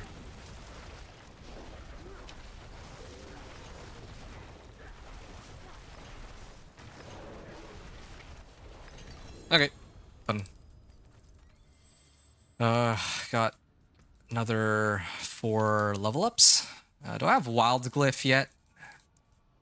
Or is it one of these situations where it is, of course, the very last one that I'm picking up? Knowing my luck, it's probably the... Wow, I failed 3 out of 4 tries on a 80% chance. Well, I guess that's how it goes. And I'm just one off of heightened malice here. Well, this is perfect because now I can actually try out alpha aspect. Yeah, and then later I'm going to have to upgrade these too. So... Oh, yeah, I didn't actually write down how long that last run took. And, okay, I'm going to call it a 10-minute run. So this was Pit 45 clear. Clear with 10 minutes remaining. And I didn't actually adjust anything. Okay, this time around, I'm going to adjust... We got a number of power spikes coming up. So I got alpha aspect. This will be a pretty massive damage increase. I think I'm going to start hitting for like 300 million at this point for overcrits. So yeah, that's something to look forward to. Alpha aspect. Ooh, yes. Ah, yeah, look at that. 180% more damage. And then I move that over to my... the fortify aspect will go on... I have the 4 horsemen of the apocalypse, finally. I've got aspect of the alpha, aspect of the stampede, I got moonrage aspect, and I got shepherd's aspect. This is amazing. Okay, so now I need the... not retribution, retaliation. Yeah. Retaliation aspect. Okay. Now this will be a big boost damage again. So this was Pit 45. My last run was like, what, 10 minutes? Right? 10 minutes left on the clock, so let's see how much better we do this time. Or how much better I get to do on this next run.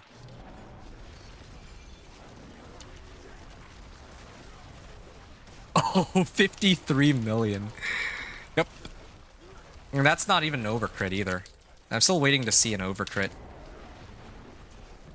Ah, it's 94 million non-overcrit. Just waiting for them to... It really does feel like I'm just waiting for them to get a lucky hit proc on to restore my spirit. It basically feels the exact same. It actually feels like I'm just playing like a pack leader, like companion druid with pack leader. I don't really feel much of a difference. It feels like the same thing. It feels clunkier sometimes, but it actually isn't. Not at all. And I think the other issue too is I'm running retaliation aspect, but I actually think Ring of Starless Skies would be better because, well, yeah, it would actually reduce the cost on these. Wait, I want to check something out real quick. Every 50 spirit I generate above my maximum. Oh, okay. So, yeah, that doesn't... I need to be like full spirit and then activate petrify, and then suddenly I get like a ton out of that. Anyway, Ring of Starless Skies. I think Ring of Starless Skies. I'm not gonna be getting it for this run. But if I run Ring of Starless Skies, I get like a bunch of ranks of core skills, and since my wolves are now core skills, I can benefit from that, and I can also benefit from the resource cost reduction and the crit chance and the lucky hit, all from that one mythic. So that'll be kind of crazy. I would probably give up Iridas for that, as much as I hate to say it. I don't know... I guess maybe I would run Vortex instead. There's a rune that allows me to get Vortex. I think I'd run that. Yeah, but we'll see.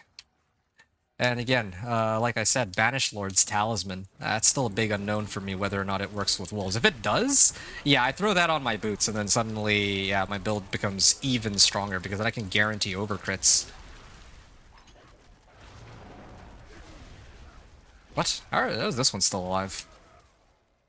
86 million?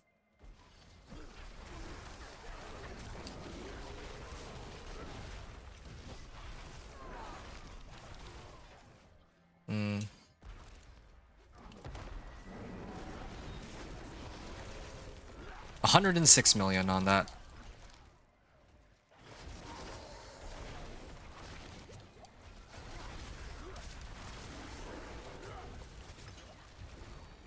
I do kind of wonder. I think there's a rune. I can use Lum Rune, right, to generate primary resource, but I could probably combine that with something else to get, like, ridiculous amounts of damage. Right now I'm using Gar Rune for crit chance. It's not bad, but yeah, if I use... I think that I could actually abuse this pretty hard over abundance. The bonus stacks, but does not refresh. For every 50 spirit I generate above my max. So if I did like Theo Rune, right? I have a Theo Rune. If I ran Theo Lum instead, would I suddenly just get a colossal amount of damage? I'm actually really curious about that. I gotta try that later. Also, Pit 45. I don't know why, but it looks to me like my run is slower than before, even though I'm clearly doing more damage. This is a little confusing. It's because Vehement Brawler was causing the cooldown on my Petrify be a little lower. Oh, there we go. There was an overcrit, but it was only for 62 billion. Or 62 million, sorry.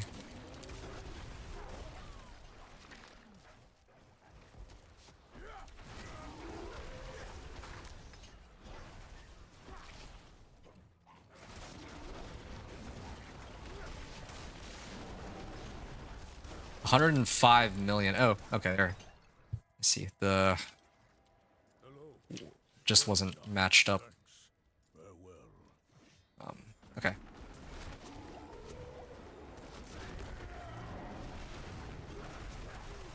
There you go. I don't even know if there was a good overcrit in there, but that's that's the build right now. And I think this is the 10:15, right? 10 minutes 15 seconds. Although I'm a little surprised that Alpha didn't give me... It didn't reduce the runtime overall. But I guess that just shows that I'm not really lacking in terms of damage.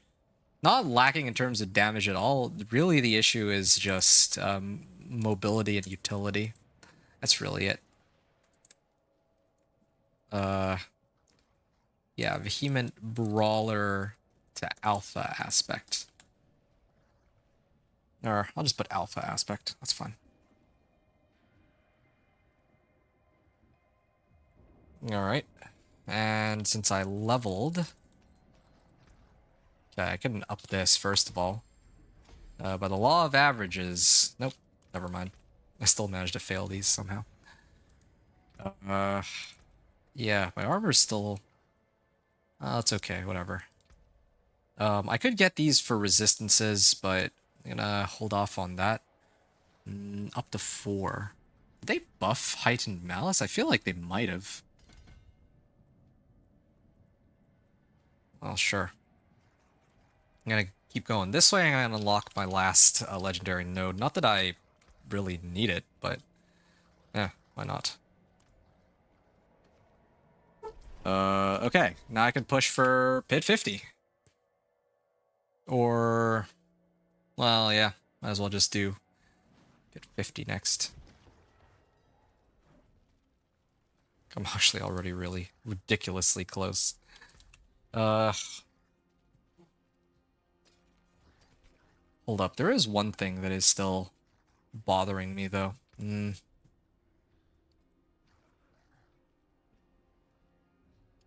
6. Let's say I did this run. Yeah, okay, fine. I'll try to do a Pit 40 one more time. Might as well. Oh yeah, I was gonna try to do that cheesy strategy with like the Theo rune. No, I'll do that later. But what was this? Oh yeah, I just need to avoid health damage for like 2 seconds.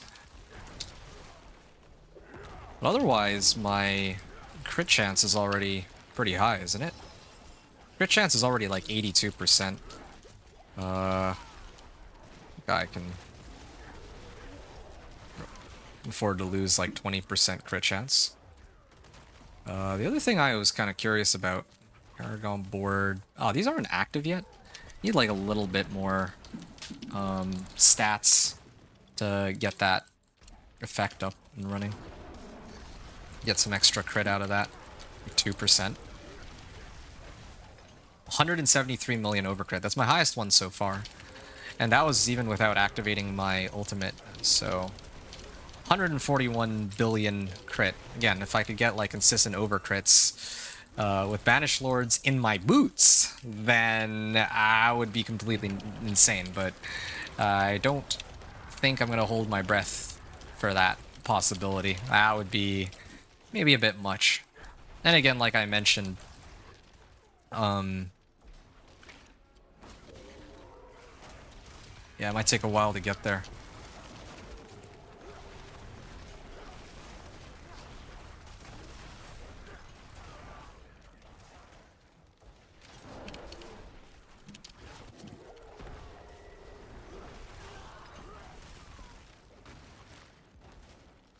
Okay.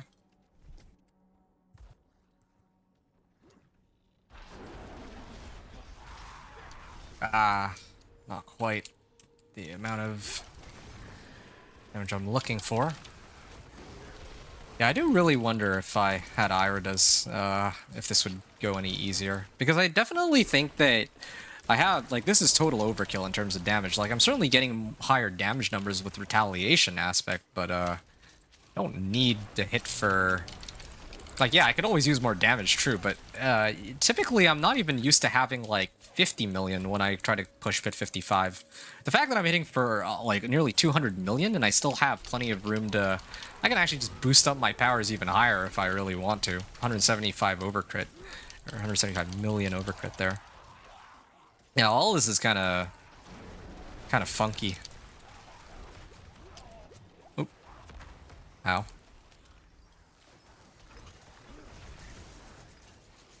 Lethal Shrine, okay. Well, I can head up this way. Yeah, at least I have a bit more mobility. Yeah, really curious to see how my other builds are going to perform, because I don't think that any of them have nearly this level of power as compared to my Companion Druid. And I think, as I mentioned before, yeah, Alpha Aspect was, like, broken when last season started, so... not to mention the boss powers, too, or the Herodic powers. But more so the fact that Alpha Aspect was not working, and Lust for Carnage, too. Kind of makes me wonder, like, okay... I wonder how much more quickly I could have actually cleared all of it. Hello, the beast. Thanks. Farewell. Alright. Slither. I didn't even get to activate my ult and he was already dead. Okay. Cold resistance. No, I don't really need this. It's nice, but I don't need it.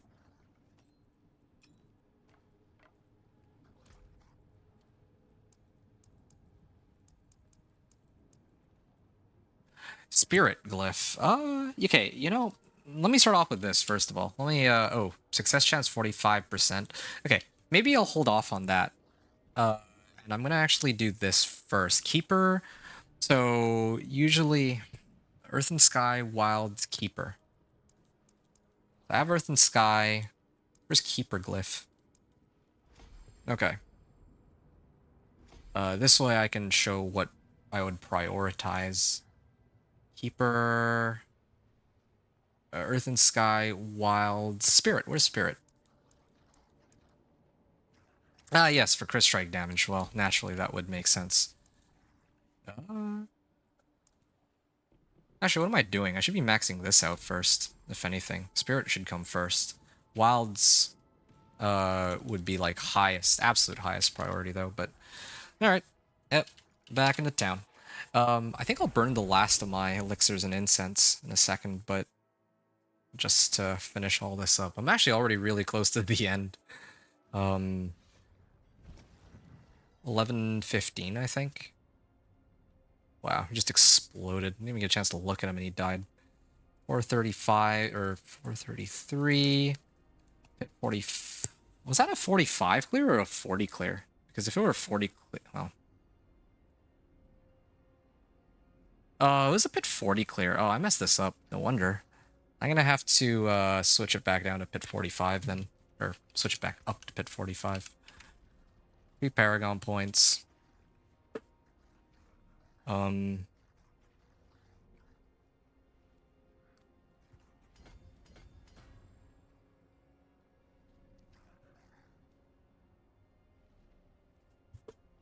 Okay. What is next here?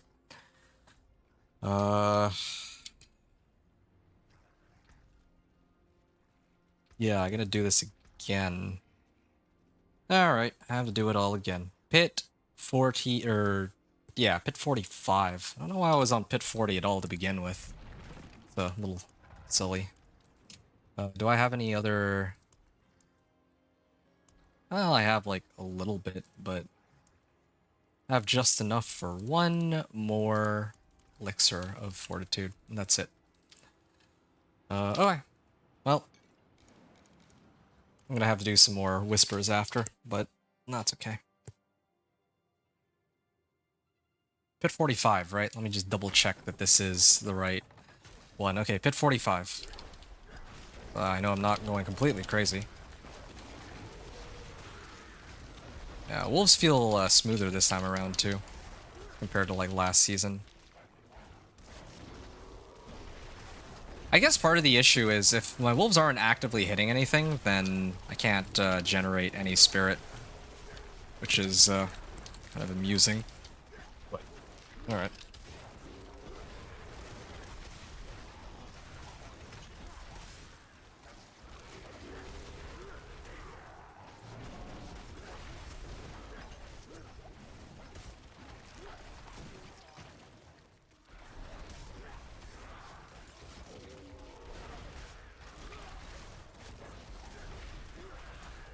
Okay.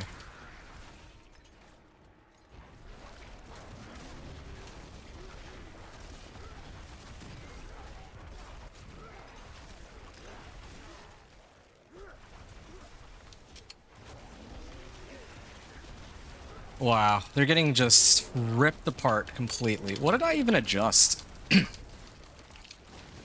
Oh, I remember what I switched. I used...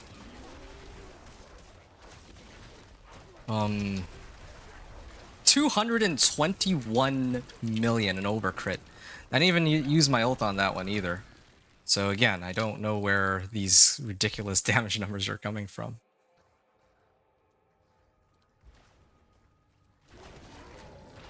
Yeah, so with Heightened Malice, if the monsters are poisoned, then I get to do 35% more damage to them. I guess even if I don't have it on my bar, though, I am still actively poisoning them. You know what I just realized? I don't even need to have Poison Creeper for that. Like, I could use this to apply Immobilize on demand, but... if I remember correctly... Yeah, here. Dealing poison damage... Yeah, dealing damage with Storm Skills also applies additional poisoning damage, too. So I don't even need Poison Creeper to apply poisoning. And I still get the bonus from Heightened Malice.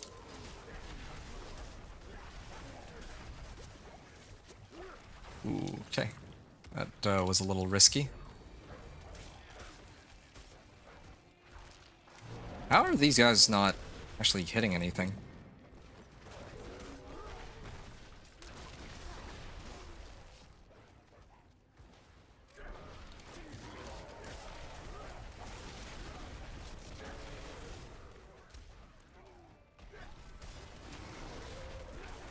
Okay.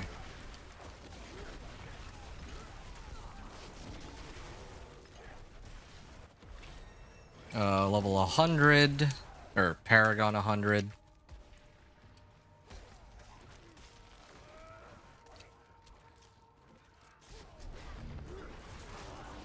Yeah, I feel like if I were to try and be reasonable, I think the focus here should be on trying to get some more resistance Paragon nodes rather than... Well, yeah, I should be getting, like, resistance nodes more than anything else right now.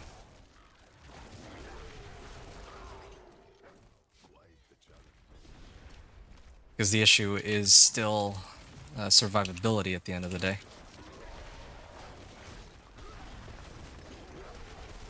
Maybe I'll run, like... You know what I need to do? I need to go and run Lord Zir. Because I think Zir can drop me Yens, which gives me even more resistances than Arachnoths. I don't even get to activate my ult and he's dead. 10.5 minutes there. Left on the clock. There. Pit 50 clear. Or pit 45 clear. 10:30 remaining with plus heightened malice. Okay. This was 440. Hey, so Mike Drop was asking, have I seen the infinite damage bug with Ravens and Wild Rage aspect? No, I haven't. Nah, that sounds like a bizarre interaction. How did that one even come about? Well, it's kind of ridiculous. Endurant Faith. Oh, well, that's quite useless. Okay, and then I can...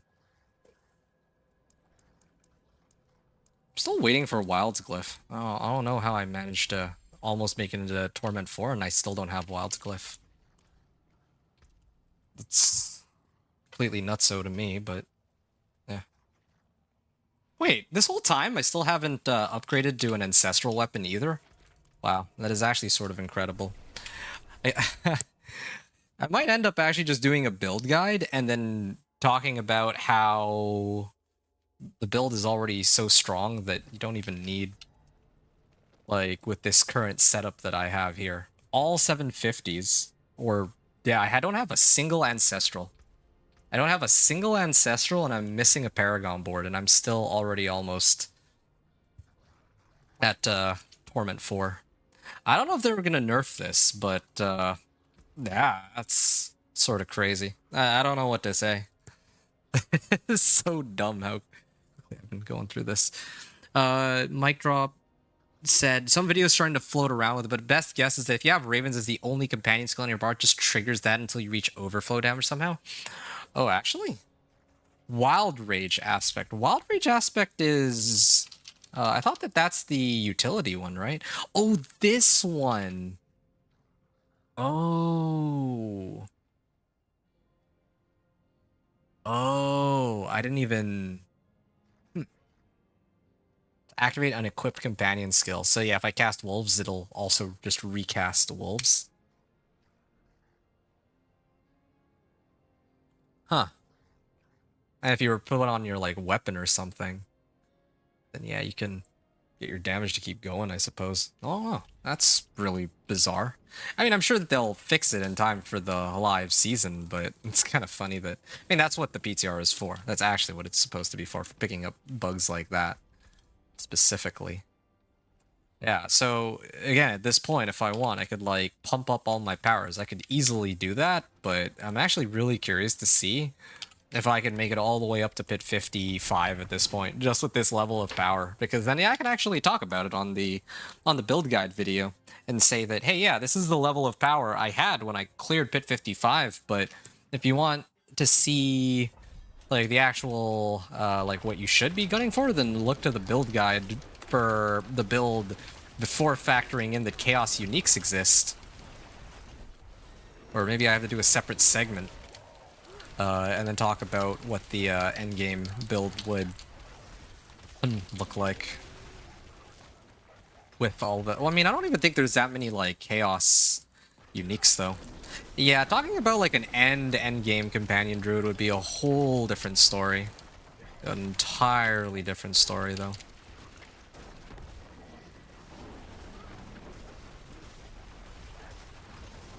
It's spiders, so Can easily reset my ultimate.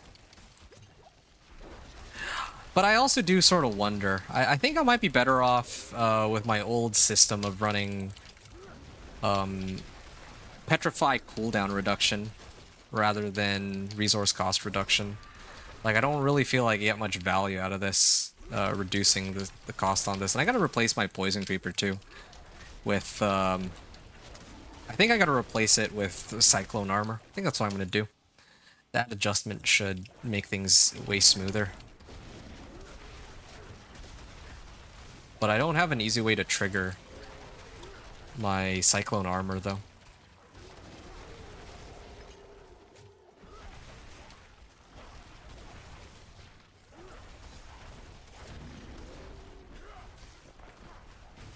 Actually, this would be even crazier if I told people that, yeah, all I needed was Storm's Oh, did my game crash? Ah, yes, I suppose it is around that time. It's too bad I just had activated Elixirs and Incense, too. Ah, of course. Okay. Alright. Guess I gotta restart the game here real quick.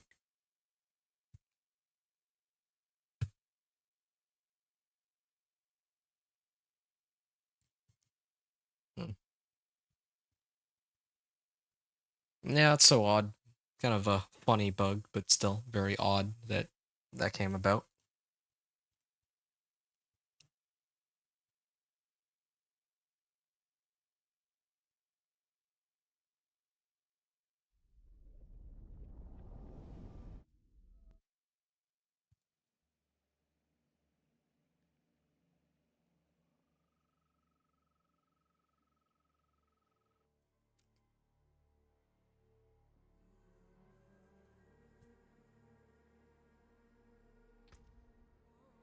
Okay, Companionist. I'm back here and continuing all this nonsense. And I could really use a snack right about now. But I'm actually really close to the end, so I might as well just finish this up and then put the video together, and I'll worry about all that later. Okay, hold on. I think I might actually... Yeah, because I do want to play around with the Ravens, but I think the other issue with the Ravens is I think it's still pretty buggy, right? Like, I could try to, do some gameplay of it, even if I were to pick it up. I don't know if they change it or what. I don't know. I have to really think about it. I guess I can keep going this way. I lost out on my elixirs and incense, so I guess I gotta go back to farming. Love the crashes. What am I missing? Oh yeah, just herbs, right? Okay, so in order to pick up herbs... Sellers, tortured gifts, and helltide. Okay, maybe I gotta run, like, tortured gifts. How much longer? 6 minutes? Oh, plenty of time. I can dog walk it too on Torment 3, so... Wait. I just realized... I'm already pretty loaded on... I have enough damage that I can just take him as I am right now, I think. Tortured Gift of Protection. I don't have a Tortured Gift of Mysteries, but yeah, I think I'll just keep going this way, I guess. Are going nuts. Oh, shoot. That is a bit of a problem. Why? 3, wow. Actually lacking on armor. Maybe if I... Okay, I can actually max out on armor. I just realized, too, that death actually had a bit of an impact, because I did lose half my cinders on that. So that was a bit silly. I shouldn't have died there. I could have avoided it, but I didn't really think it mattered, but I forgot that it does make a difference.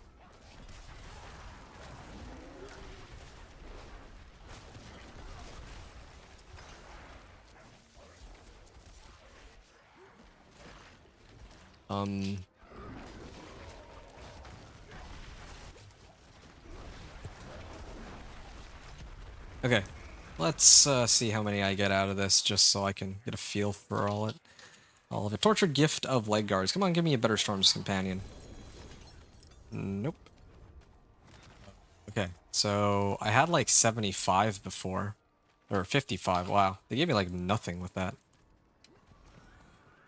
Yeah, I'm just gonna run some Whispers. This is actually a waste of my time then. They're not actually giving me anything. I got 5 Grim Favors here. What are some easy Grim Favors I can pick up? There's like a world boss spawning. I kind of want to get in on that, but I don't even know if there's even going to be anyone there. Like, all the people who would be trying to do Torment 3 world boss right now are people who have already kitted themselves out using the Vendor of Cheats. And if they've made it to Vendor of Cheats, or if they're doing that with Vendor of Cheats, then they're probably running this on Torment 4.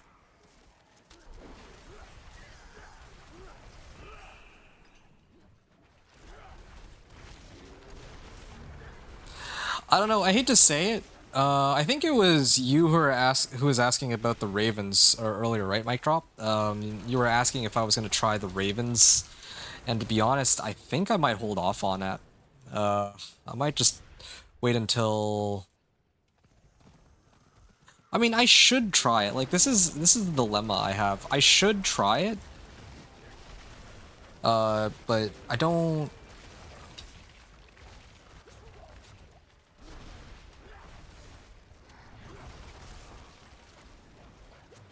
Like, on one hand, I should really be trying it. It's true. The Ravens and all that, but the new unique. But I don't know if I really want to fit that into these runs. Let me go see which boss drops it, and then maybe that'll help me at least test it out so I can kind of get a feel for if it's any good. I think that would be good. Yeah. That shouldn't take too long, right? At most another hour.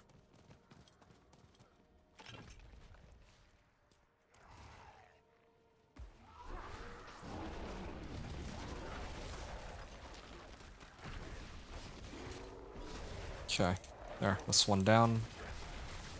And that makes 3. I'm almost done with the spiders, so I'm just gonna finish that off real quick. And... oh, here. I mean, why do I even have this? Why do I even bother with Poison Creeper anymore? Hold on. Let me... oh, I messed that up. That's not what I meant to do. Replace this. Like, these creepers do, like, no damage in comparison. Hold on. So, if that's the case, I'm gonna need to switch it out. Got a bunch of points in... oh. I guess it doesn't matter if I die anymore. Still kind of a bit annoying, though. Is there anything I can replace for Cyclone Armor?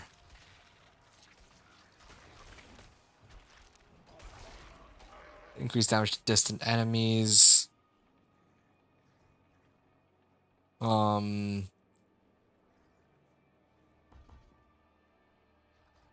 Definitely want more Ravens. That's kind of a given. Increased non-physical resistances.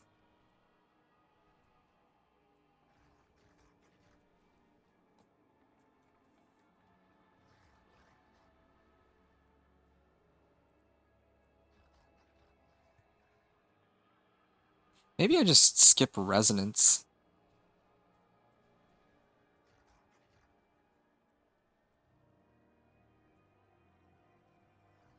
Increased damage to these.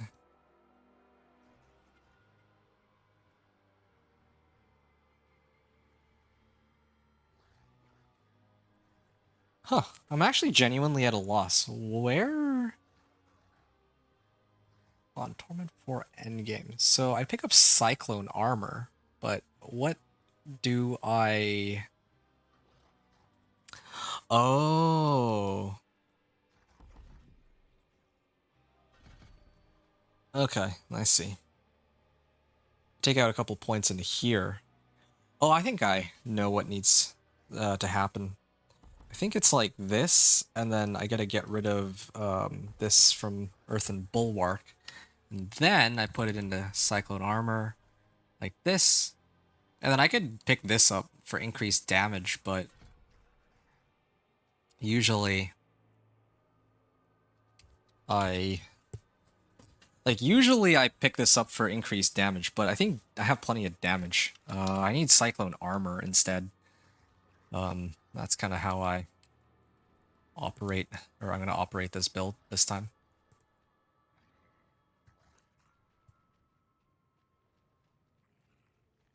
Yeah, okay. Poison Creeper upgrade still needed? Oh, that's a good point, actually. You're right. I don't need these. Ah, that's a really good cache. Thanks, dude. Yeah. Oh, that's perfect. It doesn't get much better than that. It actually doesn't get much better than that. All right. Yeah. So now I have everything. And this makes it so that now the build is entirely centered around wolves. No more Poison Creeper. And I see the world boss is spawning. I mean, I guess I could just...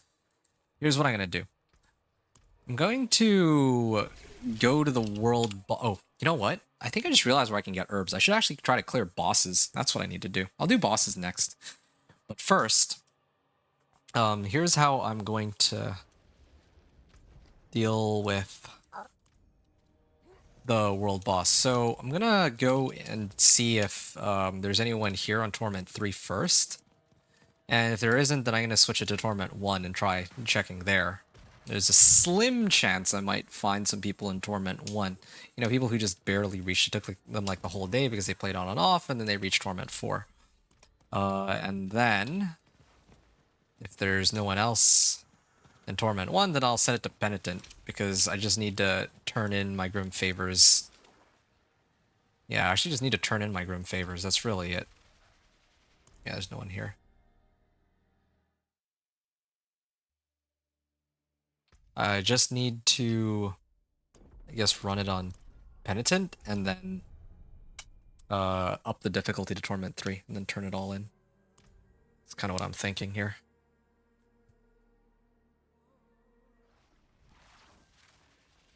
And there's really no one else. I'm actually curious to see if I can take this myself on Torment 1. Oh, no, never mind. There's someone else here. It's a level Paragon 200 guy.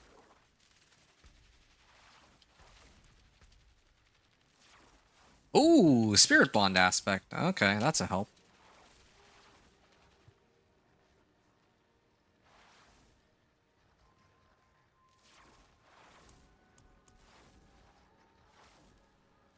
Yeah, I still do wonder about this. I'm gonna try combining these two.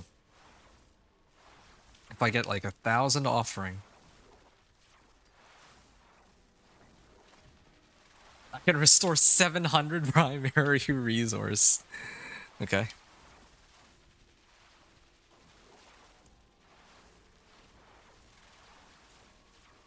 Yeah, I'd really like to throw on Spirit Bond aspect on one of these. That'd be a big help.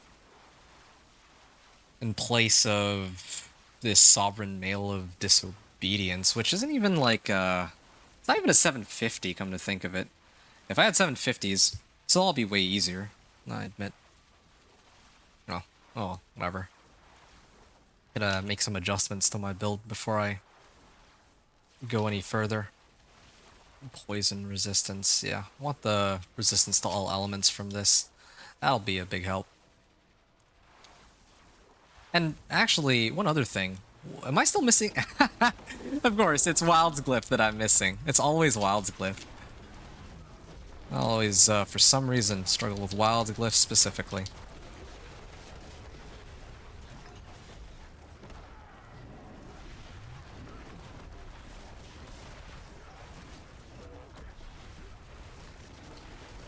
Yeah, I just need more lucky hit chance on these guys. I mean, like, when it comes back, it comes back. It's great. being able to fully restore spirit. Ooh.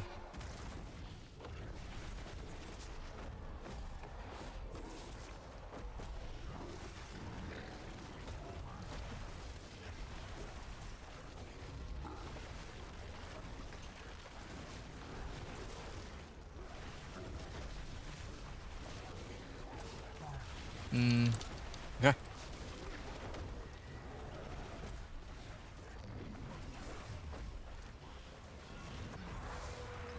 I'll step back here.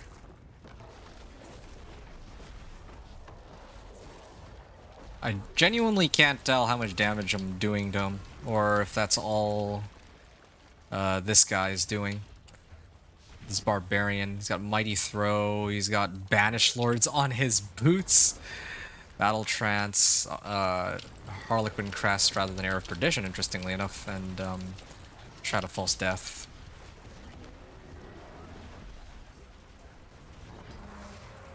Yeah. I got CC'd. Oh, that just reminds me. Yeah, since I got CC'd, I got like... Should have gotten like a lot of spirit out of that.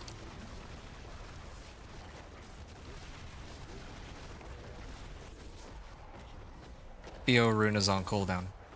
So... There. That worked, right? Where's my Theo Rune? Because what I'm just trying to do... Damage increase. Here it is. Store 700 primary resource. Yeah, I really would like to try Banished Lords, though. Especially as a Chaos unique. I know that it doesn't work as a regular unique, but who knows? Maybe as a Chaos unique there would be something there, but then at that point that's a bugged interaction and that shouldn't really work. Yeah, I think it's fine. I think my build is fine where it's at. Kurton. And Avarice is Spoils. Sweet. Grotesque Debtor. Malignant Heart. Nice. Okay. What do I have here? Nah, nothing really too useful. I can salvage it, but it doesn't really help me. Chest armor. Willpower, max life, and... well...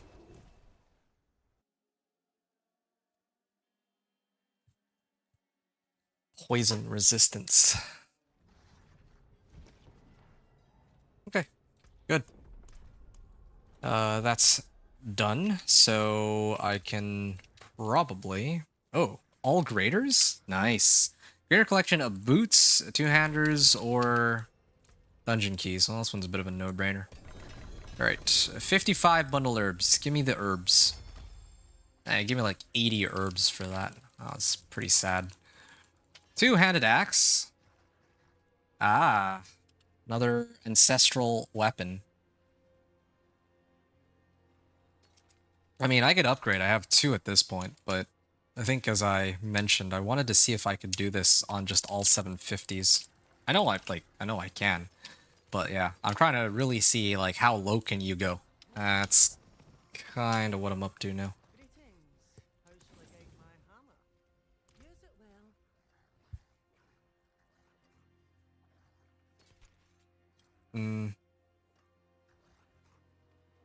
I will upgrade this to 750 though. I think it's, at the very least, I should upgrade this to a 750 of some kind. Increased armor and all that. Yeah, what if I did... I still don't have a better recipe for this either. It's sort of crazy to me. No? Wow, that's impressive. Poison Creeper duration. Yeah, not that that really helps me at all. Max life. Okay, I only have one of these, but... here, let me... yeah, they really gotta change this masterworking system. Or tempering. It actually gets pretty annoying that, oh, like, I bricked my item. Nice. Now I can't do anything with it. And nothing you can do about that. Like, you get like a 3 GA item, and you're at just the mercy of the game to actually give you the right roll. Or else, well, or else your item is worthless. Poison resistance. I'm looking for either all resistances or armor. Okay, yeah, I can take that. I was actually expecting to get a lot more armor, but I guess this will have to do by itself. 770.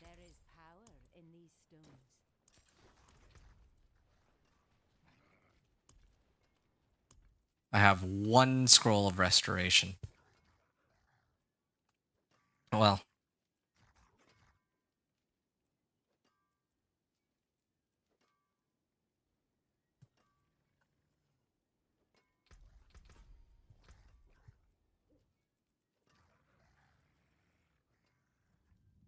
you know what I need? I need more armor. Yeah, there, more armor. More max life, more poison resistance. Oh yeah, I'm out on fire resistance now.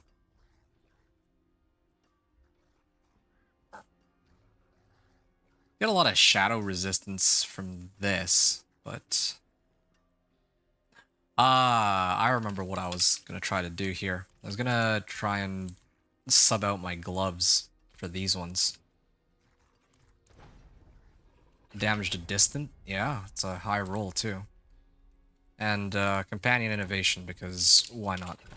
Raven's attack speed, okay, sure. And then I could throw on aspect of the stampede on here too.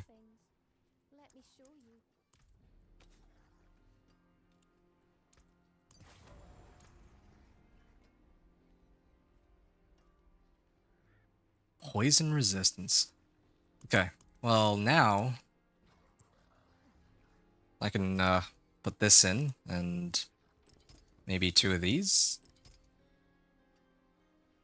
Wow, my resistance is really tanked on this though. I feel like they were a lot higher before, but they somehow all went down, it feels like. Well, my total armor went up at least.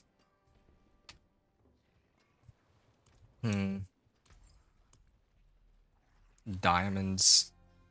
Well, actually, if I unsocket this, and then I smash this, then I can get another royal diamond. And then I can boost up my resistances this way. 60.9, like... And I think if I use the incense, then I can pump myself up to like 60 plus resistances, but that's still not enough. I think what I need right now is to go this way and try to get resistance to all elements here and armor. Yeah, I think that would be a big help. So I need to do like a couple more pit runs to get myself to the cap. And there is actually one other thing that's been bothering me too. I kind of want to do my boss runs, whatever boss runs or mats that I have. I'm going to start off with the Varshan ones because that should be pretty easy.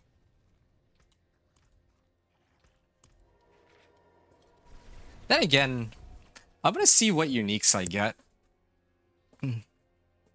But I think I had mentioned before too that I'd like to see if I can do this without any uniques. That'd be fun. Otherwise... Oh. Yeah. I don't know. Or my, what's my crit chance now?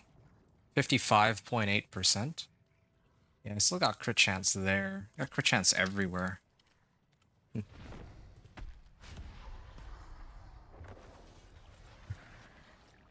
Okay. Oh.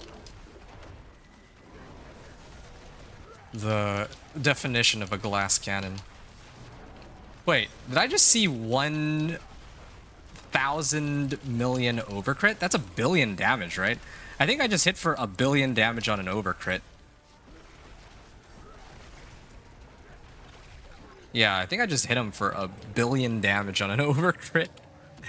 And what did I even adjust? I didn't adjust anything at all. I just adjusted resistances.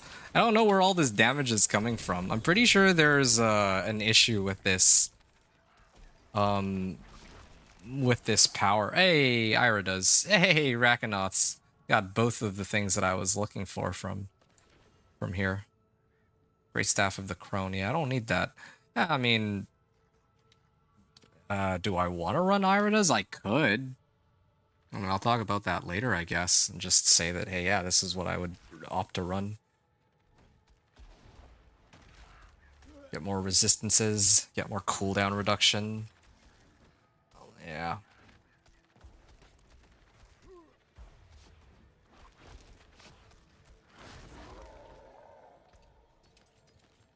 Oh yeah, the other reason why I wanted to run this was because I remember, like, running bosses gets me a lot of herbs. I don't know if that still applies here.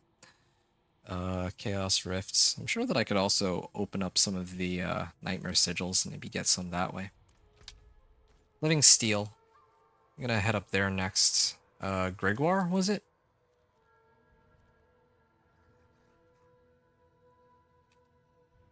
Shard of Agony.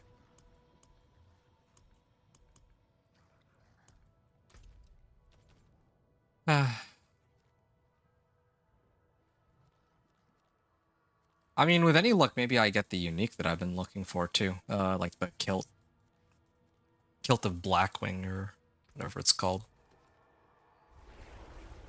And then I can actually try it out at least before I'm done this run. Because so far, this run, like, shaping up to look like maybe like a 6-hour run, but prolong it just a little bit more. Oh, there. Managed to kill him like that.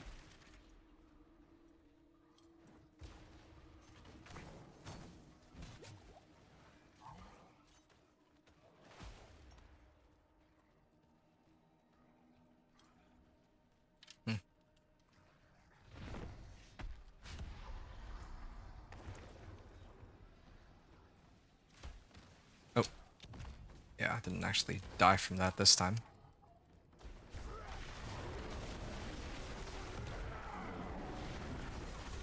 Oh, he killed me in one hit. Infernal Protection.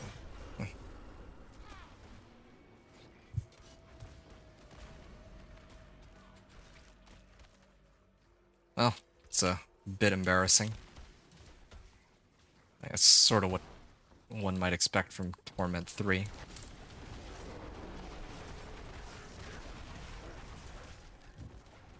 Okay, if my wolves would reset... Oh, ouch. They get hit by even one of them, take like so much damage. 336 overcrit. Oh, man.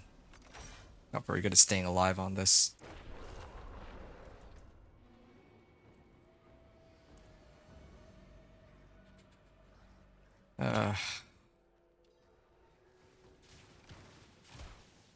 Yeah, I did see like 1,000,000,000 damage. I don't know how I hit 1,000,000,000 damage. Hey, look at that, another overcrit for 500. How did he do that? He was like facing in front, and then he just did like a full 180 and then whacked me, and then killed me with one hit. Yeah, Oh, is that the problem? I think that's the issue. Hold on, hold on. I don't have Disobedience as, like, no wonder I'm getting like one-shotted.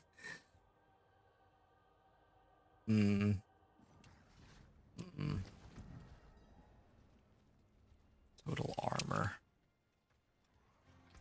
And I think I have some Obdicite too, don't I? I actually have quite a bit of Obdicite, but again, how low can I go?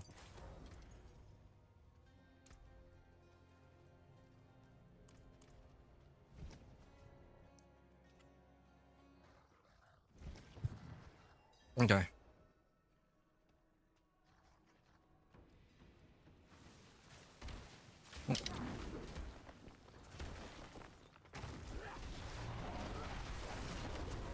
Okay, well, at least I survived the hit this time. Oh, he actually gets a shield? And there's a sound effect where the shield shatters. Looks like. Where's my... What?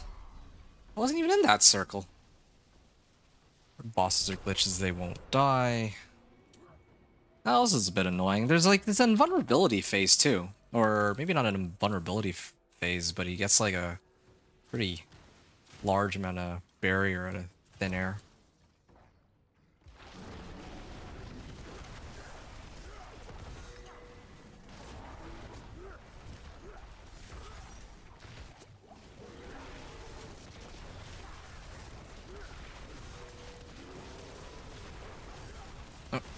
Ah, okay, no, this is actually starting to irritate me. I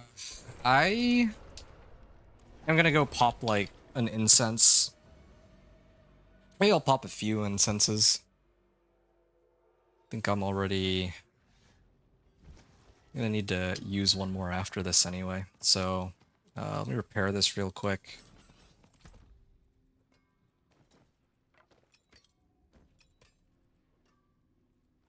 Yeah, whatever. Just gonna dump everything. I don't want to look at this. I just don't want to read right now. I just want to play.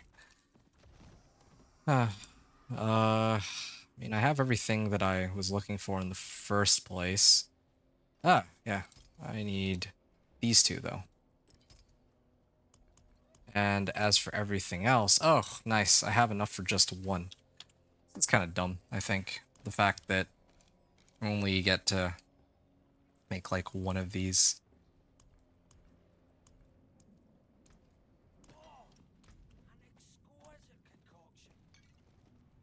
Okay, so again, so I don't just get completely one-shotted by him, I have to activate this. I mean, the much easier way to deal with him would be to just set him to Torment 3 and call it a day, but... Or set it down to Torment 2. That would have saved me a lot of trouble, but I'm pretty stubborn about clearing him because this shouldn't actually be that hard.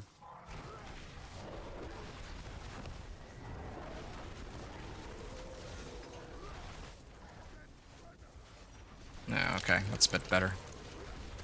What's my armor at now, like 1400? Good news is, I have enough armor at least for if I were to do pit pushing. Okay, let's see what I got. Shard of Agony, Storm Finesse, wow. Dolmen Stone, Penitent Greaves, and Insatiable Fury. Oh, these are largely useless to me. All that effort for a whole bunch of nothing. And then the last place I'm going to go is here to Lord Seer. Yeah.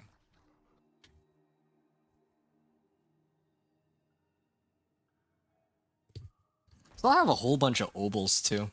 I don't know what I want to do with those at this point because I'm actually so kitted out. Maybe I'd look for like a better helm.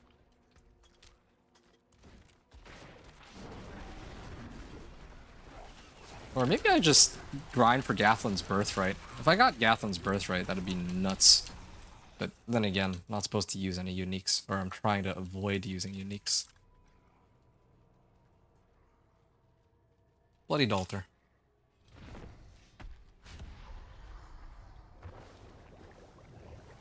Okay.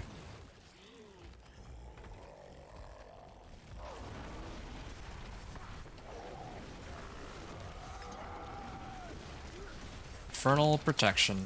I think that's new. They must have added that in. It's giving barrier.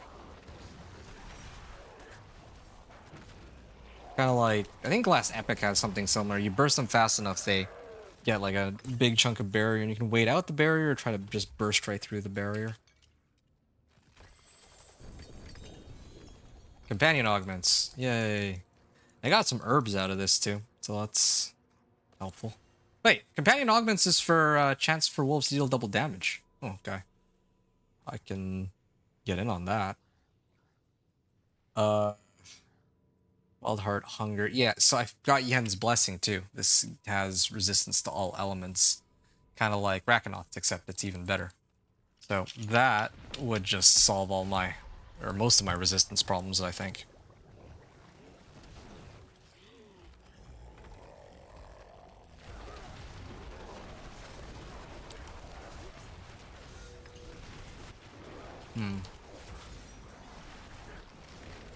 Oh, shoot.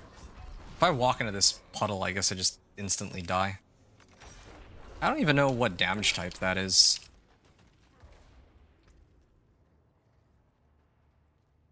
Temerity. It would be nice to get some, like, defensive items that could show up as boots or something. I'd like that.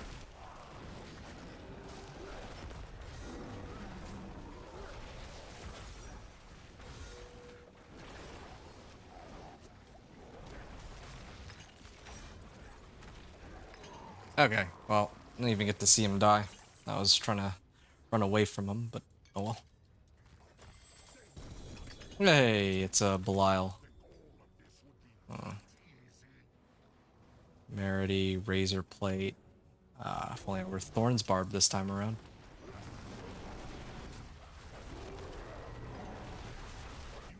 Good.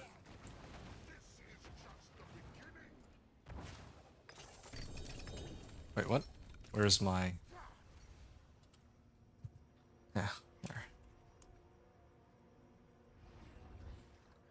Pincushion Doll. Okay, well at least now I have two. I could go run Andy if I want.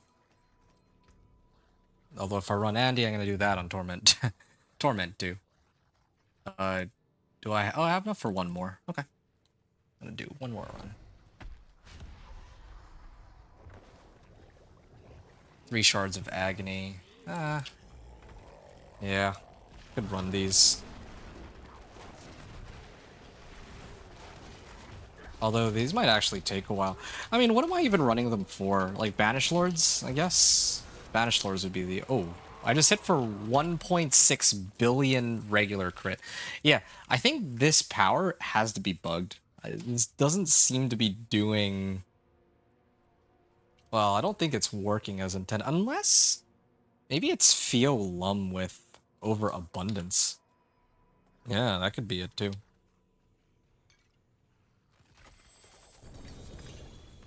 Hey, Chaos Boots. Okay. Let's see. What have we got? Crown of Illusion? This is a nice, a very interesting set of boots. Because each time I use a skill with a resource cost, right? So if I use this with wolves, I can get a lot of extra damage out of that from my boots. But again, this is not quite what I'm looking for right now.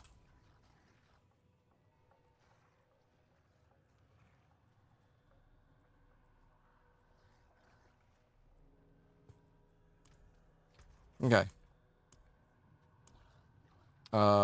Knock Rune, Theo Rune, Pock Rune. If I spend resource, if I do the classic, like, spend resource, gain resource. What if I do this? I feel like that would be a pretty good way to restore my spirit. It's either that or Theo Lum, but I feel like Theo Lum is sort of cheesy. It relies too heavily on overabundance.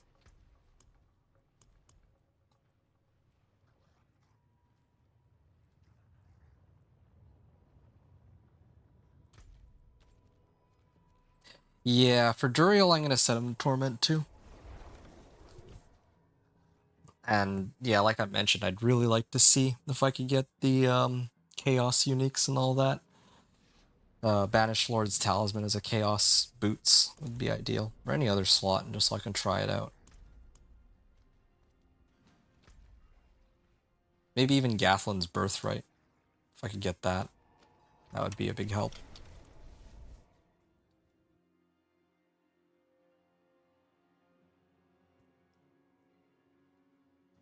And yeah, where's...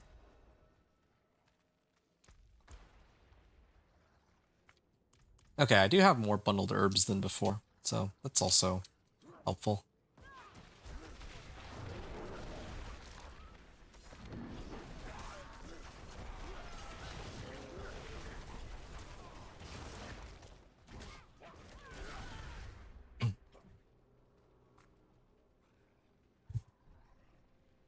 Pestilent Altar.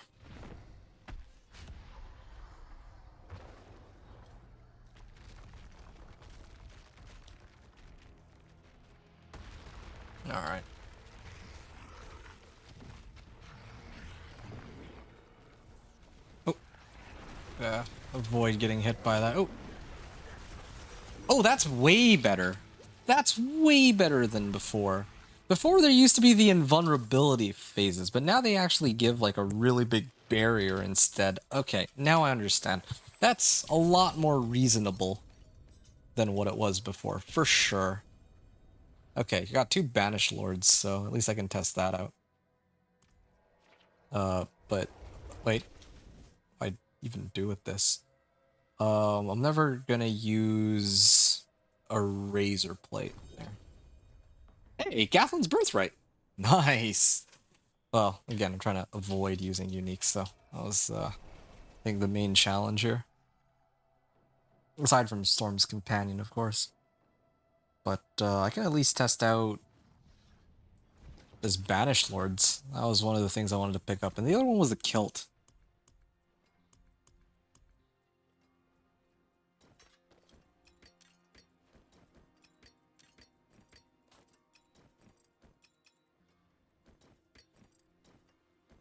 Okay. I think the other... Yeah, I know that the bosses now give different rewards from each other as compared to before. So I'm gonna try to run Andy real quick. I should be able to one-shot her. Yeah, I'm not gonna try and struggle. Yeah, I don't want to try to struggle on Torment 3 against Andy. It's just not very good use of my time, I think. I'm so glad I don't have the hunt for Storm's Companion from Beast in the Ice, though. Not because of the invulnerability phases, but because it takes forever. It actually takes so long to run that.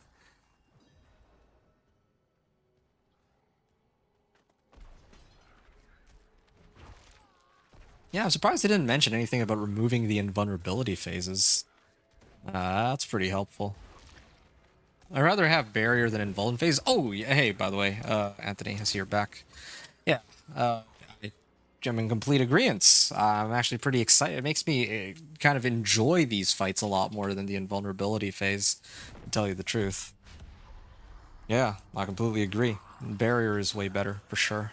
It was a good call they made. Yeah, but again, I'm very surprised they didn't try and hype it up more than they actually did.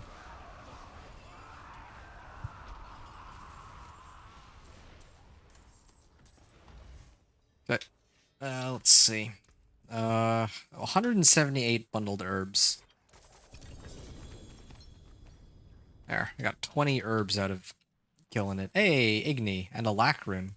Did they adjust the drop rates on these? On these runes of ritual? I wonder. Rune of offer, Igni rune. I don't think I really need it for this guy right now. But yeah, there's some things I could do with that one for sure. Helm, ring, amulet. Shard of Varathiel, Tempest Roar, X-Files, Lockruns. I don't know where to get the Blackwing kilt thing. Unfortunately. Well, all good. I'll leave it then. It was fun while it lasted, but now I'm back to square one. Where I gotta figure out if I have enough herbs to try and do the pit push.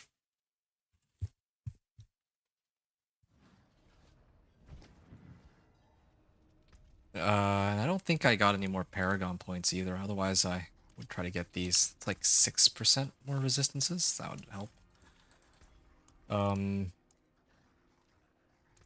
Okay. Still don't have enough. I'm still so short on these. There's got to be like an easier way to get materials. I think that last season I was picking them up off the season journey. But now here I don't think that's an available option. Well, what can you do? I'm still Hey, I finally got Wild's Glyph. It only took like forever, but there it is. Pit 50, I think. Or was it pit 45? Yeah, I'll just do pit 50, whatever. Oh, I was about to test the Banished Lords. That was what I forgot to do. Okay, let me take a look at what my stats are looking like now. 901 armor. 901 armor? Why is my armor so high? Uh, and then I'm gonna probably end up picking these. Yeah, this is without total armor as a roll here. Yeah, yeah, I'm gonna burn my scroll of restoration on this. I'm just gonna do it. Whatever.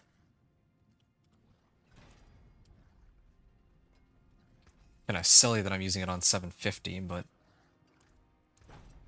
Ah, there we go. Total armor, first try. 1069 armor. And then that actually frees up Spirit Bond aspect onto this. Now I have all 750s, I think, at a minimum. In a way, that's kind of bad news for me, because that means I can't...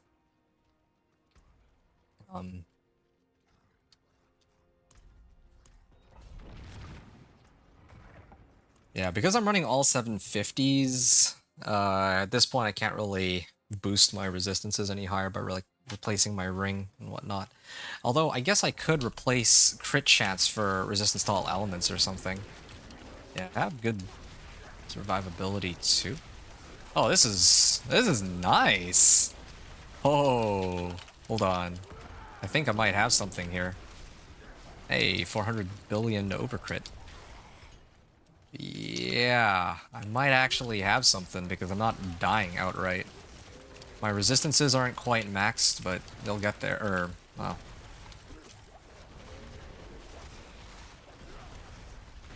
Yeah, I don't know. Powerful non-physical damage reduction. Yeah, it works. And at least I can keep spamming this. That's the other really cool thing with this, with this Pok Lum setup.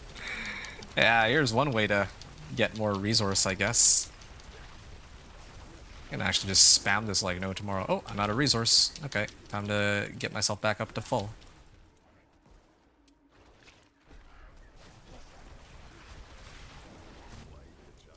Oh yeah, I was supposed to use Vortex to pull them all in. I forgot all about that. Or not Vortex, Cyclone Armor. And I'm using this right now, but I would like to get that Ancestral Mace that has like a ton of armor on it. That'd help.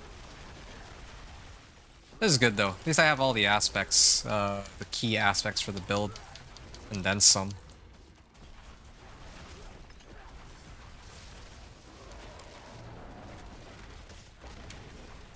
Yeah.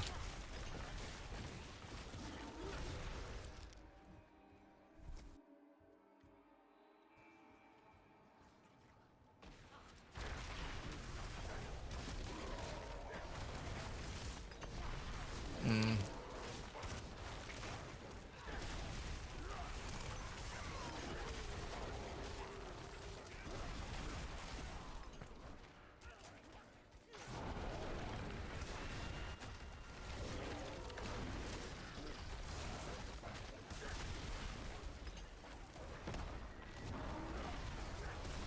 380 million, just a standard crit, not even over crit. No, I think I'm actually at the point where I could probably take on Pit 55. Except, I don't know if I have enough survivability. That's like the one fat question mark. Look how much damage I'm taking right now. Yeah. It's really just an issue of survivability right now. Really unfortunate. I'm gonna try to make it like Pit 54, and I have a feeling that what's gonna end up happening is I'm gonna need to replace crit chance for resistance to all elements on some of my rings. I think that's what it's gonna just boil down to. I don't really see this ending any other way. Sad to say.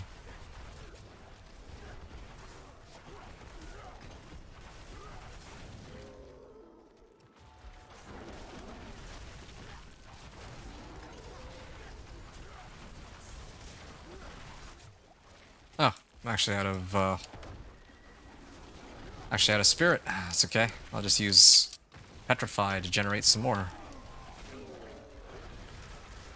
Yeah, I do think that Petrify cooldown reduction might really be the way to go. And Ira does. That still would be, like, for farming like this. So I can pull all the monsters in and then hit them all at once. That would save me a lot of spirit. Or, yeah. Wow, that was fast. That was a pit 50. Thank you. Farewell. And next run I'm going to do is going to be pit 54, I think.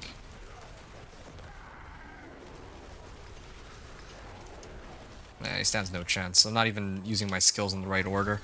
I do so much damage that it makes no difference. The last time I did a clear was pit 45, and I cleared it with like 10.5 minutes remaining. I just did a pit 50 clear, and I cleared it with like 11 minutes left on the clock. Alright, well. Plus heightened malice. Oh, there we go. 3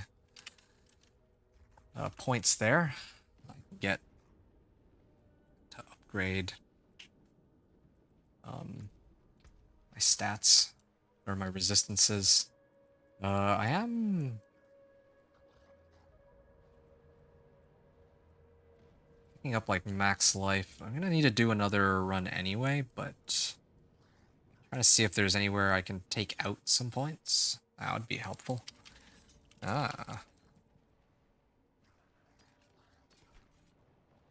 Hey, this is what I was looking for. It's got willpower, resistance to all elements, and then spirit on kill. I'm gonna roll off the spirit on kill and try to get, instead of life, I'm gonna try to roll for a crit chance on it. That would be my ideal ring. Oh, yeah, let me actually max this out. Oh, I actually have enough emerald fragments. Oh, that's convenient. Okay. So, Wild's glyph. Trying to pump that up. Yeah, good.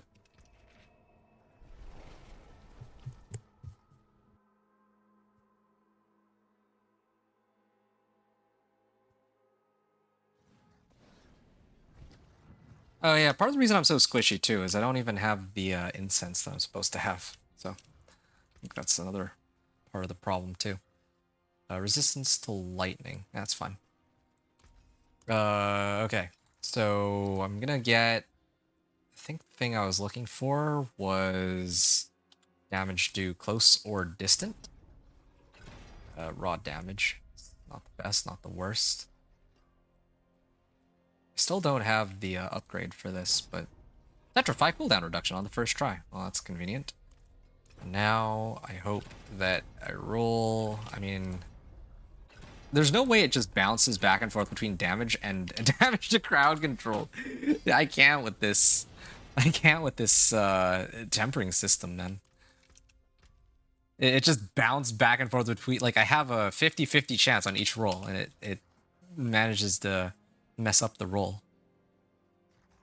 I got 1 out of 5 tempers on this. Okay. Okay. What I'm gonna do, I'm gonna replace my old two-handed axe here, and try to pick up the slack here. Okay. First of all, companion augments. Let me get wolves. Okay. Chance for wolves deal double damage, and then the other one was natural finesse, and it better not bounce back and forth again. Okay. Damage to close. So, sure, that should do the trick. Damage to vulnerable, regular damage. I think this is okay. No, not this one. Shepherd's aspect, yeah. So I'm gonna slam that, and then try to masterwork it.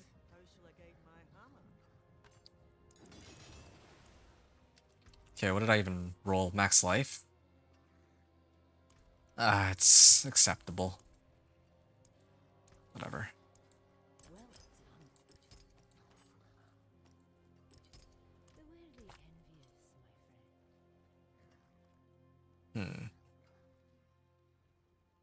Actually, Kirk belongs in there.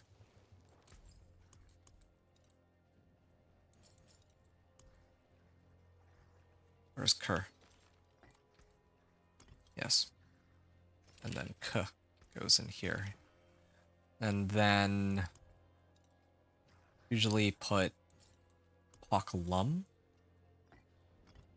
Actually, I'm okay with Poklum. Poklum is tried and true. Just refunds like the spirit costs and all that.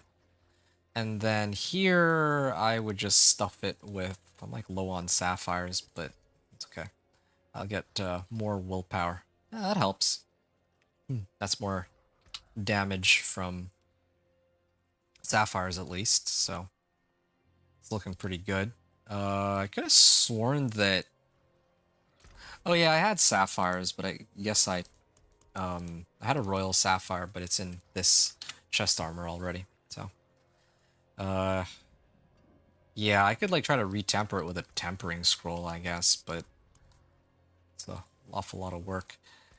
Okay, Spirit on Kill. I'm gonna place this with... gonna commit to getting crit chance, ideally. If I can't get crit chance, then I guess I'll just have to stick with life. Life is okay too. Lose out on a bit of crit chance for life. Not the worst outcome. Oh wow, it is getting really expensive. Okay, that's cool. That's fine.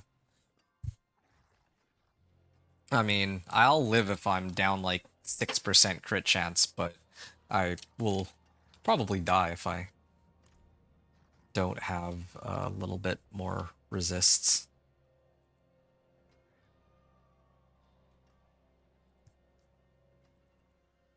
At least I got Petrify cooldown reduction on this. This one, why not? And...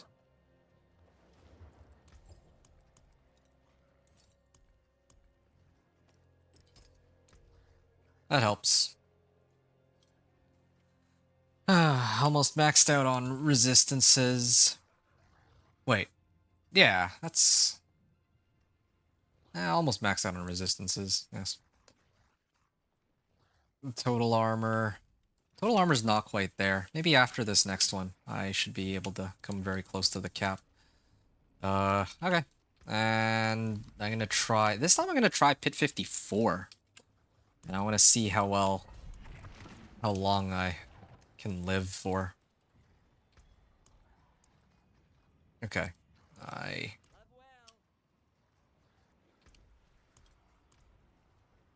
will just try for it.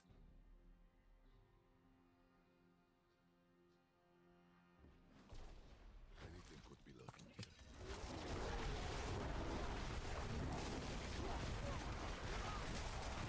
My Petrify cooldown even at now? 37 seconds? Okay. It's acceptable.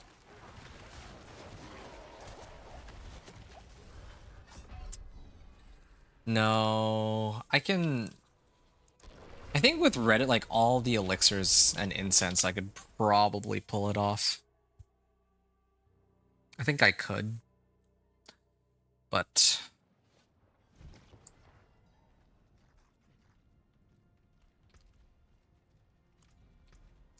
fine. I'll try one more time. It'll be my last attempt, but... I think I need like a half-decent map to avoid dying right now. Oh yeah, there we go. This is a half-decent map. At least it's not one where I'm just bottlenecked. Okay.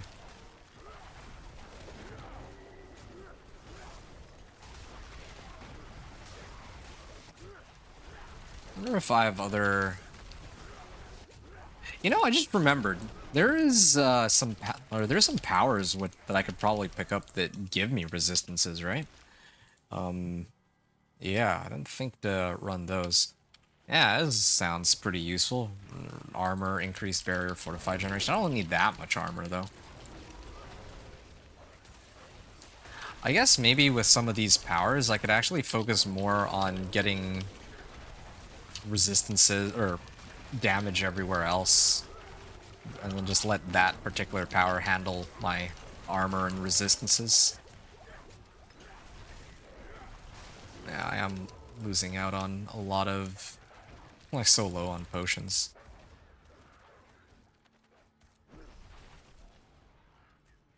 I think I can pull it off.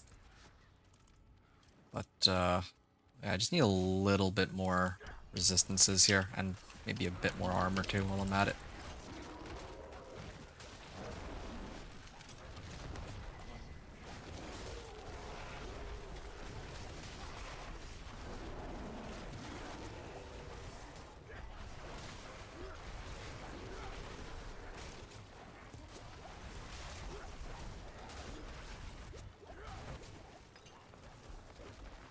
Okay.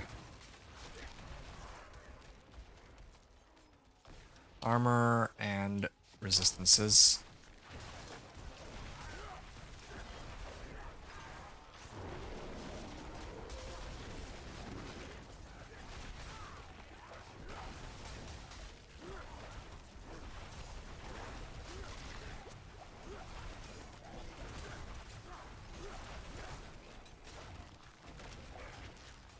Okay.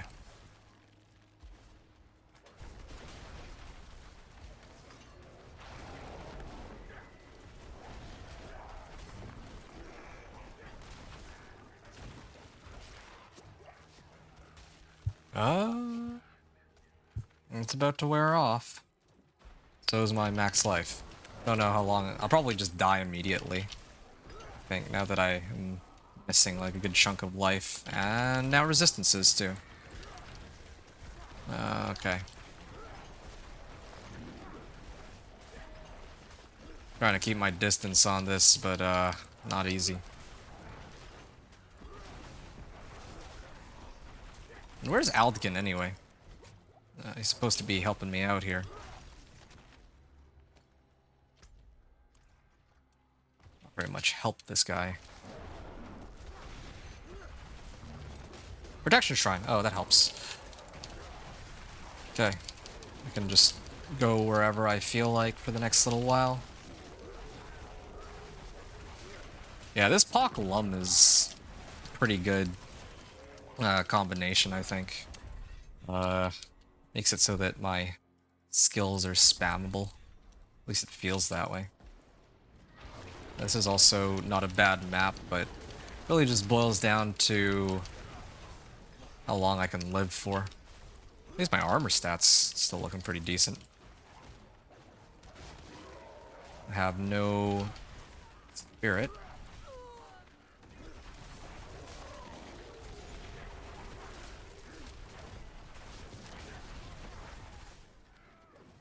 Okay.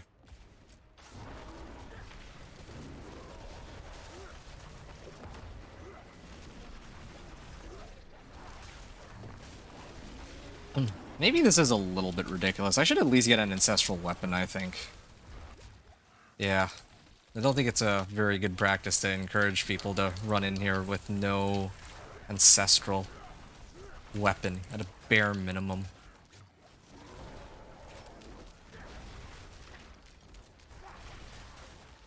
It's such a bizarre run. Never seen a run like this.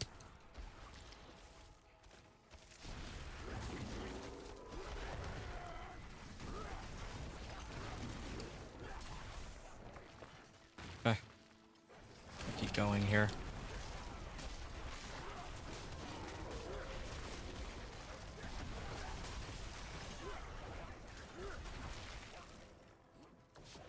Artillery shrine.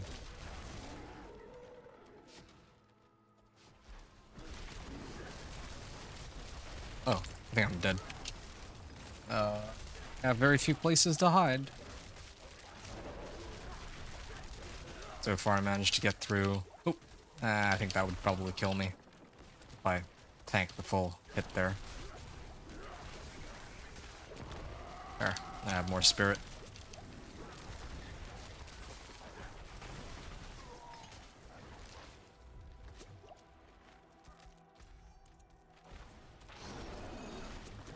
Okay, yeah, I mean, I can't do anything about that. Get hit by a hellbound.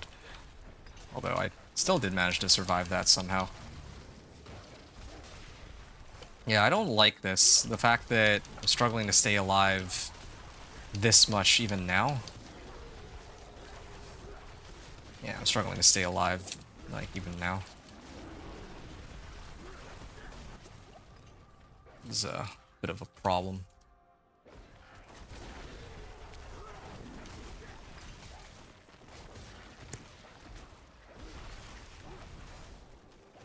Okay. Oh, shoot!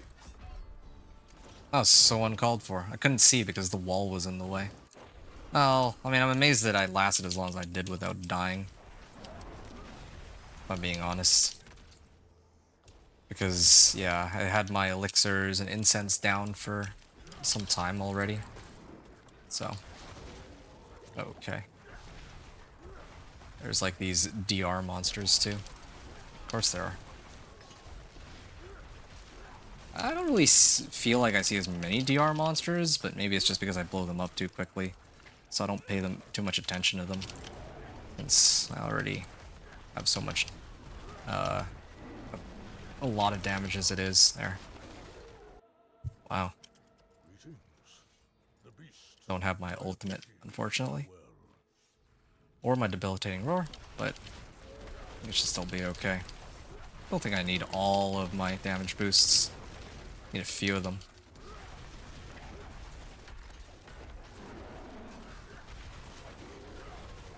Okay, where's my ult? There. Ah, I actually did it. Ah. Okay.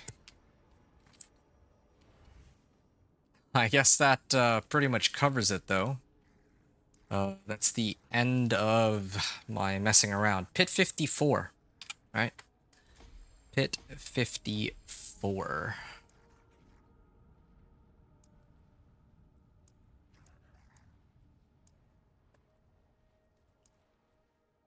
I was going to try to level this up next. What have I got? I got 2 points. Oh, perfect. I know exactly where they go. Okay.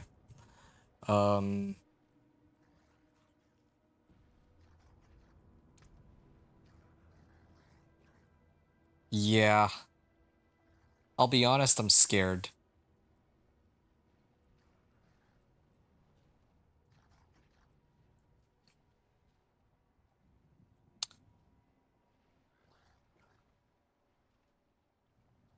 Yeah, I'm actually pretty scared right now because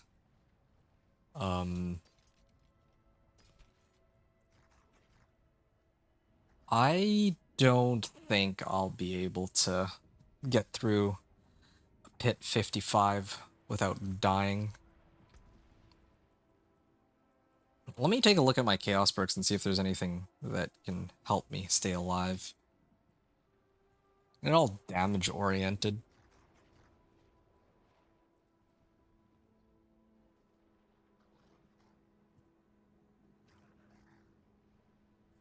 Max resistance to all elements. Huh.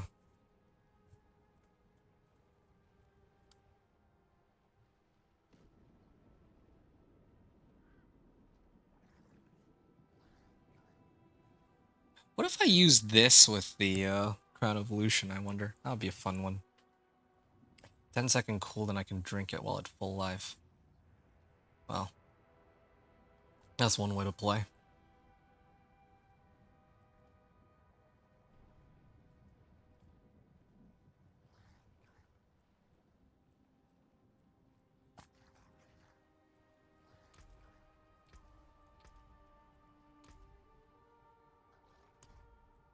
Oh, actually maxed out here. Legendary armor. Oh, some fragments. Well, that sort of helps. This chest armor has resistance to all elements. Ah.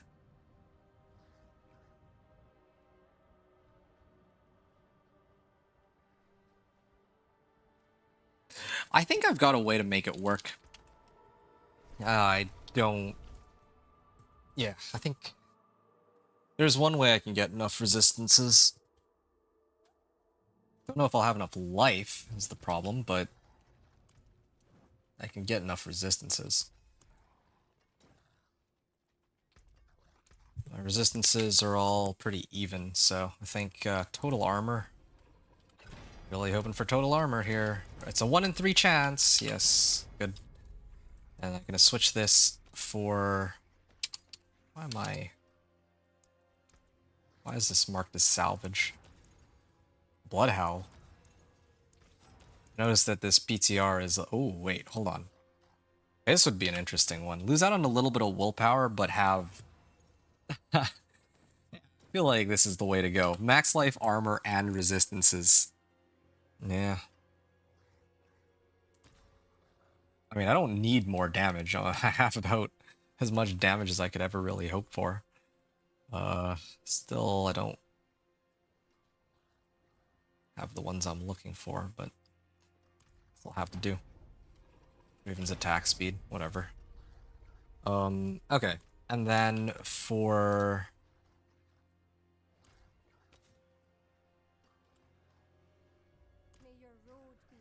Hold on. Just trying to picture in my head how this will end up going.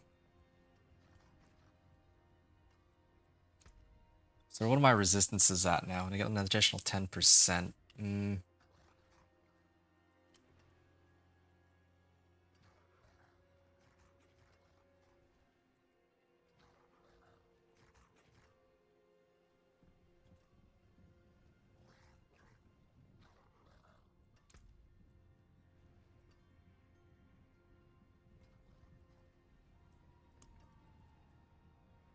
The incense I'm gonna try to pop is supposed to give me, I think, 100, right?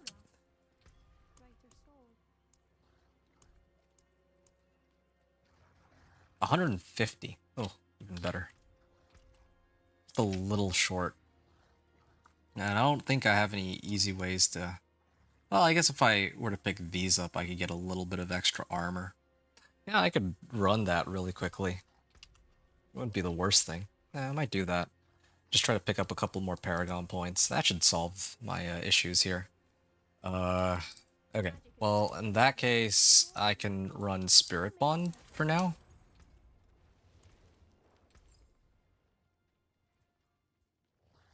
And...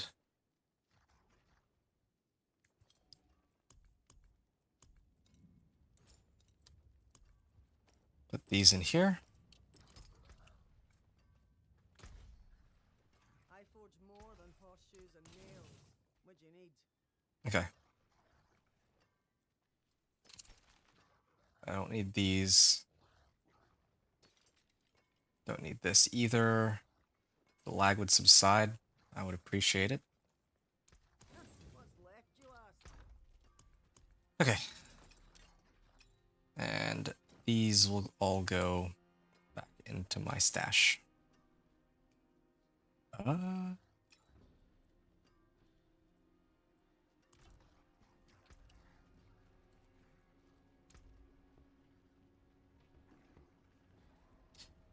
I could also run Banish Lord's Talisman and test that out too. I'm gonna do that right now, actually. Might as well. What time is it? Okay. Still got another, probably an hour left. I'll just open up like a really easy one.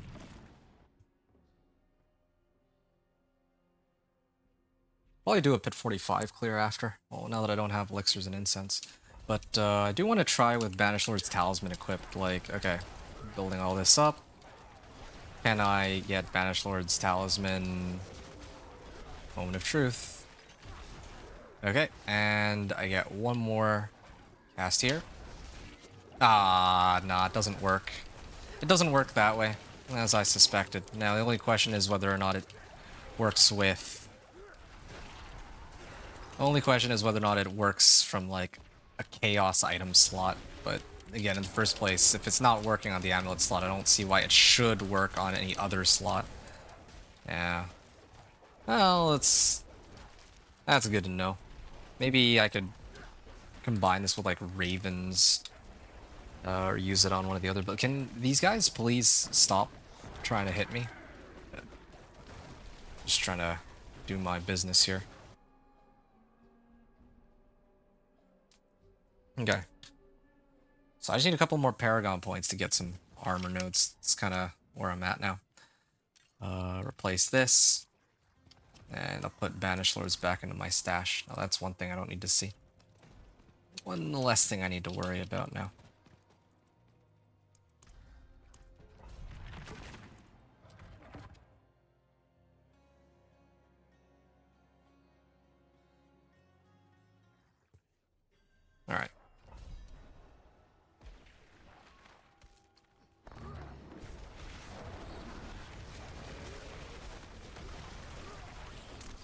Oh. Yeah, I'm glad I toned down the difficulty just a little bit on the pit here.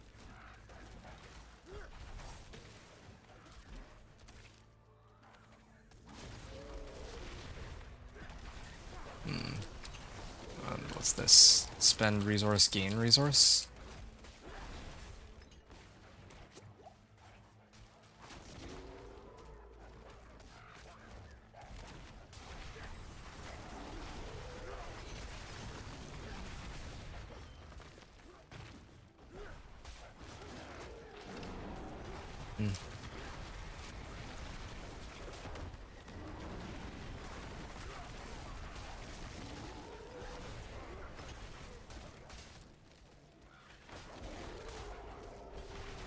Companion damage increased. So just anytime I cast my companions, it'll boost up my damage. I guess I'm already here. But I don't know if I killed enough monsters on the previous level. I guess I'm gonna find out. It's not open enough. Not enough space.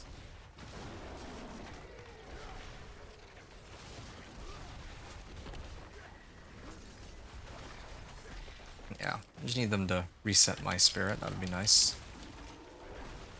I really do think Fists of Fate on boots would be the way to go. Because then I get a lot of lucky hit chance.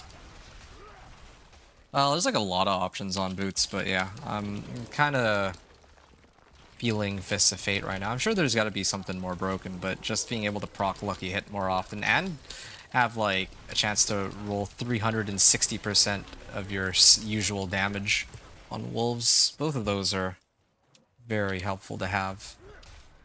Of course, yeah, true, like you could roll 1% too in theory, but the average damage increase there is like 80%.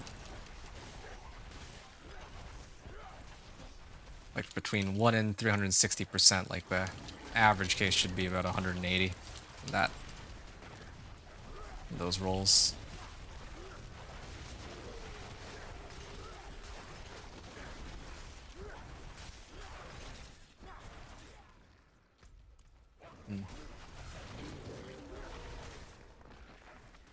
Or Iridas in my boots. I don't know if I can actually get Iridas in boots. I don't actually remember that. I think I did check, and I think it is, but not 100% sure.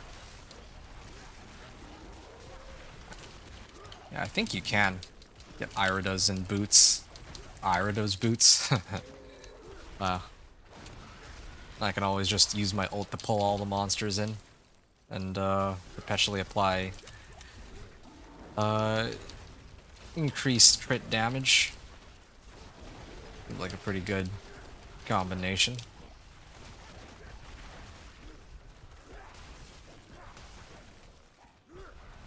Yeah, I just wish I could have gotten that hilt, but no luck there. Maybe I'll just cheat it in from MRAC later and play around with it before I make my video. I'll talk about it then.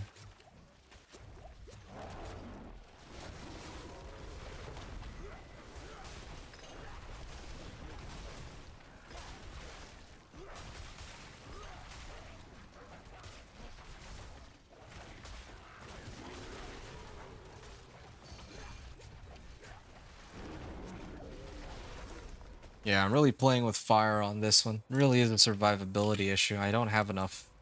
Just don't have enough health. Impressive. Thanks. Oak be with you. Alright, let's just one-shot this Blood Bishop with all my damage buffs active. There.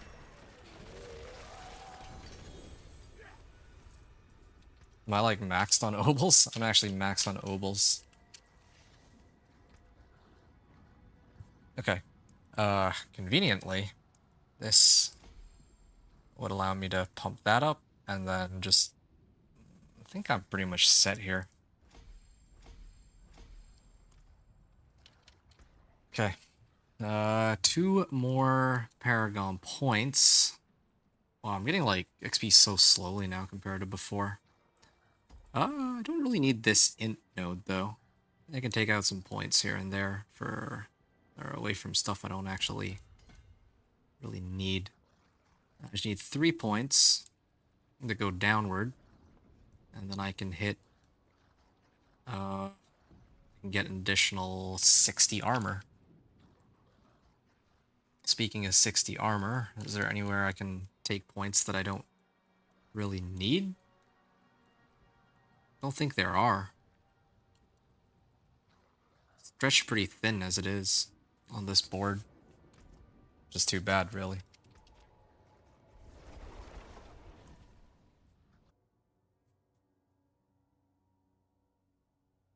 Wow. Ah. Okay. Back to town.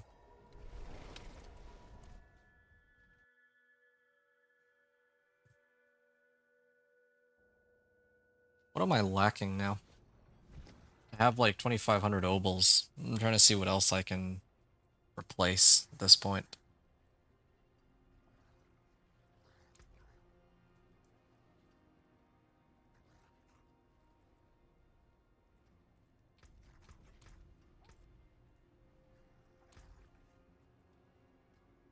I think I would just... I think this is fine.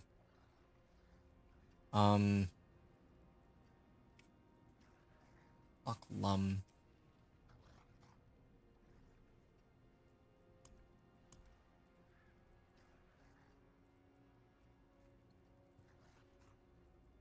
Sound a bit of crit chance. Nah, I think this is fine as it is. I am getting damage reduction from Spirit Bond aspects, so that helps too.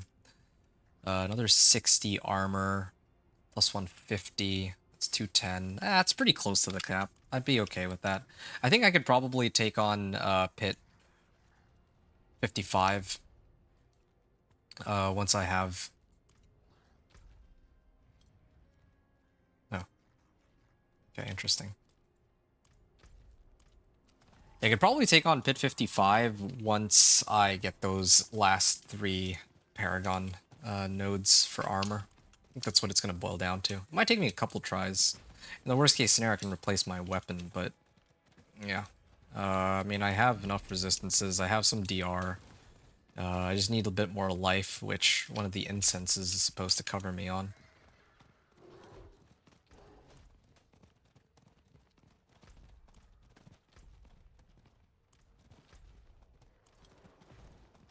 This is a bit troublesome, having to run all the way over, but what can you do? Okay, let me get right to it.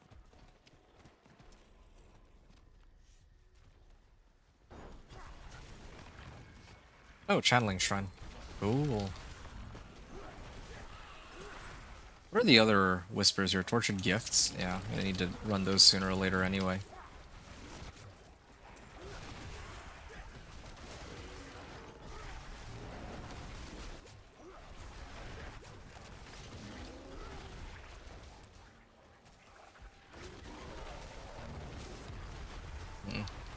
Protection Shrine, sure.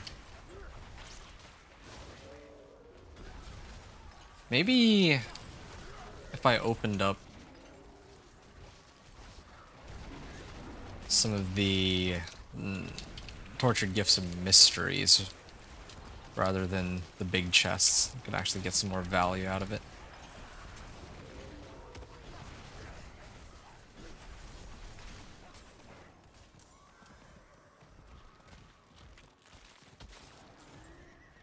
Wait, what is this? Bonus XP? Don't really need that.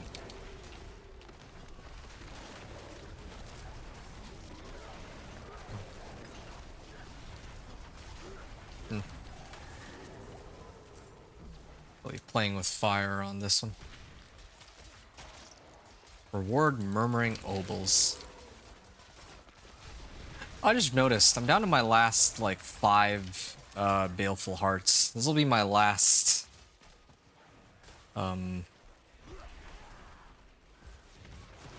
like my last Blood Maiden, I think.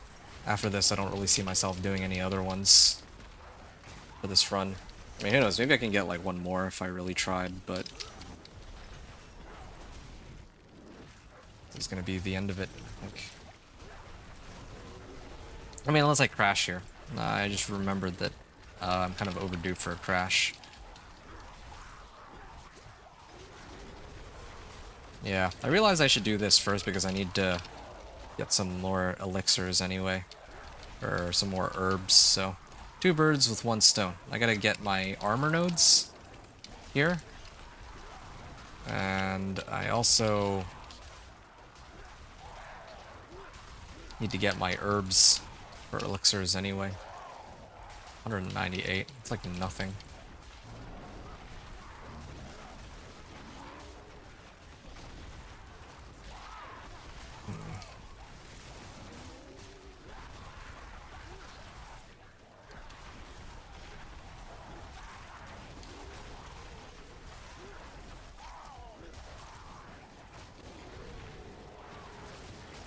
Okay. Yeah, Blood Maiden. Oh, actually survived that.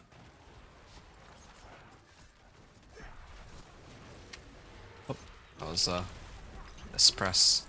There. I actually got herbs out of that too, and exquisite bloods, but I don't think I need the exquisite bloods for anything. Crit chance, overpower damage. Yeah, no, I'm gonna get rid of that. Doesn't really help me. For armor. Oh yeah, I need to go back to town and turn in my rewards. Oh man, can they please just give me materials? I'd be so happy to not have to worry about elixirs anymore. It's really just because I do all this stupid so-called limit testing. If not for that, I don't think I'd ever really run out of these elixirs and incense. Next season, I should probably just skip it. I like to play around with how strong, like, you know, incrementally upgrading my build, but I can see that that's just not... That might not be such a great idea. Hey, lucky hit chance, finally. Unsung ascetic wrap, yeah.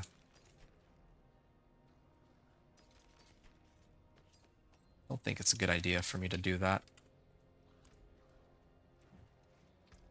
How many materials do I have now? 298. Is that enough to make one of each? If so, I'm just gonna do that, I think, and just be done with it. Because I'm actually pretty much ready to check out. Go grab a bite. Bite would be good. Here. Redamine buzz. I think this is sufficient. Soothing spices. Nice. Good. Okay. I mean, I could go farm some more, but I think this is fine for now. Well, you know what? I'm already like midway through farming all these herbs and finishing up the whispers. Let me wrap these ones up. They shouldn't take too long. Tortured Gifts open, Slay Harbingers, and seal the Chaos Rifts. Okay. That's easy enough. I can do all 3 here and now. Okay, that makes 3 Harbingers. Oh, make that 4. Ow. They actually knocked me off my horse with that. I really do feel like a glass cannon on this. Like, there's some companion druid, or just any druids out there that are a lot less squishy than I am, for sure, with this build. Even most companion druids wouldn't normally be this squishy. Heck, I wouldn't even normally be this squishy, but I'm just trying to do all 750s. It's like the one caveat here. Okay, 3 tortured gifts, right? Shouldn't take that long. Chest armor first. Yeah, this is way better. I'm liking this a lot more than how it was last season, where it would sometimes just give you trash items. Yeah, it's a lot more exciting now to pull these open. Oh, open legendary Chaos Rift. Okay, sure.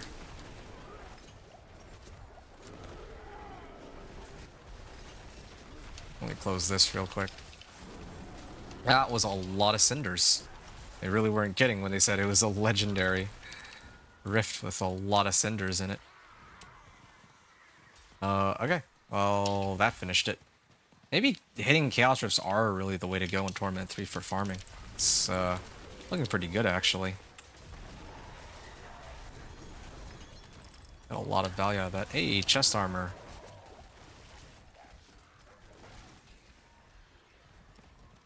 And I can do one more. Well, what are these rifts even? No, I don't need that one.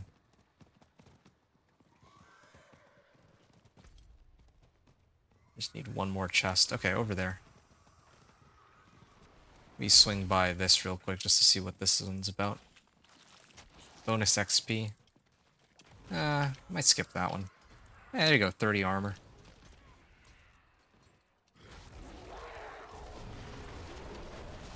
I just realized every time I pick up one of these, it's not actually just 30 armor because I have other things that give me more plus armor too. So I think I might actually be able to reach the cap if I get the other one. Or I can get like a better helm too. Ancestral helm.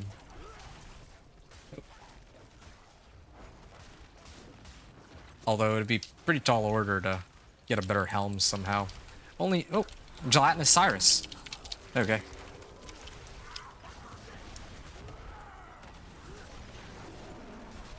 Good. Should have petrified a little later, but... Hey, I found a Chaos Unique there. I'm gonna not be able to... I mistimed it. No, I almost managed to kill all of them out of this. That's too bad. It's just because I mistimed my petrify. I was supposed to petrify a little bit later than that. Okay. Chest armor, chaos. It's got 2 GA on it. Let's see. What is it? A Godslayer crown as a chest armor. Wow, that's weird and interesting, and I would have loved to use this on some builds for sure. Pull in all nearby enemies. Do 72% increased damage to them. Wow. Yeah. Good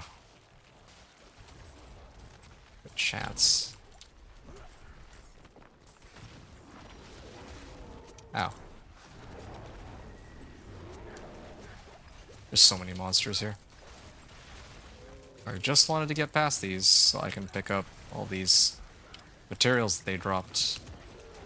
I mean, they didn't even really drop me anything of substantial value either. It's the sad part.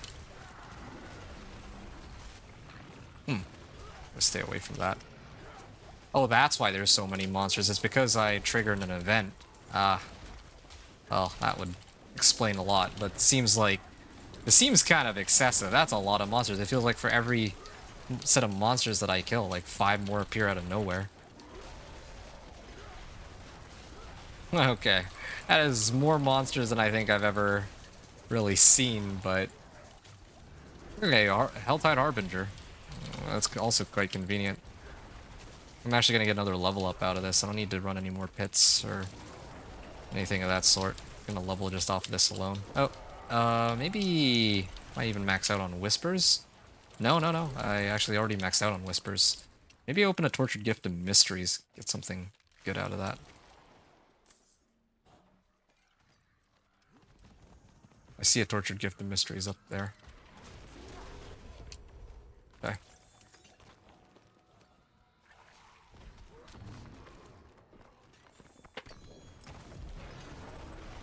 Hell gives way to their champion. Can I kill it? Okay, definitely. My damage, with the level of damage I have, I'm like way overqualified for this. That is a lot of red cinders I could pick up. Maybe this is a bit greedy though, because that could kill me. Yeah, I should just take my losses and take what I have gathered and run, rather than trying to push my luck. Ah, more aberrant cinders. Okay, let me turn these in first. And I'm at 73 herbs. And I don't think I actually got any new herbs. Huh.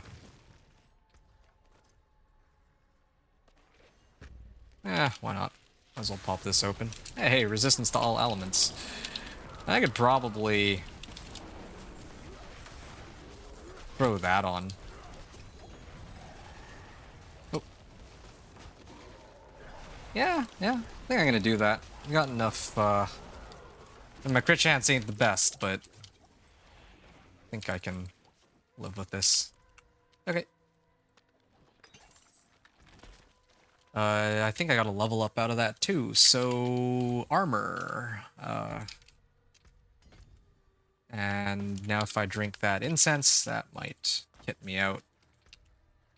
And again, I got all these chaos perks. I'm up to 2,300 now. So Torment 3 is where I should be farming for all that. Anything earlier, it feels like, is just so slow. Yeah, armor, but I don't need it. I can skip this. Hey, wait a second. I could use that.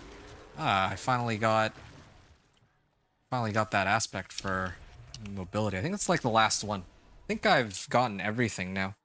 This is, if I recall correctly, every aspect I was looking for on my build. Alright. I think I'm ready. I think this is it. I forge more than horseshoes and nails. What do you need? Chance resistance to all elements. Yeah. Petrify cooldown reduction and damage to distant.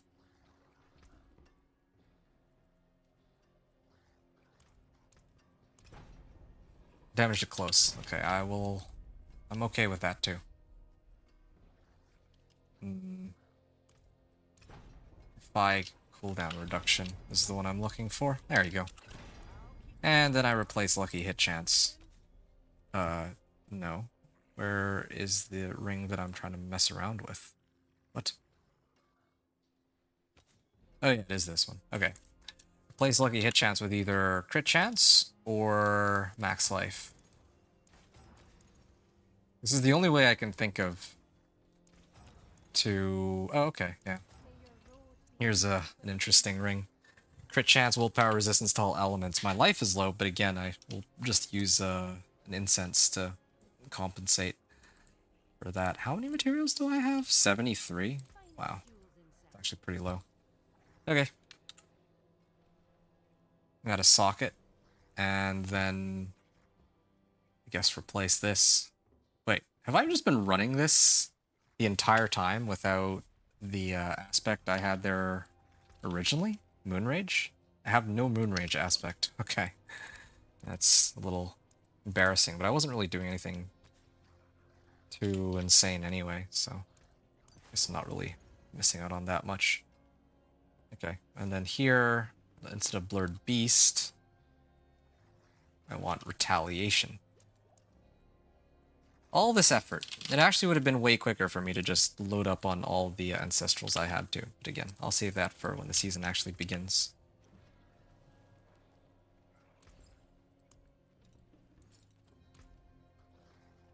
Okay.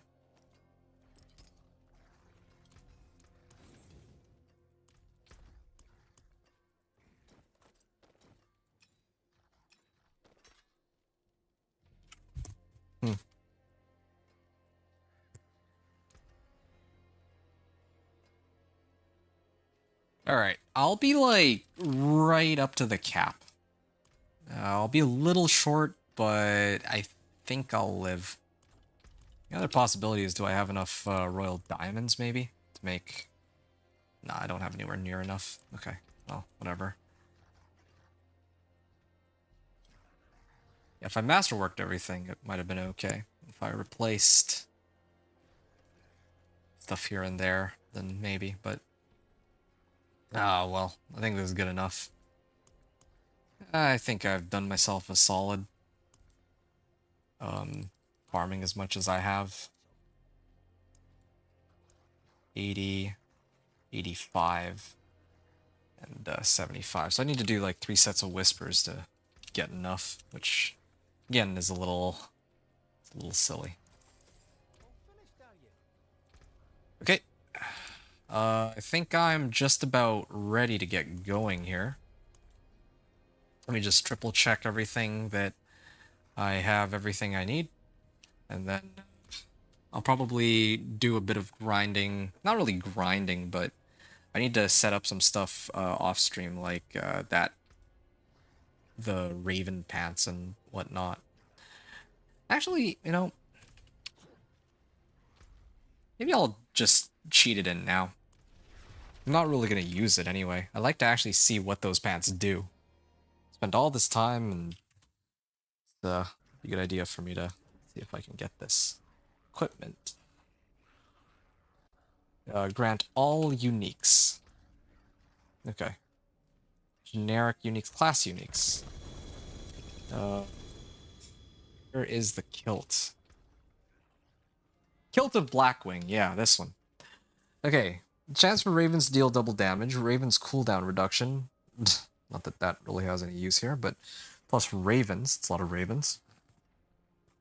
I like how it's only +3 rather than, like, for some reason Storm's Companion just scales like 6 to 8. Just because why not?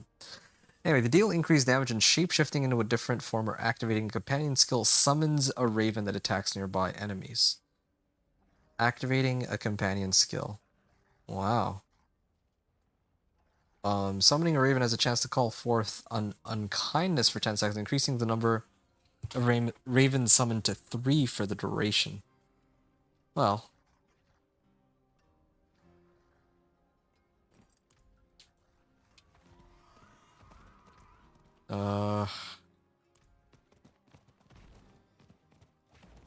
Okay, let me see this then.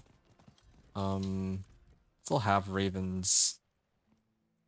Ravens, yeah.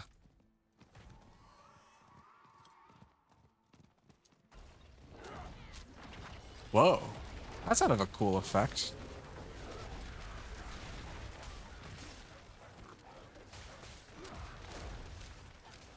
Oh yeah, my wolves are still active. I got some wolves active. Actually, yeah, I still do get my wolves active because of the key passive.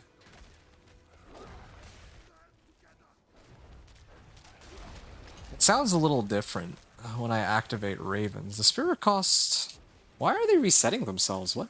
I noticed that... Yeah, like whenever I activate my ravens, it just always comes back. Like my spirit.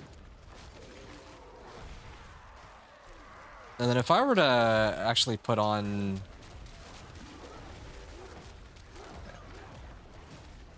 I could probably make an entire build centered around just spamming this over and over again. I could see it. See it happening. And then I could run it with Banished Lord's Talisman too, and then just get like overcrits and all that. But yeah, I think I need a lot more. Oh. Wait. This is the same setup as what I'd use for my Raven setup. Give or take a couple aspects. Like I'd get rid of Alpha aspect, get rid of Moonrage maybe. But that's giving me more wolves, so I still do get more damage out of that. My core skills also should be doing more damage because of retaliation. I think the only thing that would change is I'd actually replace Aspect of the Alpha for Banished Lords for my Ravens, and then I'd also replace...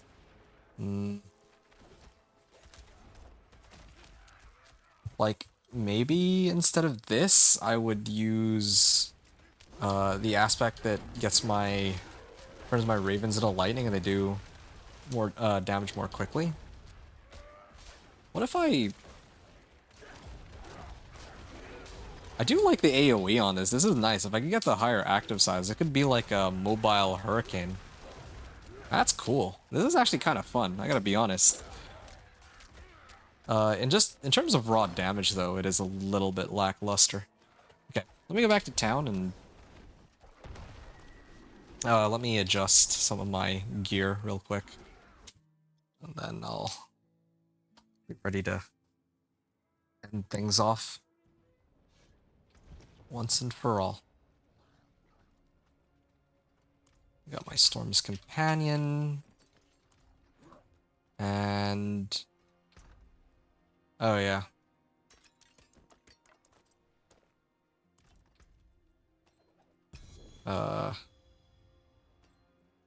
I would get rid of all these because these aren't even mine to begin with. Son of Vehemen. Okay. See some steel you need? Um, I'll keep my forge hot. wow, I have like 1100 armor on the dot. I actually will be able to reach the cap just like perfectly. Uh, Although I guess... Okay, maybe not. Well, very close to it. Good enough. What was the aspect I was looking for? Oh yeah. Storm Crows aspect in place of this. And then Banished Lords, right? That was the combination I had going for me.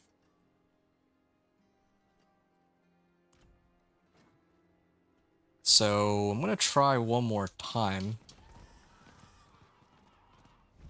Just gonna run around with just this, just these ravens. This is so silly, but see how much damage I can do with these. Ooh, we're cooking.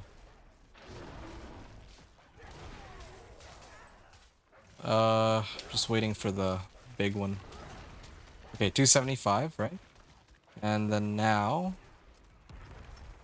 I guess I can try to petrify and activate this, and then put this up. 28 like million, but it like lasted like 2 seconds. What was up with that? Wait, why do these last like such a short amount of time? This one's up. Oh, right, because this aspect makes the active do it in half the time. Right, right. Yeah, it's cool. It's kind of like Stoneburst without the channel. Or like Hurricane, but you like cast the Hurricane on a location. That's the easiest way I can describe it. But either way, I'm still not all that impressed with the damage. Like, I could argue that, yeah, I have a chance for wolves to deal double damage rather than a chance for ravens to deal double damage, but still should be doing a lot more, I feel like. I don't know how many other... Well, yeah, I'm a little underwhelmed by it. Just feeling it out. Yeah, still takes a while in comparison to if I were to throw this on and put this up.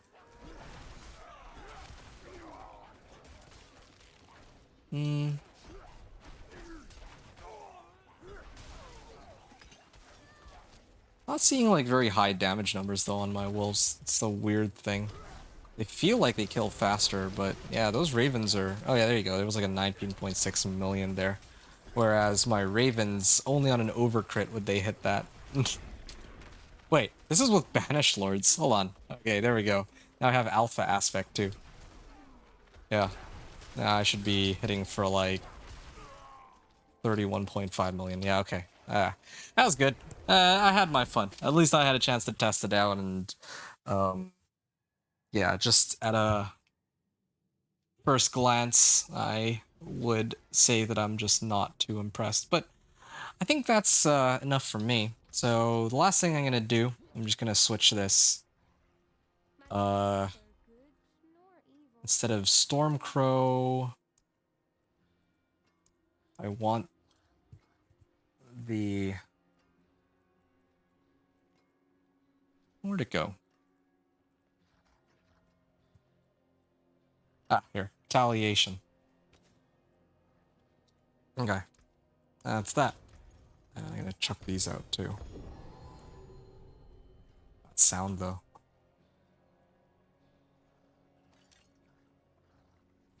Alright. Not enough herbs and materials, but I think I'll probably worry about the herbs by... I'll probably just get Emrak to feed me a couple herbs. So that I can do my video in peace and then just talk about having the right amount of, I don't know, I'll sort that out later. That's okay. That's for me to sort out after I've had like a good meal. and then I can kind of figure out how I'm going to put the video together. Anyway, all right. I think I'm just about ready to begin my push for Torment 4, so I hope that you've all enjoyed the run up until this point, and yeah, hope that those of you who've been watching have really enjoyed, or I guess got to pick up a thing or two from watching all of this gameplay. I feel like there's something, one last thing I'm forgetting here. Let me just double check the aspects I have. Yeah, Juggernaut is fine. Spirit Bond, Stampede, Storm's Companion, yes. Oh, yes. I think that's what I'm forgetting. I need to replace this with... Where's Lucky Hit? Yeah. Ah. I would like... There you go, Lucky Hit chance. 59%. I think all of these I could probably replace with Raven's attack speed. No, I don't need more Raven's attack speed. Lucky hit chance, good. And then for this one, similar situation. Lucky hit chance. Oh, nice. I got 3 for 3 on lucky hit chance. 63%, and then that's not actually why I was here. It was actually supposed to be for this aspect of the Rushing Wilds. Nice. Good. I got plenty of movement speed out of this. I can also get like a utility aspect on there, but whatever. It's not a big problem. In the first place, I should actually only have some utility, or I should only have like a unique on there anyway. Okay, there's my resistances, nice and dandy. Lacerate cooldown reduction. Wait, I have more tempers available on this? Okay. Well, in that case, let me try to see if I can roll for...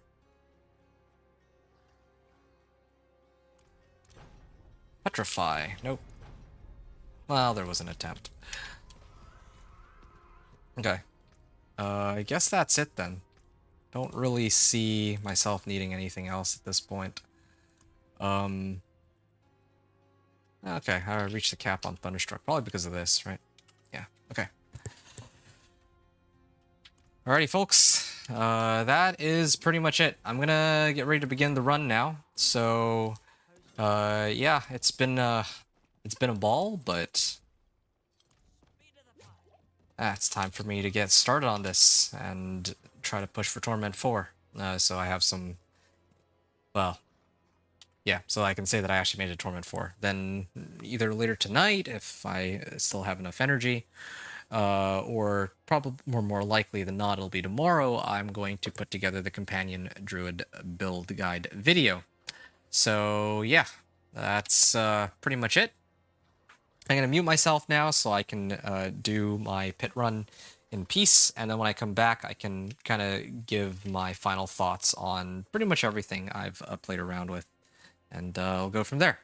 So I'm going to mute myself, and I'll see you all on the other side.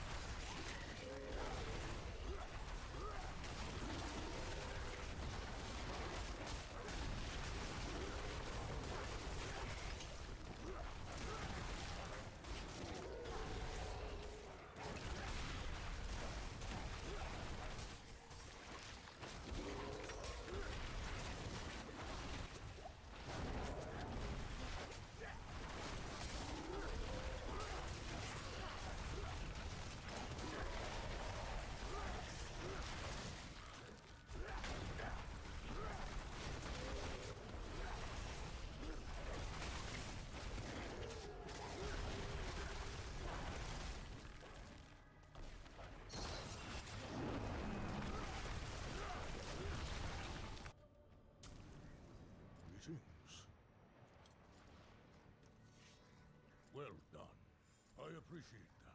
Farewell.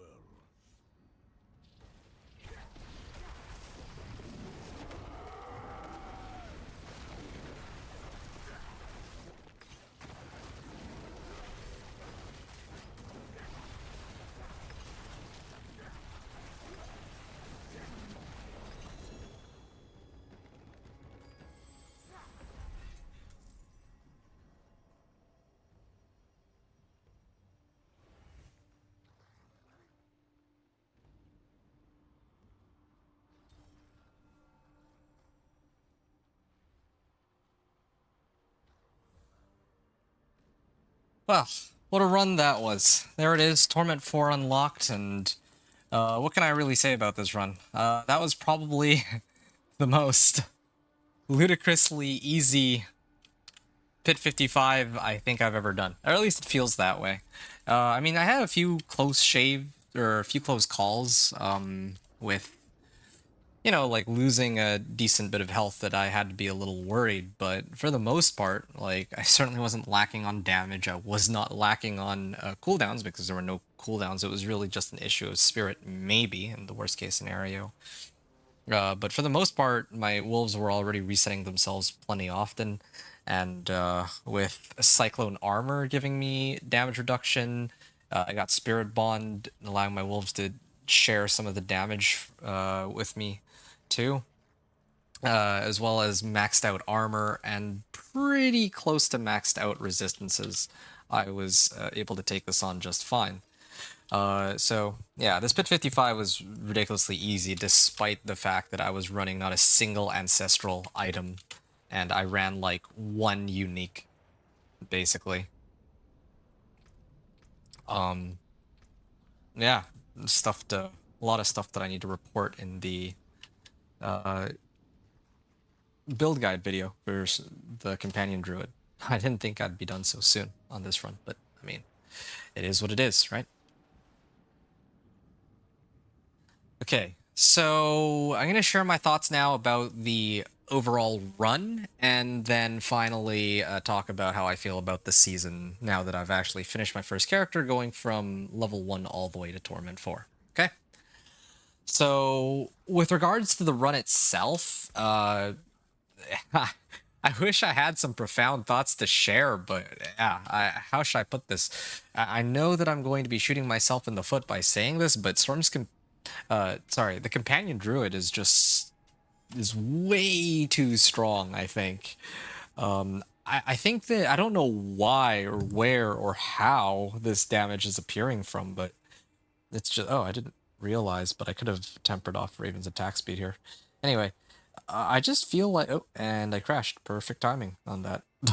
And come back in game. I would have been so upset if I crashed during the run. That would have been the worst case scenario, but I guess, well, I can keep talking while I reboot up the game. Yeah, that was the perfect timing. Like, could you imagine if I had actually crashed during the run and I wouldn't have had access to my elixirs or incense? That would have been quite upsetting. But anyway, so, yeah, the Companion Druid is just way too strong, or at least it feels way too strong. I'm like playing it, right? And there's actually no challenge from start to finish in the game with the build. Um, and I think a lot of that stems from this. I mean, even if I were to remove this power, though, the savagery, right? Like the unique power, and I were to just use the base build, like, I think the fact that Alpha Aspect actually works now is part of the reason why I'm actually doing so much damage. It's not just the powers. If I took off all the powers, I think it would still be very strong. I'm not going to test that theory, but you get the idea. It's, yeah, kind of nuts how strong the build is. I'm actually just, like, again, and I'm running all 750s. I don't have a single ancestral item, just for fun. I wanted to see how well, how far I could get, how well I would do. And to tell you the truth, if I had actually thrown on an ancestral, or I had just masterworked everything, it's not like I had no masterworking materials. Even just the things that I ran, I already had plenty of Obdicite. I could have easily masterworked all my gear. I could have easily gotten a whole bunch of ancestrals to pump up my life so that I wouldn't have had as many survivability issues. And perhaps most of all, I would have actually been able to run some uniques as well. Because again, I was trying to do as few, like no ancestrals and as few uniques as I could manage on this run. And like pretty much no masterworking too. So it was fun. It was great getting a chance to test it out, but even this setup was like total overkill in terms of raw damage. It was just a question of survivability. Uh, yeah. Yeah, I didn't even need to really grind for any of the uniques. Like, I got like multiple, or I got Iridas, I got Gathlins, like all legit.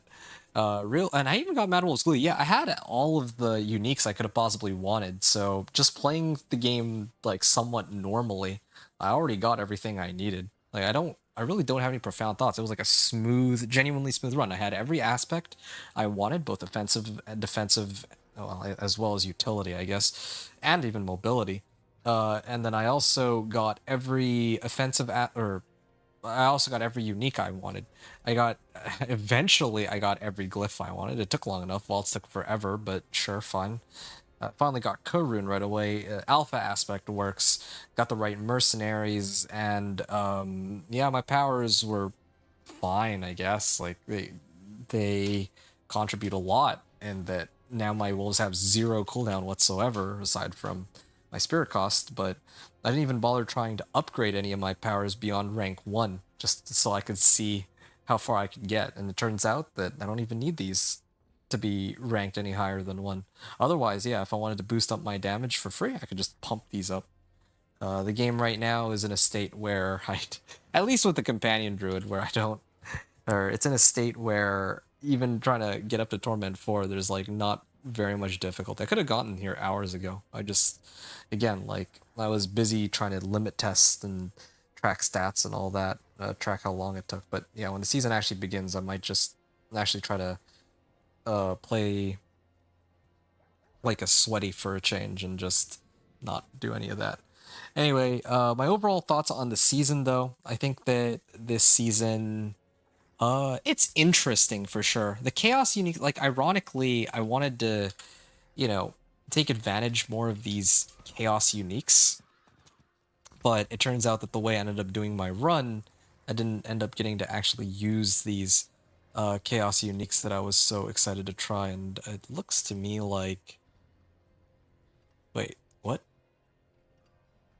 Oh, they're called chaos unique boots rather than ancestrals. Okay, I see. That's why they're not showing up. So I could go like this. And yeah, if I were to pull these up right now, these are the chaos uniques I was able to find. These three. Godslayer Crown, Fists of Fate, Fists of Fate. And this one would have been pretty useless. But the boots could have been interesting, and the Godslayer Crown chest armor also could have been really interesting on this character. Yeah, I think I got this from Duriel, right? I think I did. Yeah, I mean, like, there's so many different ways to make these builds work with these chaos uniques. Even like while leveling, like you don't need to use it for endgame, like as an end all be all.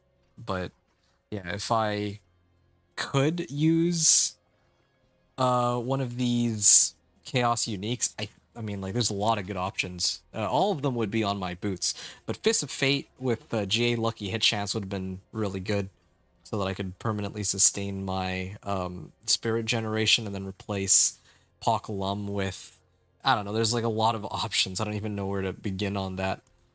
I'll probably talk more about that in the build guide video, but probably like generating resource,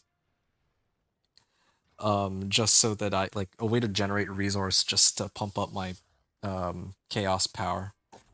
This one right here. Yeah, this overabundance could have worked out quite nicely with that, right? Like I could have maybe done like whenever I get crowd controlled, I just load up on a lot of spirit, and then suddenly if I get CC'd, then I'm getting like 200, 300, 400% damage, however much it is. I don't want to run the calculation right now. So there's a number of rune combinations there, or just using Fists of Fate alone. But I think the one that I would really want to do is Iridas. I'd love to take Iridas and then slam it on my boots, and then that way I have a way to pull monsters in with Petrify, and then that would free up a slot, like a ring slot for Ring of Starless Skies. That's kind of, I think, my main, and I'd probably replace this retaliation aspect for it. That's kind of the vibe I'm getting in my head for how I would have wanted to build this character. But yeah, with the Chaos Uniques, there's a lot of good options with the Chaos Uniques, which are pretty cool. As for everything else, the Chaos Rifts are a bit of a disappointment. I think at least the ones in the Helltides. They're interesting, but they don't really have anything about them where I look at them and I'm like, wow, that was actually worthwhile trying to pick up. It's not like the Forgotten Wisdom Nightmare Sigils where they're a bit of a rarity, but when I get them, it feels like I've unlocked like a level skip, I guess. That's kind of the vibe I want to get with the Chaos Rifts. And then lastly, the Chaos Perks. I mean, they're starting to grow on me, like usual, I guess. But yeah, I am a little concerned that some uh, things in the game or some mechanics in the game like thorns don't really benefit at all from these. I'd end up having to rely on the erupting chaos or like the chaotic bursts instead of actually playing the build that I want to run. So yeah, that's the gist of it. I don't really know if I have any other profound thoughts. Leveling, like the rest of the game is still largely the same. So me personally, I don't mind playing the same thing again for like the third or fourth or however many times I've done this. Me personally, I'm okay with it, but that's not going to be the case for everyone. And yeah, I think it would have been nice to see them shake up the leveling process a bit, or the progression process a little bit, even in Torments. But so far, it's all right. I do like what they did with the Infernal Hordes, though. It's kind of weird that I didn't really get to use them in the in the PTR because of the bugged boss Bartok. But the way they rework the Infernal Hordes is something fun, I admit, something exciting, and looking forward to seeing how it'll actually play out in the new season. So yeah, that's just kind of my thoughts for now. And hopefully on my next character, I'll get to play around with Fleeing Hordes and see how much XP gain I get out of that. All right, that's pretty much it. That concludes my journey from Torment 3 to Torment 4 with the Companion Druid. Nice and easy and straightforward. Probably the easiest one I'll do out of all my characters and builds. But when I return, I'll be back with the Thorns Barb. So I hope you enjoyed the run. Thanks everyone for watching. Adventure out.